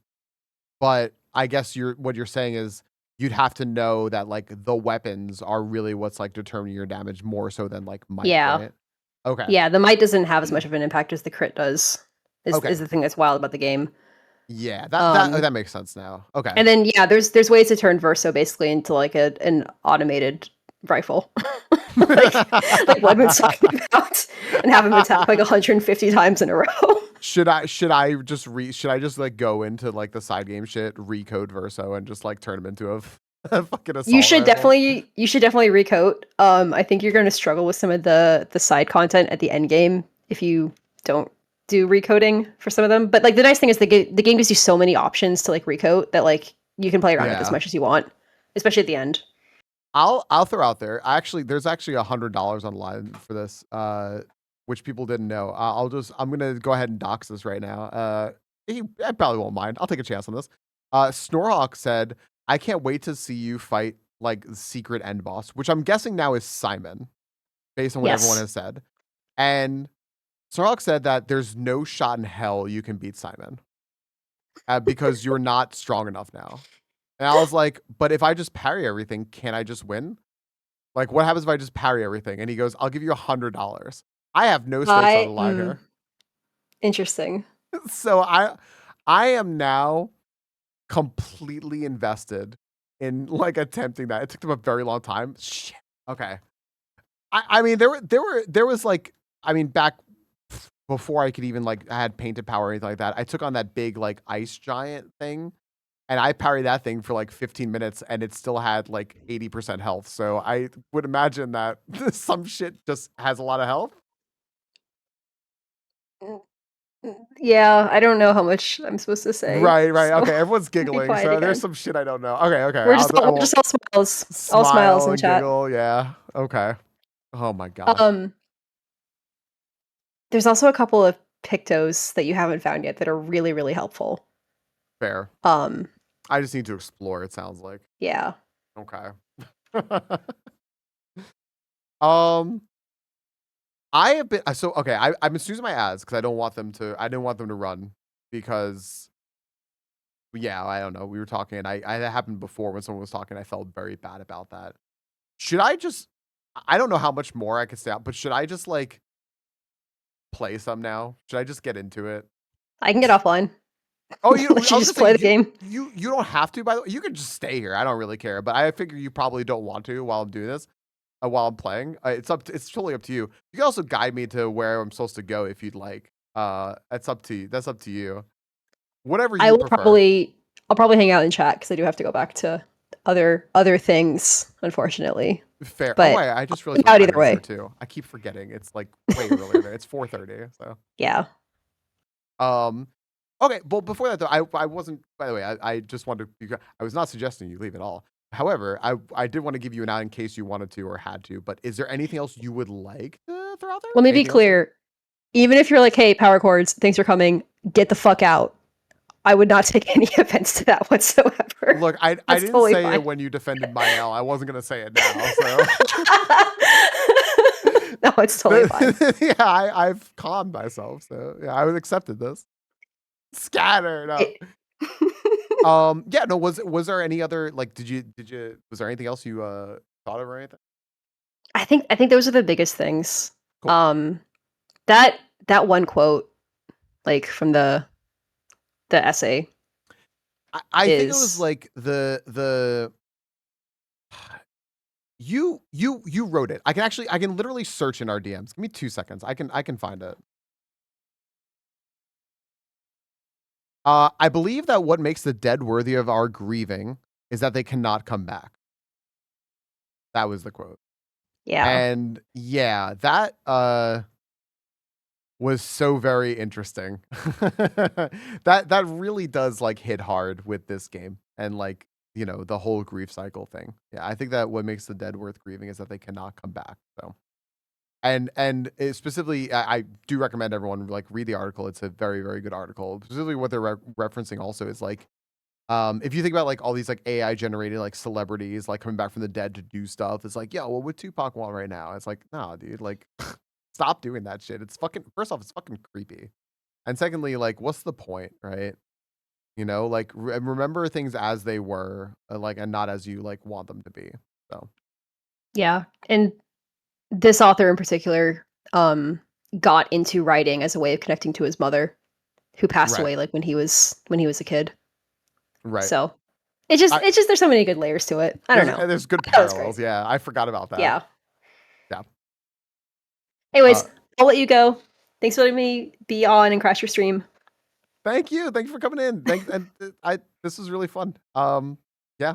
Good luck with the rest of your day. I'll see you in chat. Thank you. Bye. Bye. I wanted to say I stopped there because I was about to start thanking everyone else who came in here. I was like, wait, hold on, let power chords go before you do that. Thanks everybody who came in like and chatted today and had just respectful discussions about this all day today. Because this was quite frankly like pretty special that we were able to do something like this with something that can be so divisive, but divisive and differing opinions doesn't necessarily mean like conflict and wrong.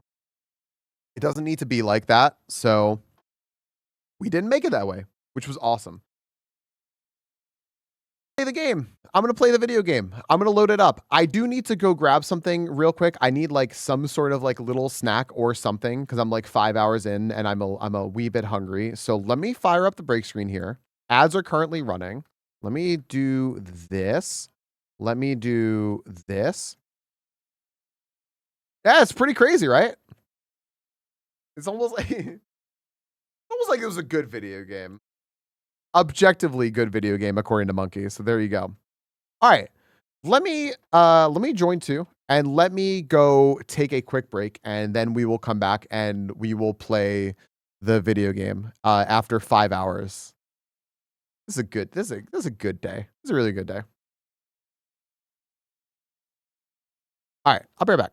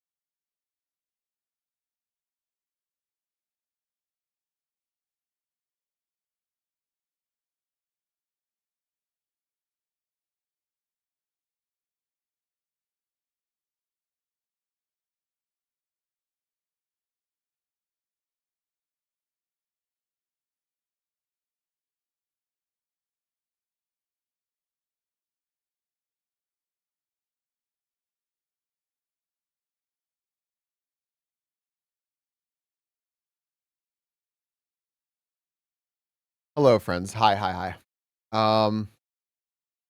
They pushed it up, Taylor. Money grab. You know what's not a money grab and is a genuinely good thing to do? The hell of a segue. Go check out Science. Our friends of Science are bringing you free science content every day. You could choose to give them money. I would recommend it. Assassin's Creed? No, Power Chords. That's a money grab.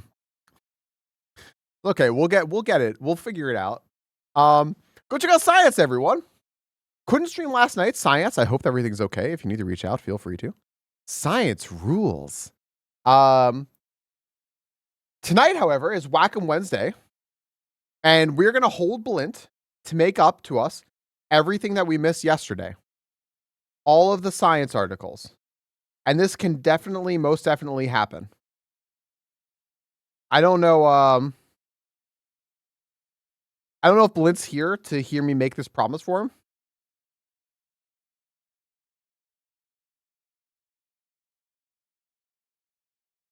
But I'm doing it.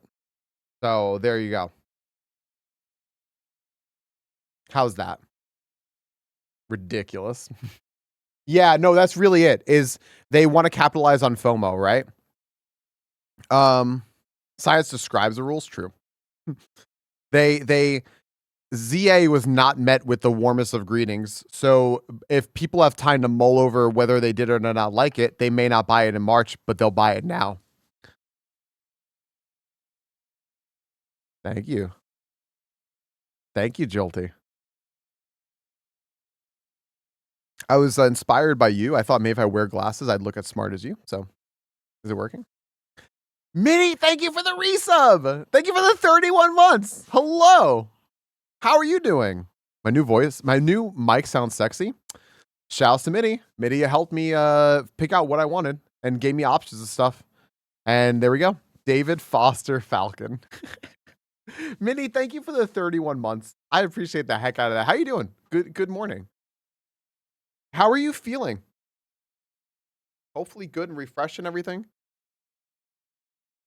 Yeah, friends, I have the same microphone now as our buddy Midnight Sumo, who helped me out because I was very, very intimidated about getting this microphone and setting it up. He goes, "Little Falcon, it's okay." Crystal said, which is impressive because he's a cat. I didn't say it. She said it. Psycho Snail, thank you for the Prime sub for the 20 months. Hello. Psycho Snail, have I seen you today? This is the first time saying hi to you. Hi.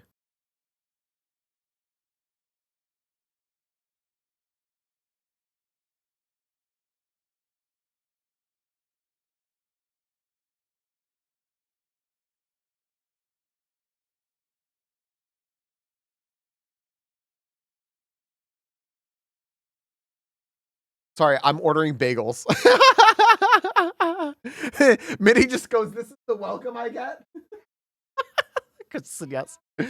Psycho Snail, thank you for the 20 months. Thank you for the Prime sub. I'm straight up swiping this line from Science, but of the 10 million channels on Twitch, you used your only Prime sub here. That's very cool of you. Thanks, Psycho Snail. I hope you're doing well too. It wasn't me. Minnie, it wasn't me. It wasn't me. It's Crystal.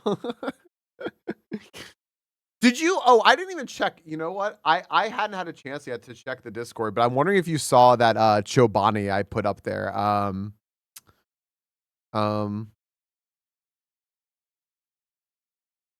me see here.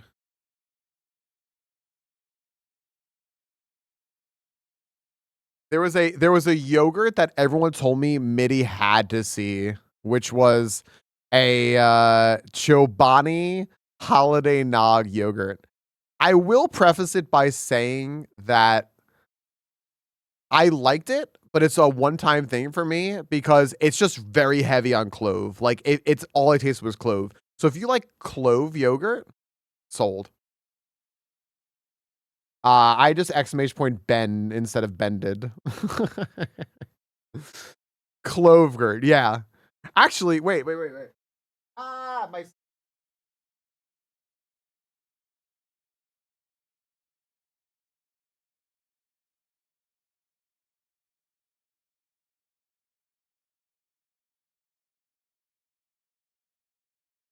I have holiday nog coffee that I'm gonna have now.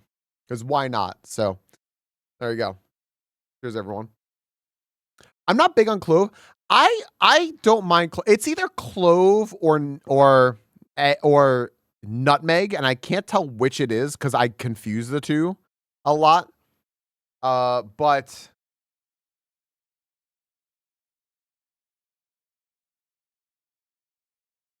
I would say if you could find one, buy one and give it a try, and then if you like it, go get more. Moose, I'm adding it back now. It was being spammed before while we were chatting with Monkey, and I was like, that's not okay. So I turned it off then. But I have it back on now. So okay. Probably nutmeg. Yeah, I think it's nutmeg then. Yeah, that glass makes the coffee look incredible, right? We got these mugs forever ago, actually, to the point where like the glass is like no longer like clear and lustery. It's gone through the dishwasher stuff so many times. But these are like such like standard crate and barrel mugs that you can get for not too expensive. I don't think compared to other mugs, I love them. I love them so much. Moose, do you feel at home now? Hey, anytime you want, Moose. I'm about to get bonked again. If they remove clove from pumpkin spice, it would be much better. Fair. I have a there it is. I wrote something a very long time ago that said something to the effect of I had my first ever pumpkin spice latte. Like I don't think Noelle always got them, and so I would try hers. But I got my own, and I said something to the effect of there was enough sugar in it to spark a trade war with like I can't remember if it was East or West, like Dutch West Indies Company or something like that. I think that's how I chose to describe it. Gosh damn. But yeah. I don't go for pumpkin spice things, although I realize that I don't dislike the flavorings. It's just very fall. I just hate that they call it pumpkin spice because I don't like pumpkin stuff. I like pumpkin seeds. Here's a fun thing. Y'all can still, you still can, I think. I think they still like do them. You just tell them. One, please. I think. I don't know. Should I? Oh, right. I'm supposed to put on Clair Obscur, and I forgot something. The in-stream game, I think, cannot run when I play Clair Obscur. So I have to disable it. Let me tell you all what we're doing, by the way, real quick. While all this runs, while I wait for the packs to finish. I'm so sorry, Power Chords. Is this like when Moose said the other day that they were having girl dinner or girl lunch, and they had like dates and mascarpone and like all this stuff, and they said, I feel like I should work a salad in here somewhere, and I said, why don't you take all of what you're eating now and put it into a salad? And they said, did you just fucking suggest that I put my girl lunch into a salad? And I realized at that moment I had made a mistake. Yeah, I am so sorry. And girl breakfast, yeah.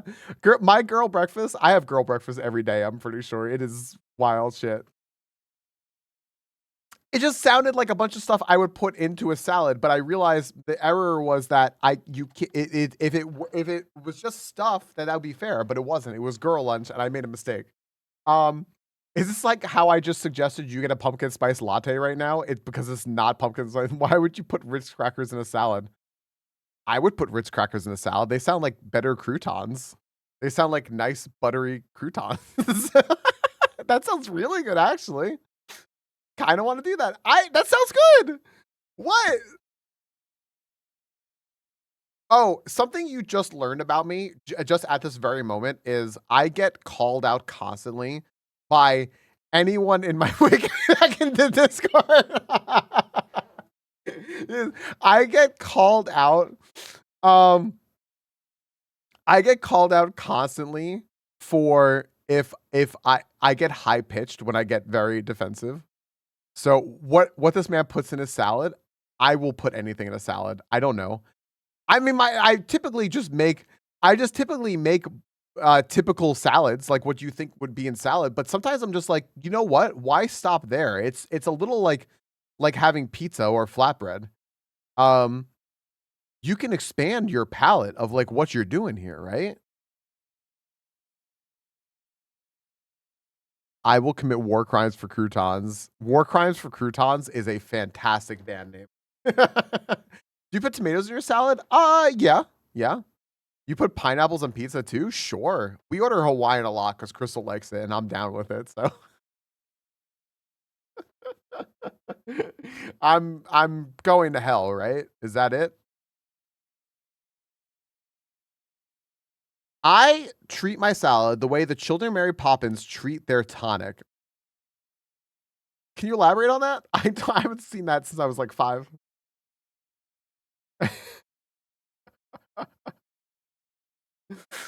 You put pineapple on pizza? Yeah. Pizza's a palate. Pizza's a palate. You can do whatever you want. Yeah, I am. I am getting high pitched. It's true. I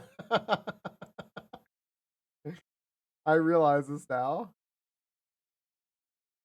Oh my, hold on. I gotta this over here. Okay, good. I can feel my tongue getting ballooned. Just think. Oh, are you allergic? Hawaiian pizza in your salad? I would put cheese, tomatoes, like onion, pineapple in a salad. That sounds good. I eat salad because I have to for my well-being, and I make it fun by putting olive oil, lemon juice, salt, and pepper on it. That sounds great. I over time, I became someone who was like, to me, salad is a vehicle for dressing, right? Specifically blue cheese. 2, I if you handed me a head of lettuce right now, I could raw dog it. I could just munch on a head of lettuce. I fucking love it.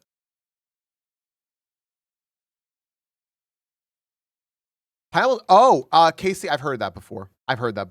Yeah. I do support blue cheese dressing. I love blue cheese. I love blue cheese so much. I know it's disgusting. I know it is. I love it. Raw dog a head of lettuce.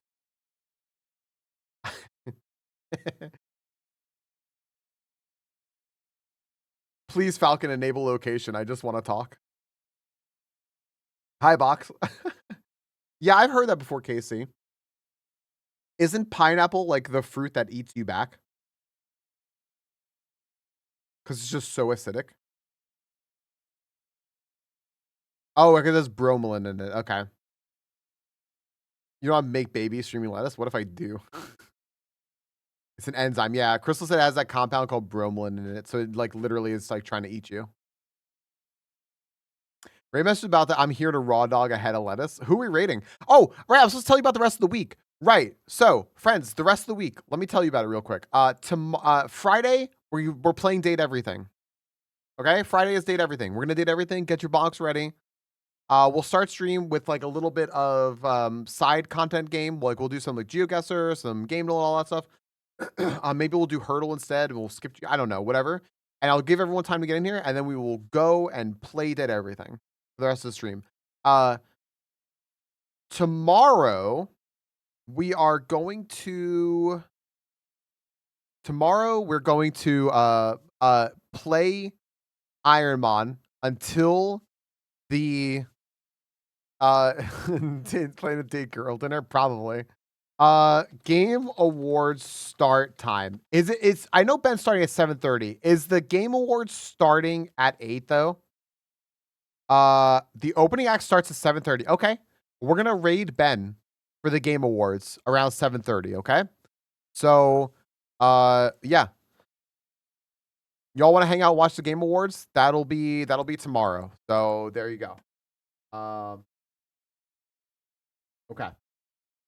So, Yeah, that's gonna be a really, really good time. Like, I'll be there. We're all gonna be in Ben's channel. So come watch it with us. It's gonna be a really good time. Trust me, you want to watch Ben cover the Game Awards. Ben would literally like a writer for I think Ben was literally a writer for fucking IGN and shit, like back in the day or something like that. So like Ben has like serious like media stuff. Ask him what his doctoral degree is in.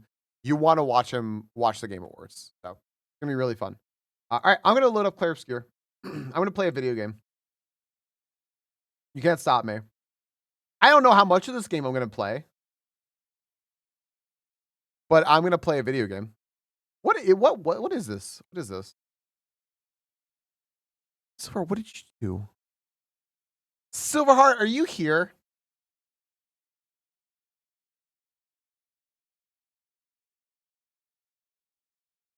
I'm gonna have to have a conversation with Silverheart. Silverheart can hear me. Thank you. My gosh. God. Thank you. If you press the pause button, you don't play anything. It's true. Silverheart's very sweet. Okay. Is this gonna be the game that pops up, by the way? Is this like what's currently broadcasting through my Steam capture? I hope so. I did have the category up. Well, I did have the category up because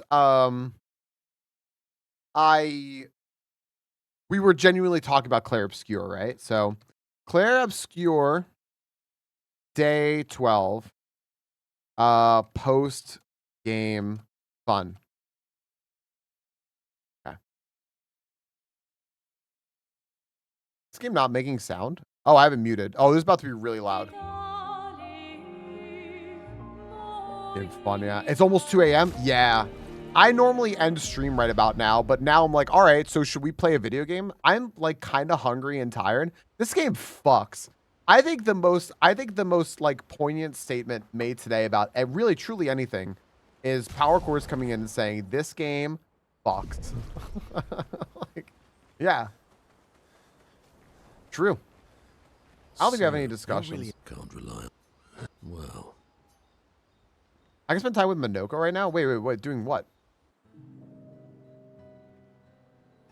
it is a beautiful evening.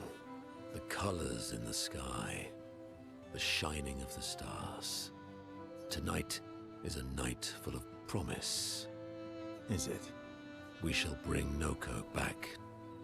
Oh, I haven't done this.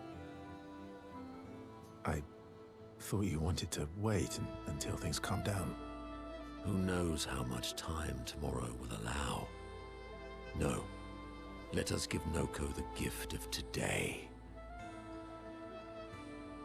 This is very interesting. Okay. It's a simple Sure, Bloodman. journey to the sacred river. We're not far. It's close to the station.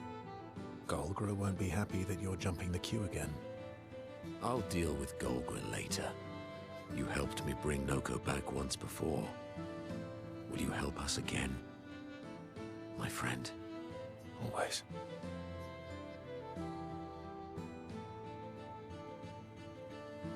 First of all, it was Minoko that they would bring Noko back. Siguru is not far from Noko Station to the north. Okay, cool. I don't want to do these conversations now. I want to go out of camp. Yeah, I don't care if people tell me places to go and stuff like that. I think the only thing I would say is that like I can't go everywhere.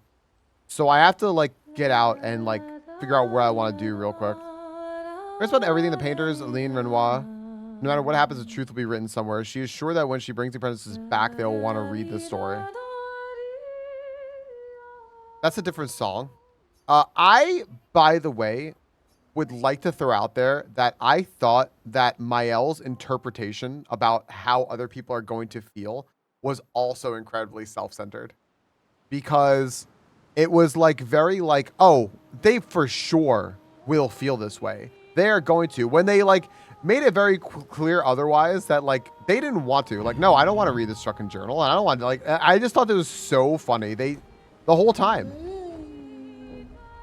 What is this? I thought it was so funny. Right, exactly. Except for Verso, who's perfect. Are you a journal location? Sure. Sure. Is there something like on the overworld here? Oh, yeah, I start flying in dreams. He's like versatile. He does have good hair. Very vain. Let me see, Moose. Yeah, Moose. Me too. Can you pull up your map? Sure. Here is map.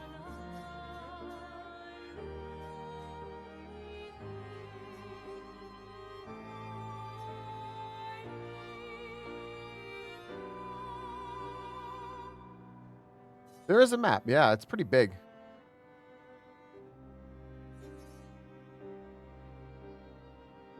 I think I know what you're talking about, Blood Moon. Are you talking about here? Or here? One of these two? This section below the snow region, like here? North. Frozen Hearts, yeah. That's what I was thinking of. The world is huge. It really is big.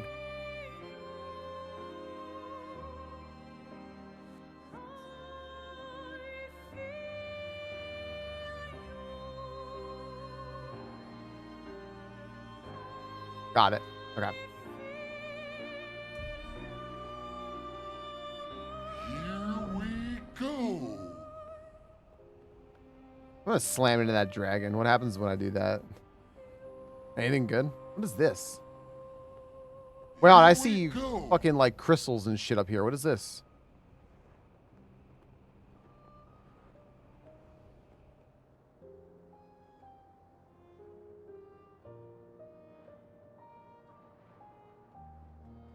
I care about nothing else now. I'm sorry. Everything else that everyone said, I care about nothing else. And I just want to go to the casino. Flashing through the sky.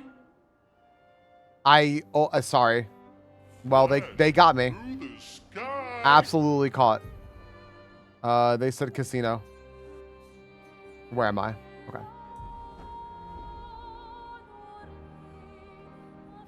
I don't know why, Moose, but I feel like you should bonk yourself for that.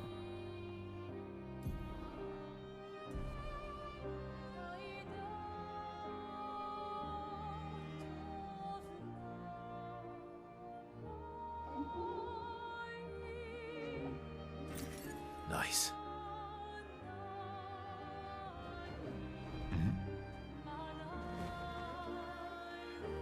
I'm going to ignore whatever this is to my right. I miss you. I don't have the right to miss you, but I do. I wish I could talk to you. Tell you. Fuck. I don't know what I would tell you. Just ask that you forgive me. Julie. Forgive me.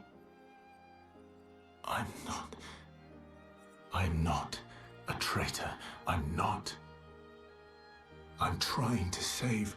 I'm trying to save us all. But you're right. I am a coward. I'm a fucking coward. You deserved to know why, but I couldn't. I couldn't face you properly. Not, and still do, what had to be done. Papa believes you're Clair's creation, and even if you're not, we can no longer trust you. But I think you just wanted answers. Why? Why couldn't you just let it go? Why did you convince them to abduct me, interrogate me? No. Fuck, I shouldn't say that. You thought I was a traitor. You were doing what you thought was right, just like we are. I swear to you, I'm doing what's right. I should have known when you started questioning things that you wouldn't be fooled. But how could I even explain? You'd have thought I'd gone mad. Doppelgangers. Canvas worlds. Man. But Papa's right. We can't take the risk. Too much is at stake. It had to be done. It had to. Clair already took our sister. If we want to save our family, our world, our people, we can't take any chances.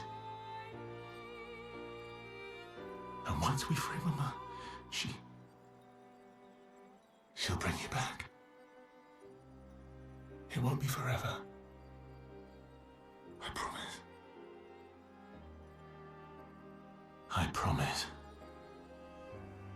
We deserve to live. All of us. We deserve to exist.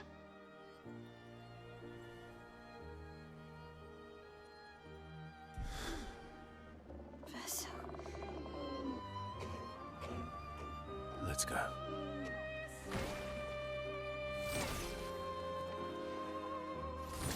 Seems like a weird journal entry. What is this, by the way? What's this thing?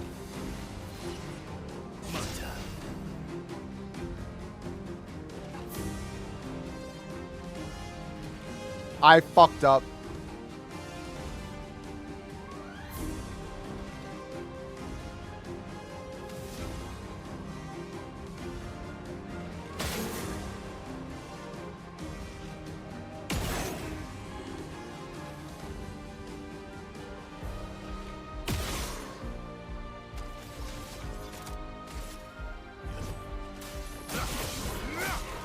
Guys, I fucked up.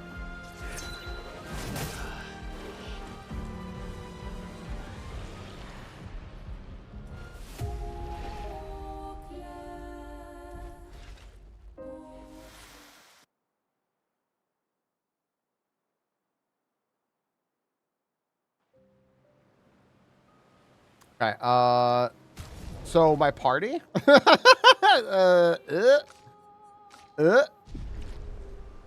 Okay.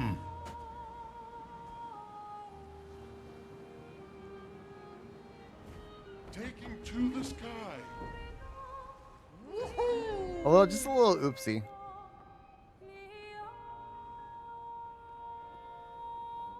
Okay, interesting. How much more you plan on doing? I don't know, because I really don't want to keep playing this on stream, at least not during regular stream times. So I think I would like to do other stuff. Like, but I can't do too much tonight. I really can't. I can't do too much tonight. It's just very late, and we had so much discussion, so. Am I in like a little hole? I am. That's good. Oh, whatever. I want to go in here anyway.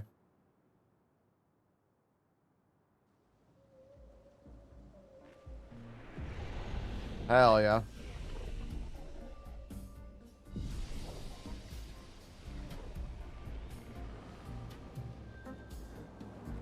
I am big about whatever this is going to be. Hello? Hello?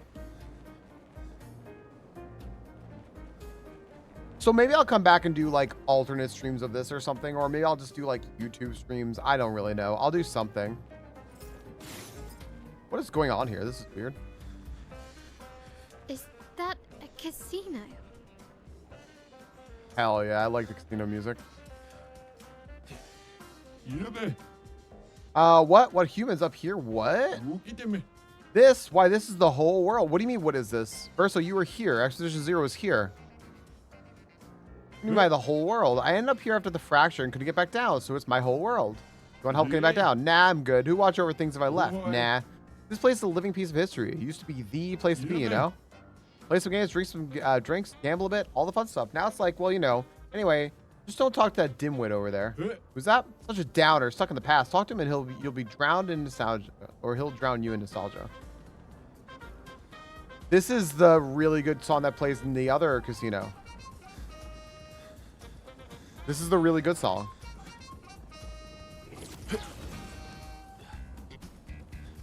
All right, here. You're gonna sing in a second, right?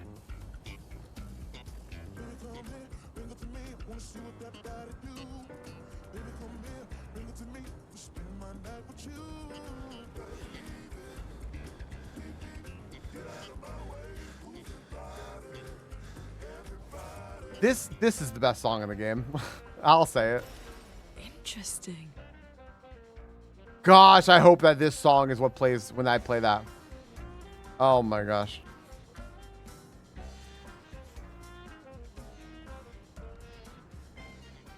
Using knowing aside, do you call out? Yes. No response. Try again. Yep. No answer. Try again. Could you peasants please cease that infernal shouting? Oh, hello. I've no interest in conversing with uncultured humans. Leave. Oh.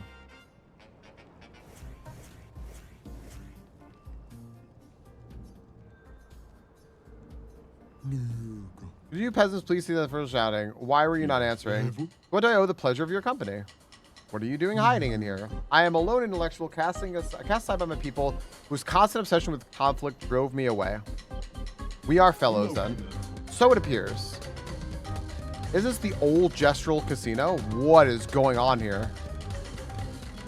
The music just like went crazy.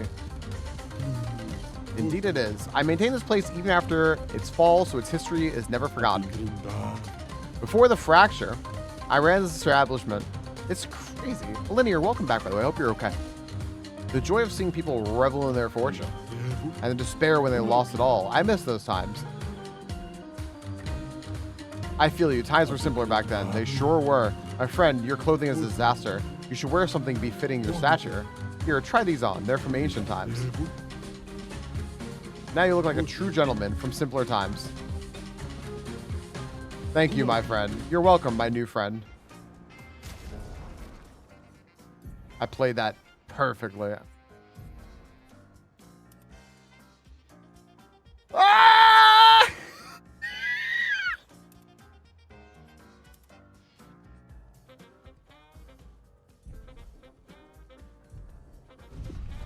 Ah!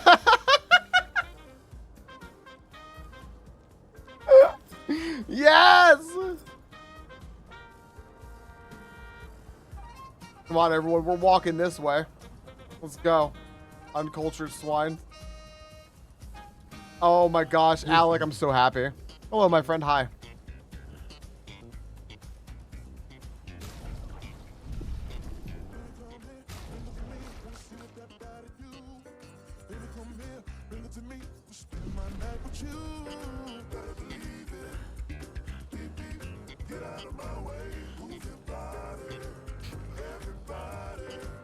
I agree with SCB. I think we just found the good ending. That's it, right? I think we found it. This is it. I feel like I'm playing a completely different game right now. Like, what is happening?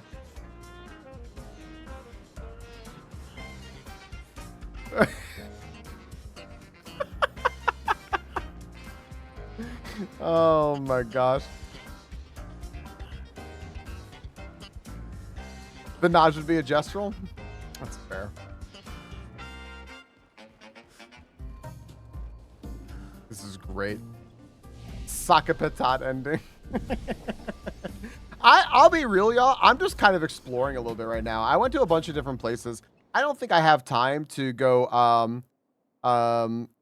I don't think I have time to go to like Simon, and I don't think I have time to figure out like what's going on with Julie or anything like right now. I was just kind of like flying around and just seeing stuff because I realized that there's a lot. Like I just found that Through the sky. flying around is cool. Yeah, there's like so many like aisles in the sky. The other thing I went where I maybe not. I might not have. Where it was like over by Minoko Station, right? Let me see here. Let me also put the music back to where it was. There was a reason I had the music like that. Okay.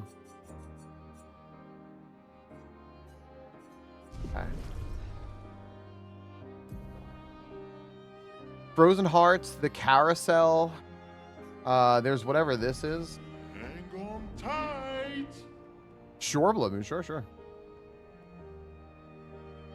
The Chosen Path.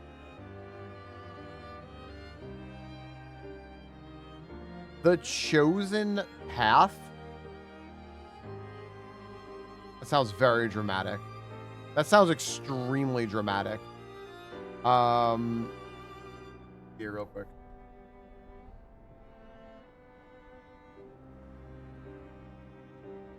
I swear I've been there. I swear I've been there.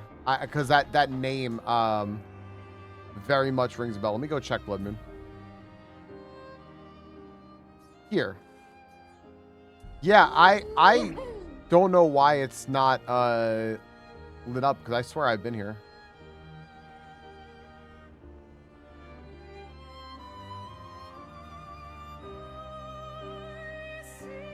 Oh, no, I actually specifically avoided this. I did see it, and I specifically avoided it.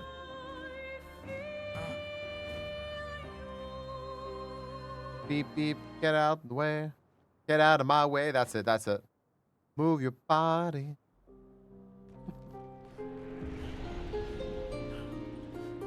Sunless Cliffs. Now, what's going on over here? I'm just running around as Minoko now. Suddenly Minoko is the best person to run around as. This is great. This is fantastic.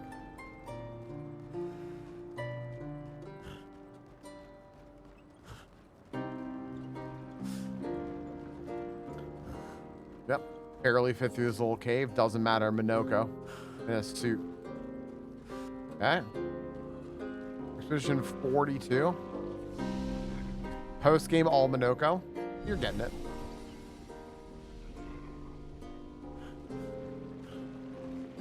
That doesn't look great.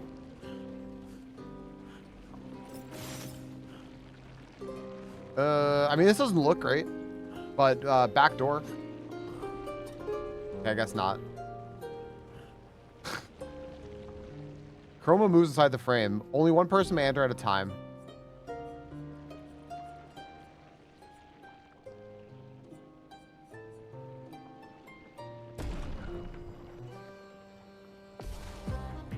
No, no, I heard the music fucking immediately.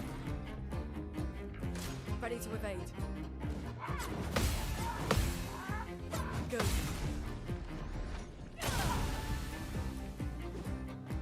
Ready to evade.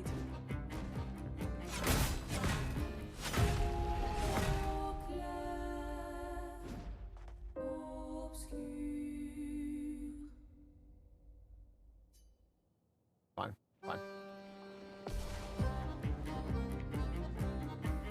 Okay, one more shot. One more shot. Good shot. Look, it's only gonna be like 17 turns till I go. I hit it too early. Never mind. All right, that was it. Right. Remember I said about crit rates? Yeah, I do. I do remember now. Yeah. Well, this was nice.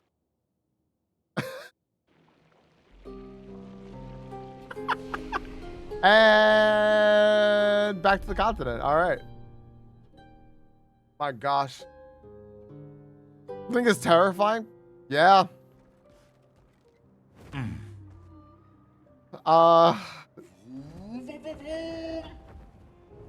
Yep. Okay, so now I know not to go there. Here we go. What else is around here? What else is going on? Look at this. What's this? Oh my gosh. You could instinct that. This is a hotel. The sky. Oh no, it's not. Oh, this is another Jeshlal Beach. No, I'm okay. Hey, I haven't dove yet. Lovely. Oh, that's it? It's just for items? And go. Okay. Here we go. All right. All right, fine. What's this one? That mime was fucking crazy.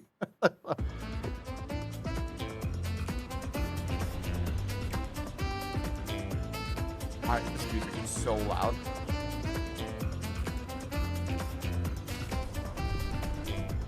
If you just, it's true. I did say if you just never miss a parry, right? Like you just win.